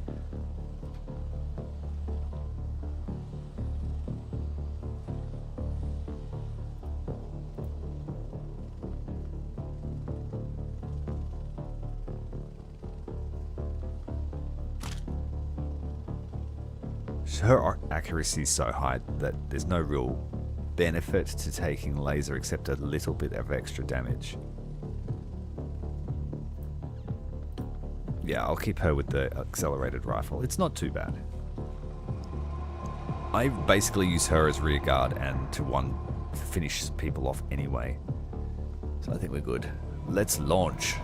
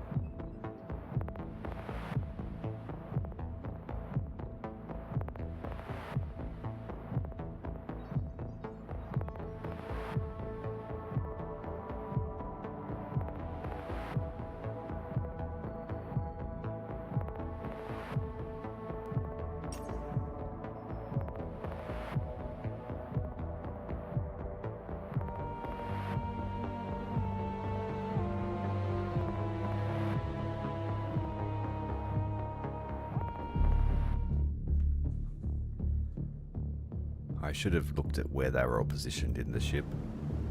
Oh, it's pretty good pretty close to what I normally do. Alright, we're up against Little Reaper boys. The doggos.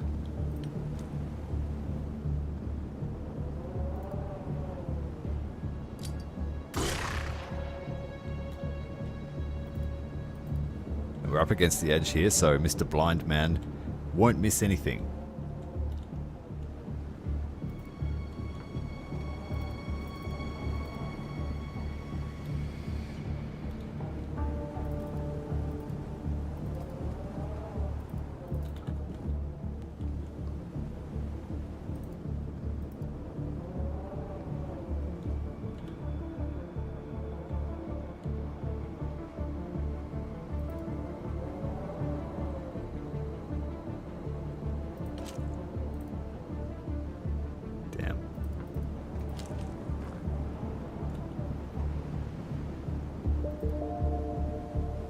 I don't want to suppress old mate, and I'm going to if I use this laser rifle. So, have at you.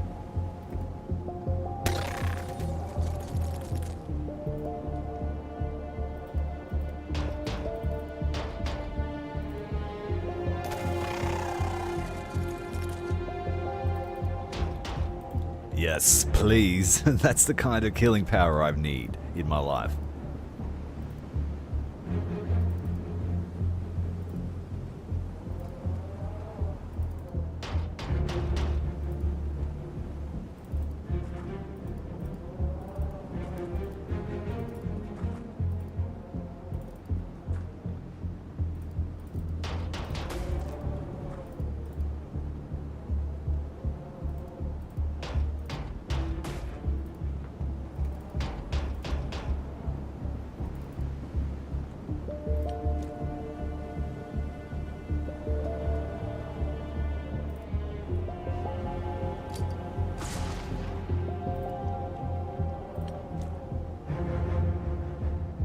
We're going to go into this building.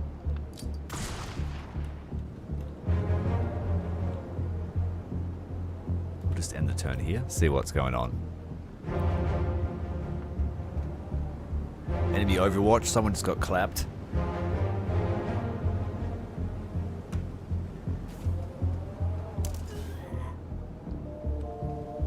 We love the corner spawn, don't we? 50% less that can go wrong.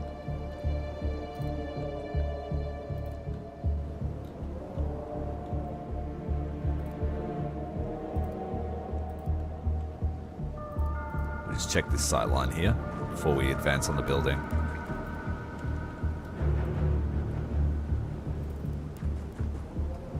He's got a shotgun, so there's no point him being there for too long.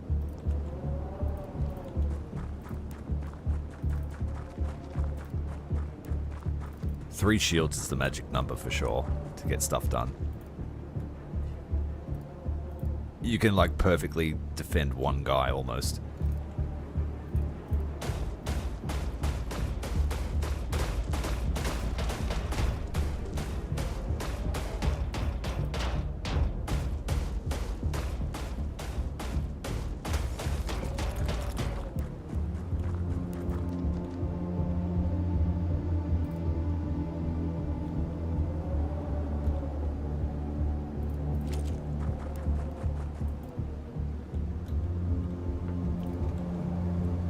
Goes against my better judgment, but team lead and this rifleman are going to check. Uru, we're going to check. Check that house. Don't get killed.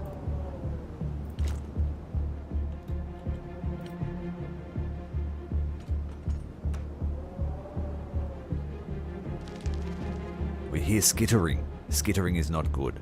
Skittering is a bad sound. Hello. Aw. Oh, hello. Come with me if you want to leave.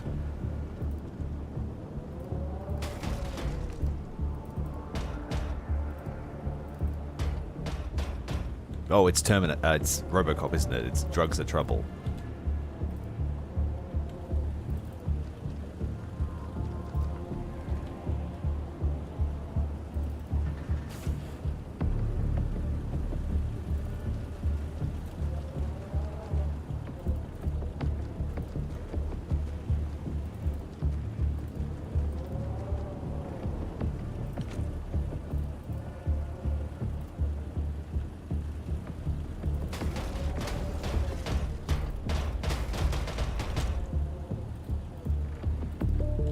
Three shields and three Terminators. The key to power. In the short term anyway. You watch the aliens field something that just kicks our butt.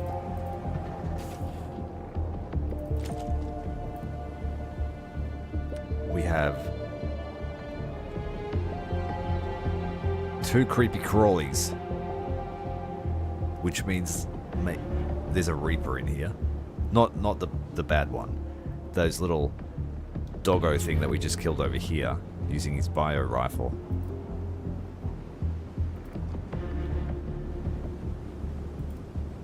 But where?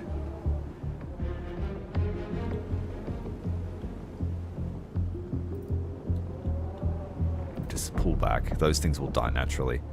He can come and find us.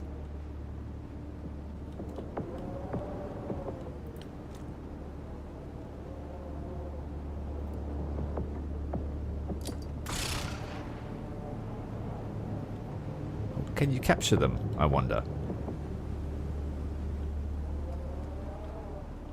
I know I've done an autopsy on one.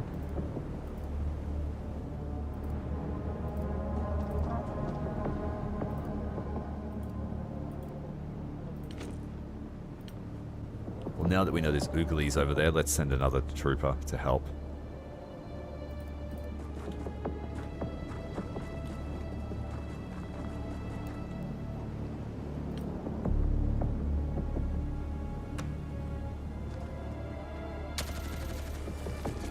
That's the first time we've seen a civilian in a while. And it's armed with a nasty plasma machine gun.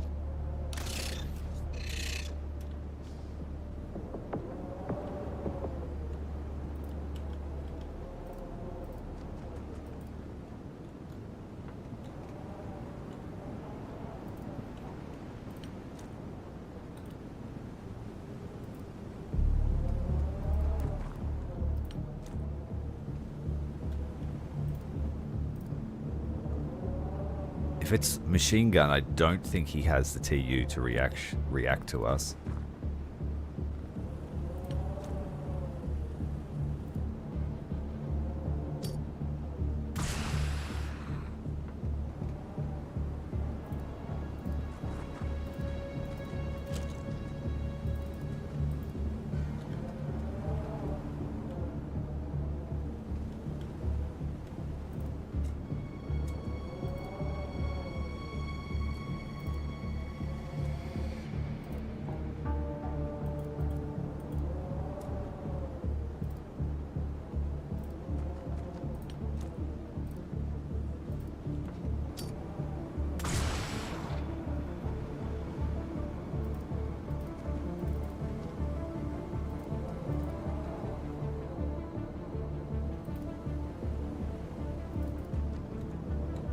Okay, so it seems like however far you are from the edge is how far you cannot see.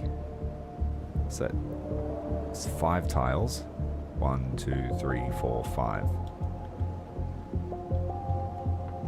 And then 1 tile closer we can see further over the edge. Okay, so that makes a bit more sense. What the heck? Still didn't see it. And that fired more than one. Just pull back from those little creatures.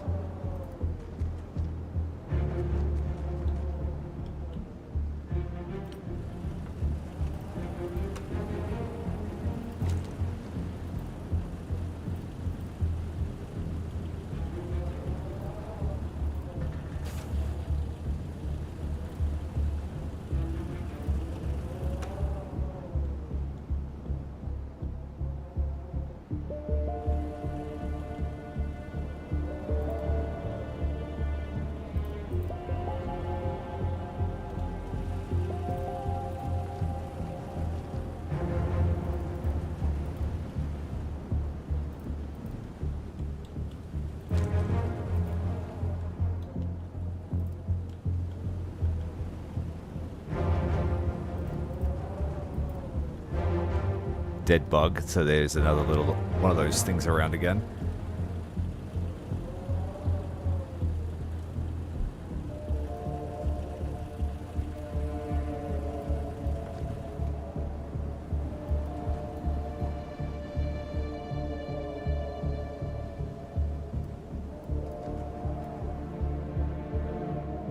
It's a whole lot of bad guys.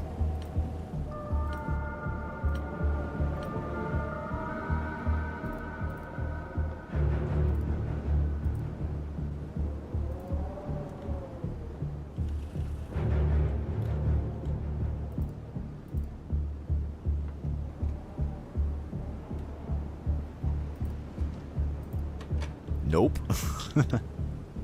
Angry lizard.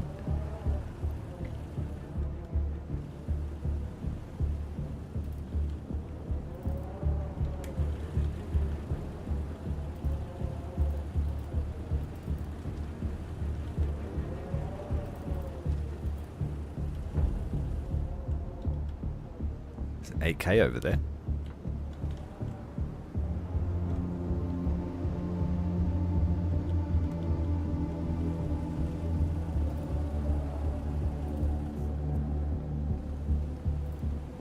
Now, do I give up my... Do I just launch a surprise attack here and just spray him? I think I should.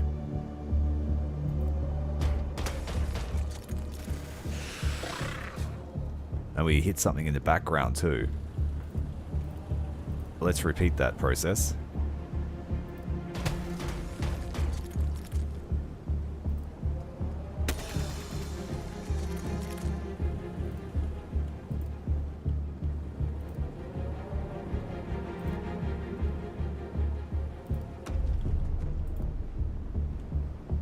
Mentark.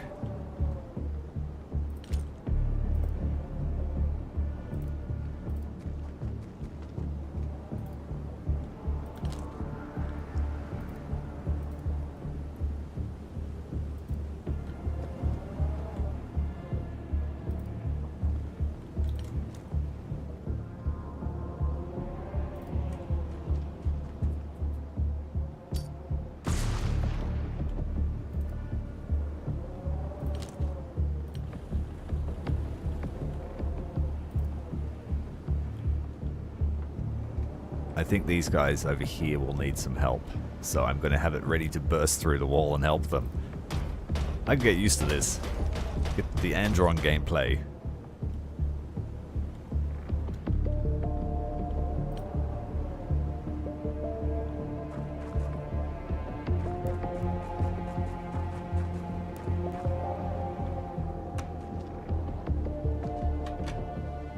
He noped out too when he saw our dudes.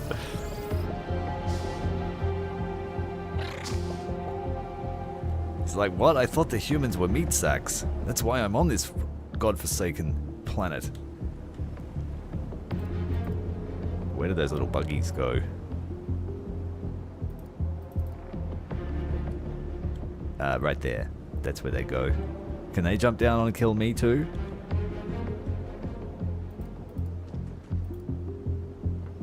Hello, you little fucker.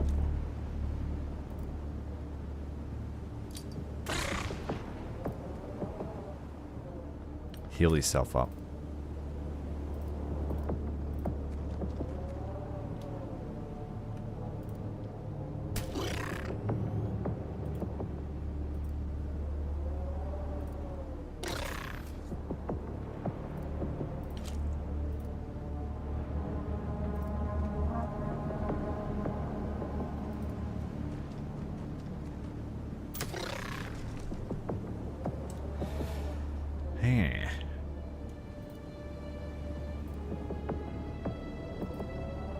She's going to get hit by that bio gun again.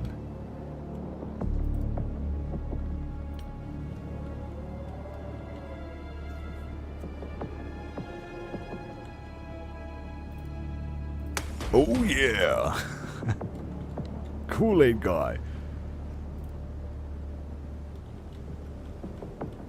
We have a civilian around here somewhere. We know there's one in here that noped out. We know there's a Mentak that went back to the UFO. And there's a civilian in here. Do I have any demo charges with this team? Yes, we do. Move up.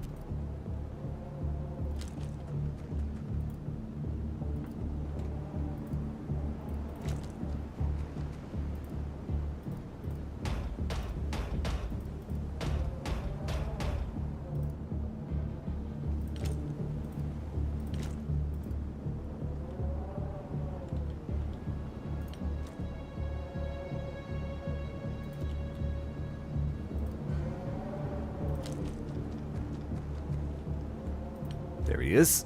Blow the wall down, please. Do not miss this.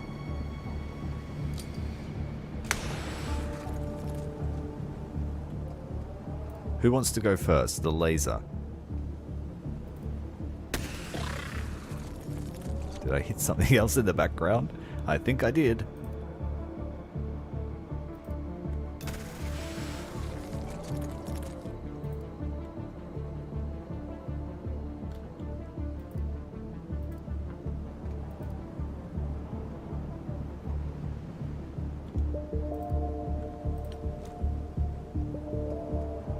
Well, of course we'll shoot first. That would be silly to throw the smoke down. Come on, man.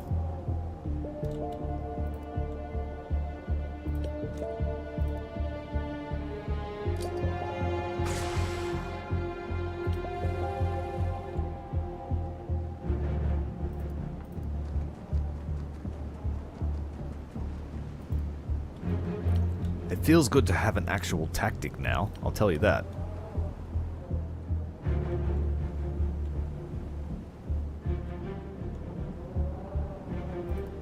Can I just jump in front of these bugs and squish them? I know they've got the squish trait.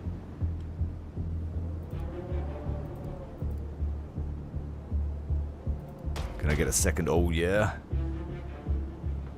Those ones are stuck on the roof, but I know we're about to eat some more.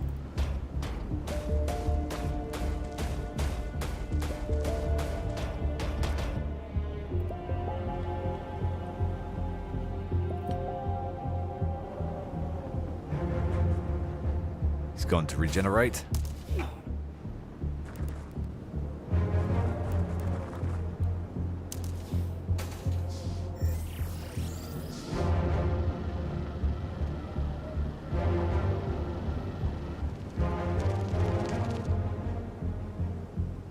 died of his wounds, but he managed to launch a few of those things. He's been wounded by God knows what. Oh, that's right, we were spraying rounds out there, weren't we?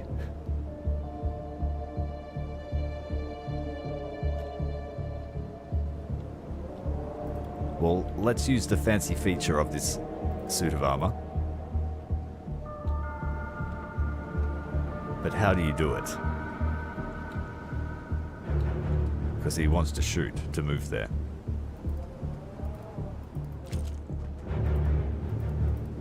Do you just move across? Yeah.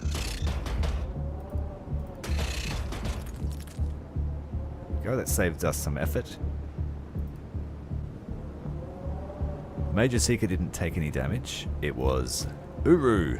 You ate some bugs. Now let's keep our minds on the job. There is our civilian foe.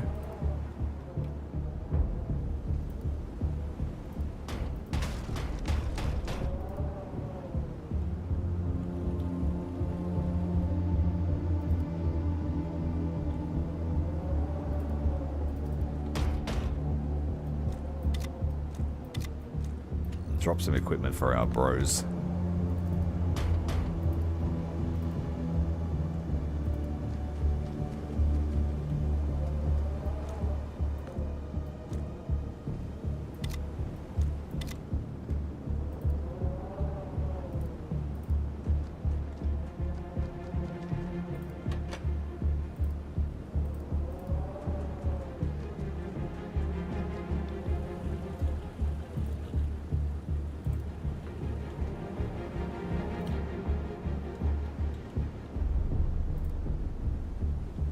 We won't waste our turns on these silly bugs.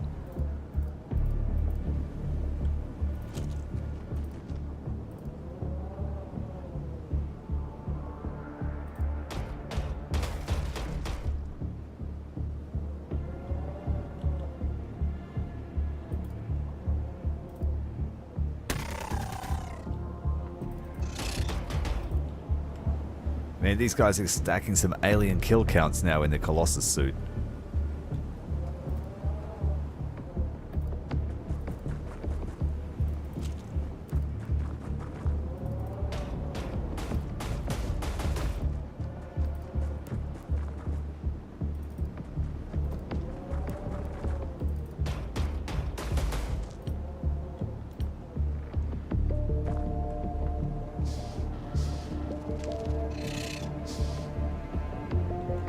And shield and pistol guys are really viable because pistols do great damage. Like 50 damage is the same as the battle rifle, I'm pretty sure. It just has a way shorter range. It makes sense, like, if you shoot a hole in a guy at close range, it's the same as shooting him, you know, you get what I mean? It makes sense. You shoot me with a 38, I'm probably gonna die.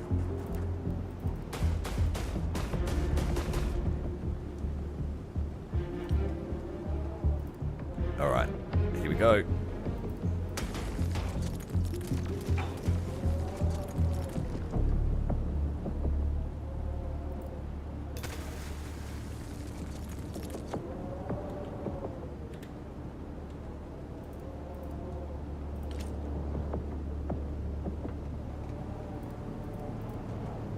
So that's probably the most damaging weapon we'll face handheld by the aliens at the moment. And he kind of shrugged it off.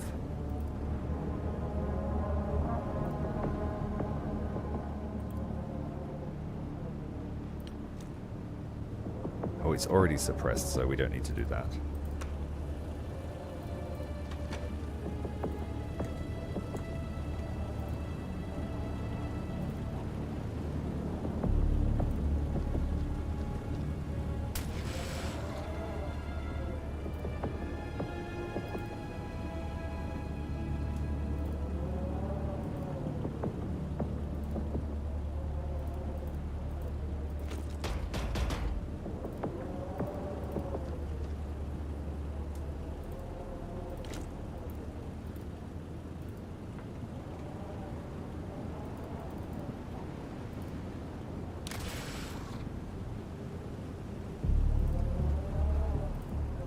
don't kill him, he's going to be a serious problem. So I know there's a second one in here somewhere, but Atomic is known for taking risks. So that's what he's going to do.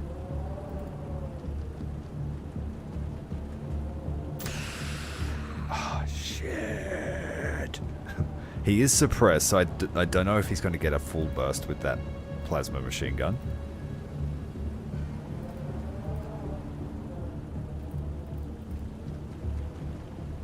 They are sturdy foes. Can I get some help over there?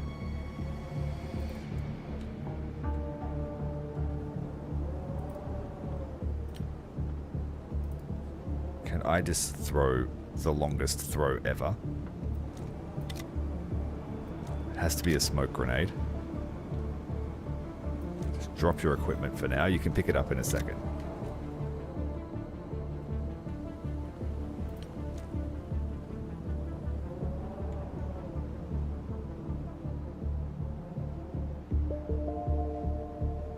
That's as far as he can throw where he is right now. And we need 43 movement points. So we'll reserve a throw and see if we can get close enough.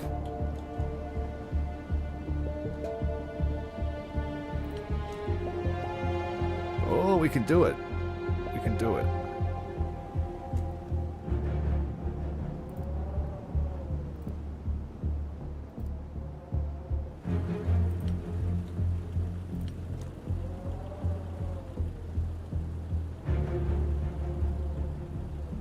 We can get it there. And this might save his life because the civilian won't want to stay in smoke.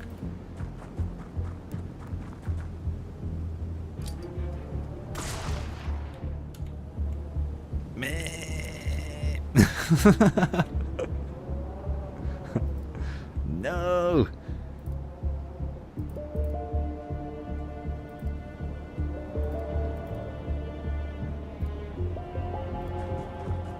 Now I have to break up my line to defend everyone else that just tried to help.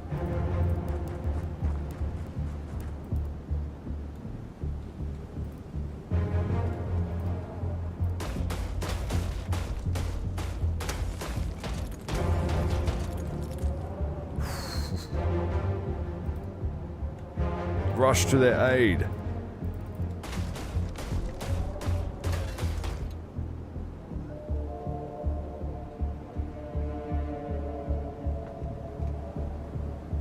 Yeah, that's twice that Atomics hasn't worked out the equation, isn't it?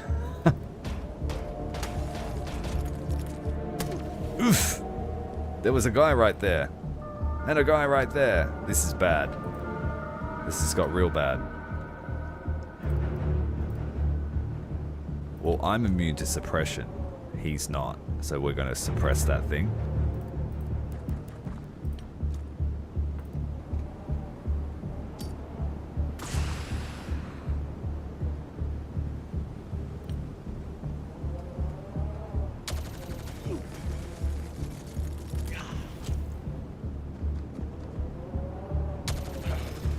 Shit.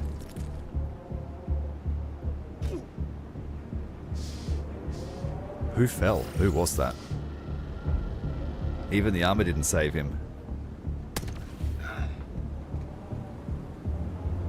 Plus 90 regeneration. That's really bad. Berserk.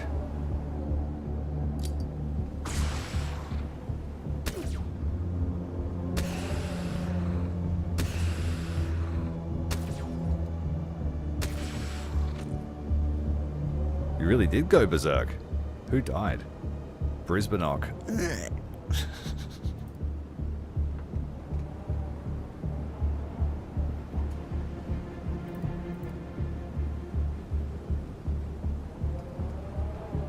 Who's got 5 wounds?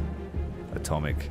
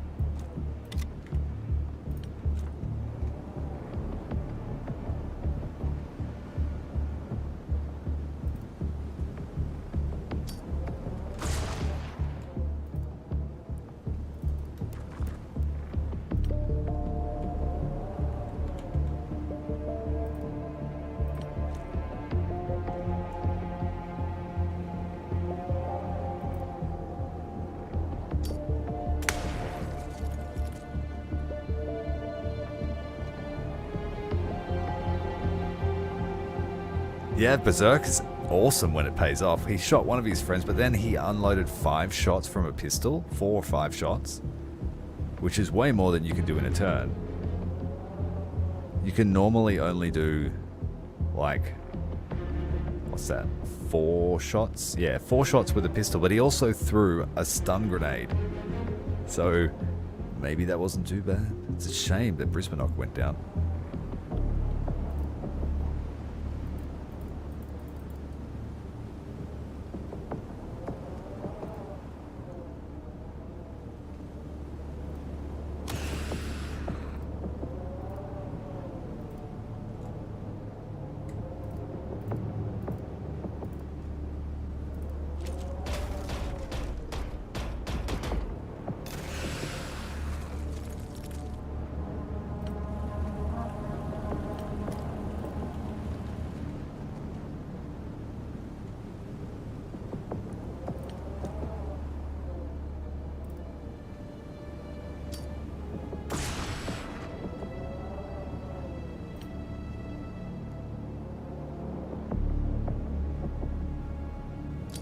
Oh, it was going completely great. Did he just completely delete that guy with a...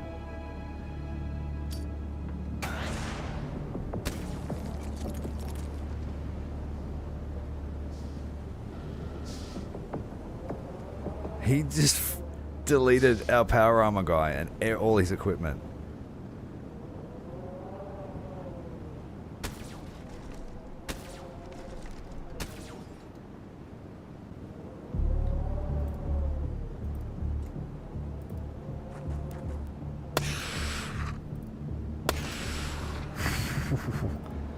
A civilian's resistant to lasers, perhaps.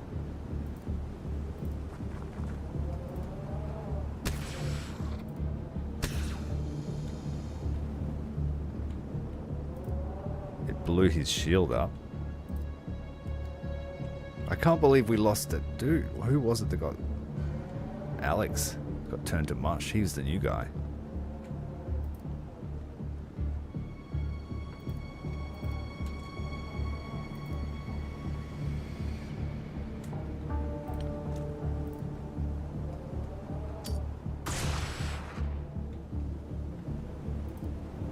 No, I think it was fine until I burst through the wall because I was worried about these guys. It was a tactical error by splitting the team up at the start. Should have stayed together and we would have been fine. And then because I acted rashly to try and save Atomic, I've now got 2 others killed.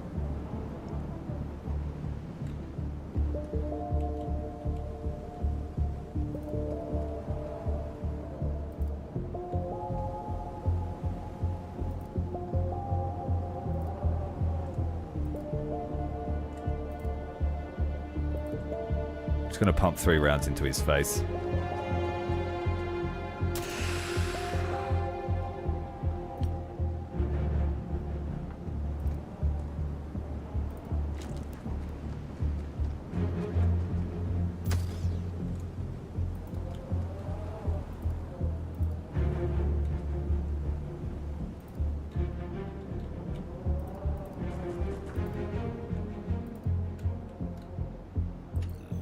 Panicked soldier here, fortunately not bleeding.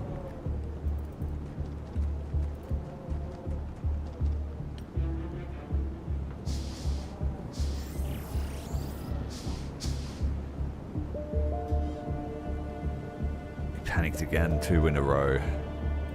He needs that wound dressed.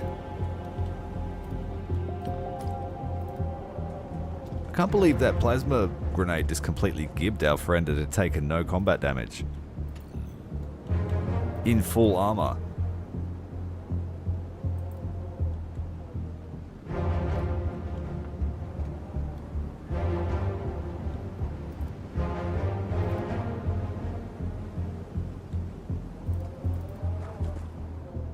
Now, do these have a rear entrance?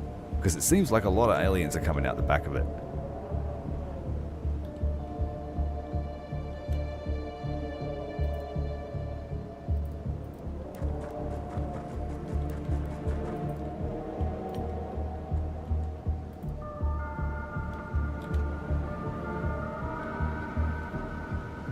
sword spears. You were holding a shield. You're going to need a new item. Let's go and grab something from here.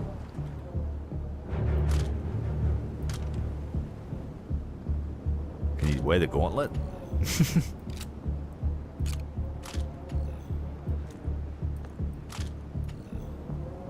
Can we take the gauntlet home? No. Okay.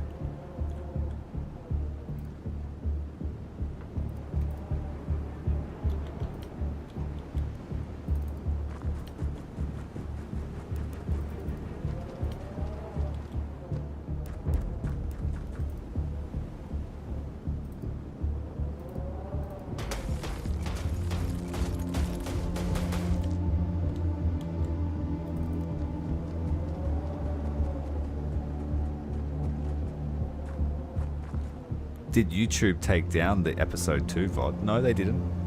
It should still be there. Just let me have a look.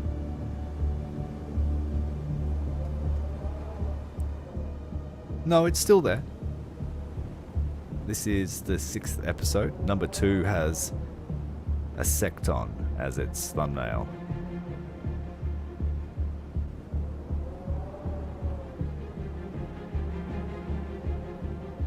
Just for some reason, it's not in the right order in the playlist, for whatever reason.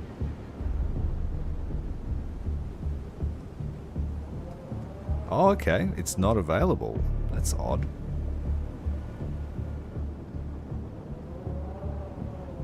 I wonder why.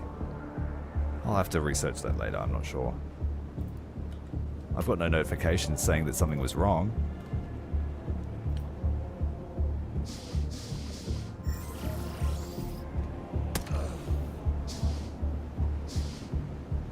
Oh dear. You son of a bitch.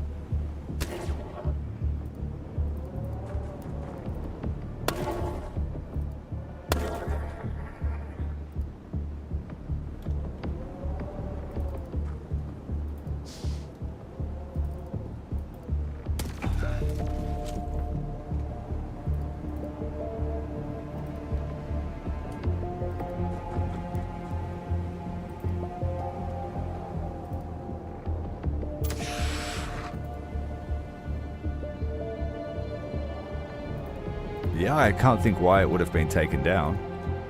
Or not available.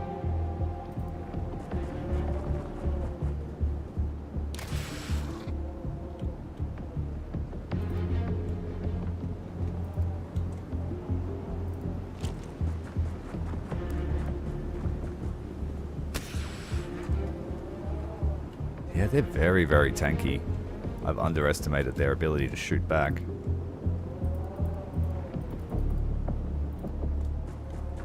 And then he'll just throw a grenade and kill the whole team.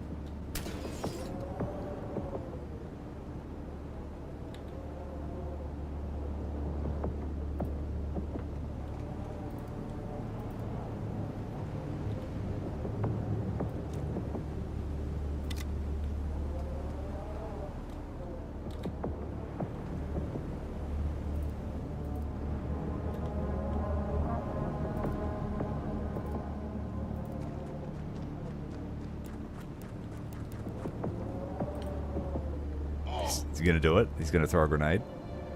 I would. He panicked! What? That one's not gonna panic. He's gonna throw the grenade.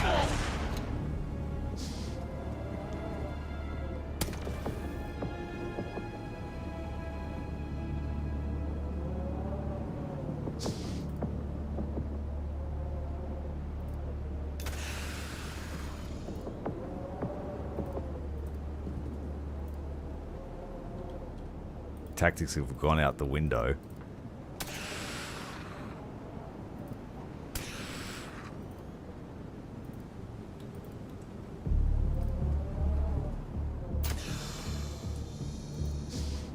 Another one, and another one.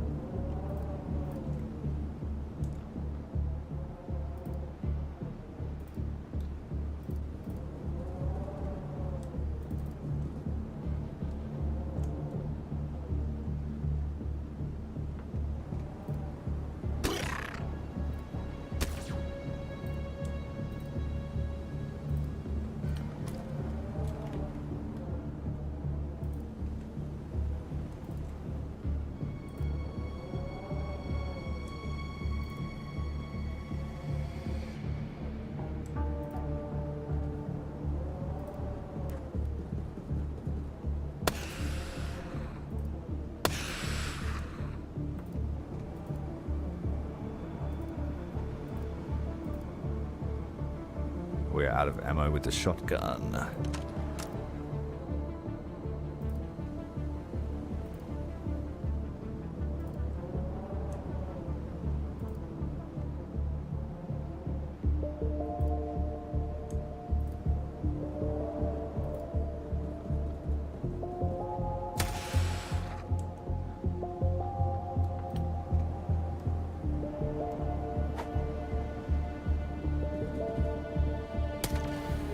Another one bites the dust.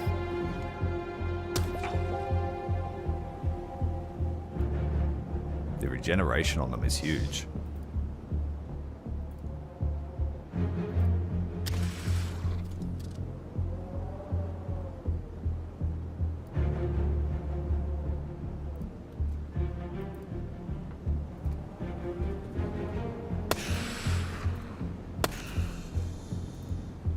Slap is so satisfying.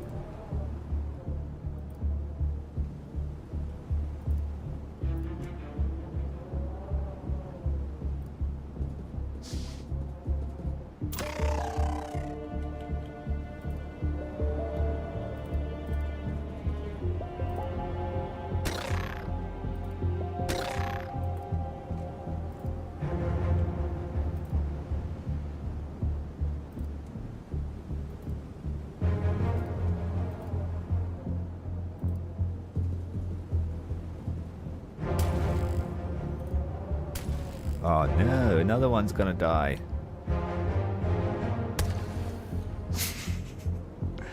I stopped caring when my Terminators died.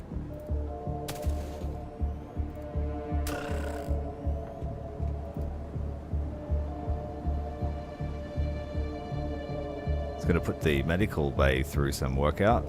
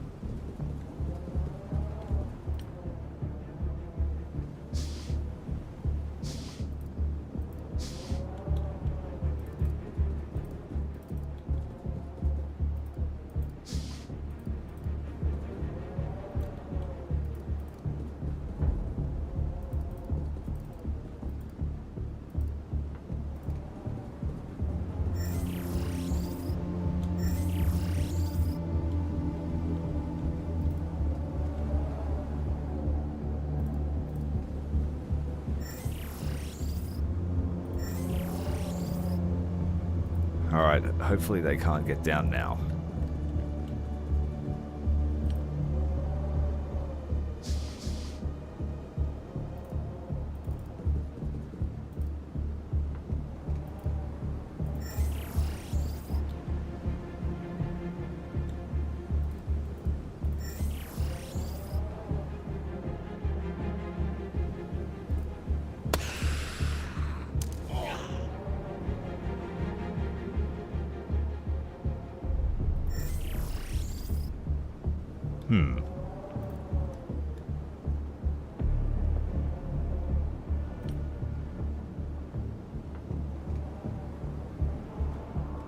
Where did that one shoot from? I can't even see.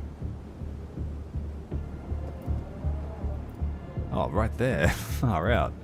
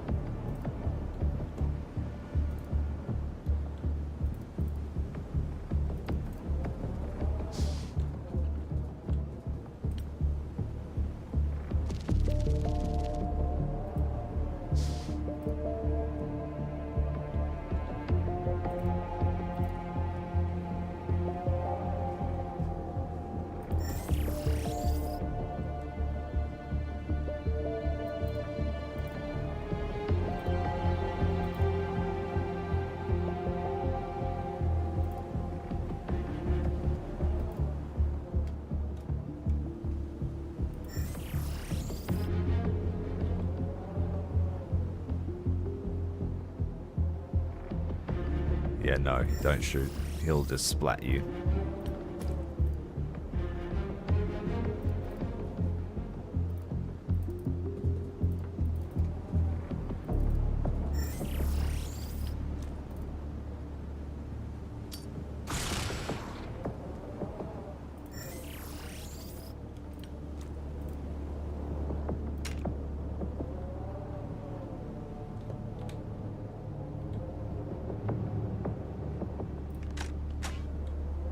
So we'll see if that recharges.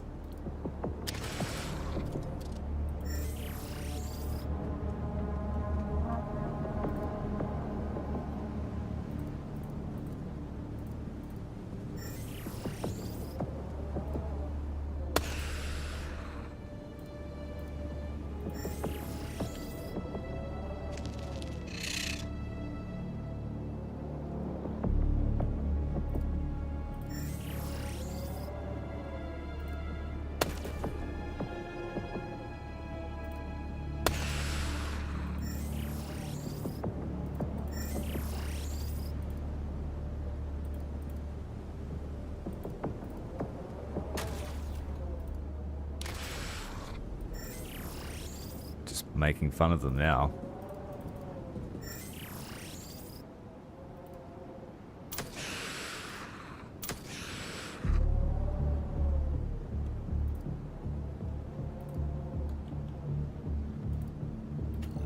Now we're stuck on the teleporter.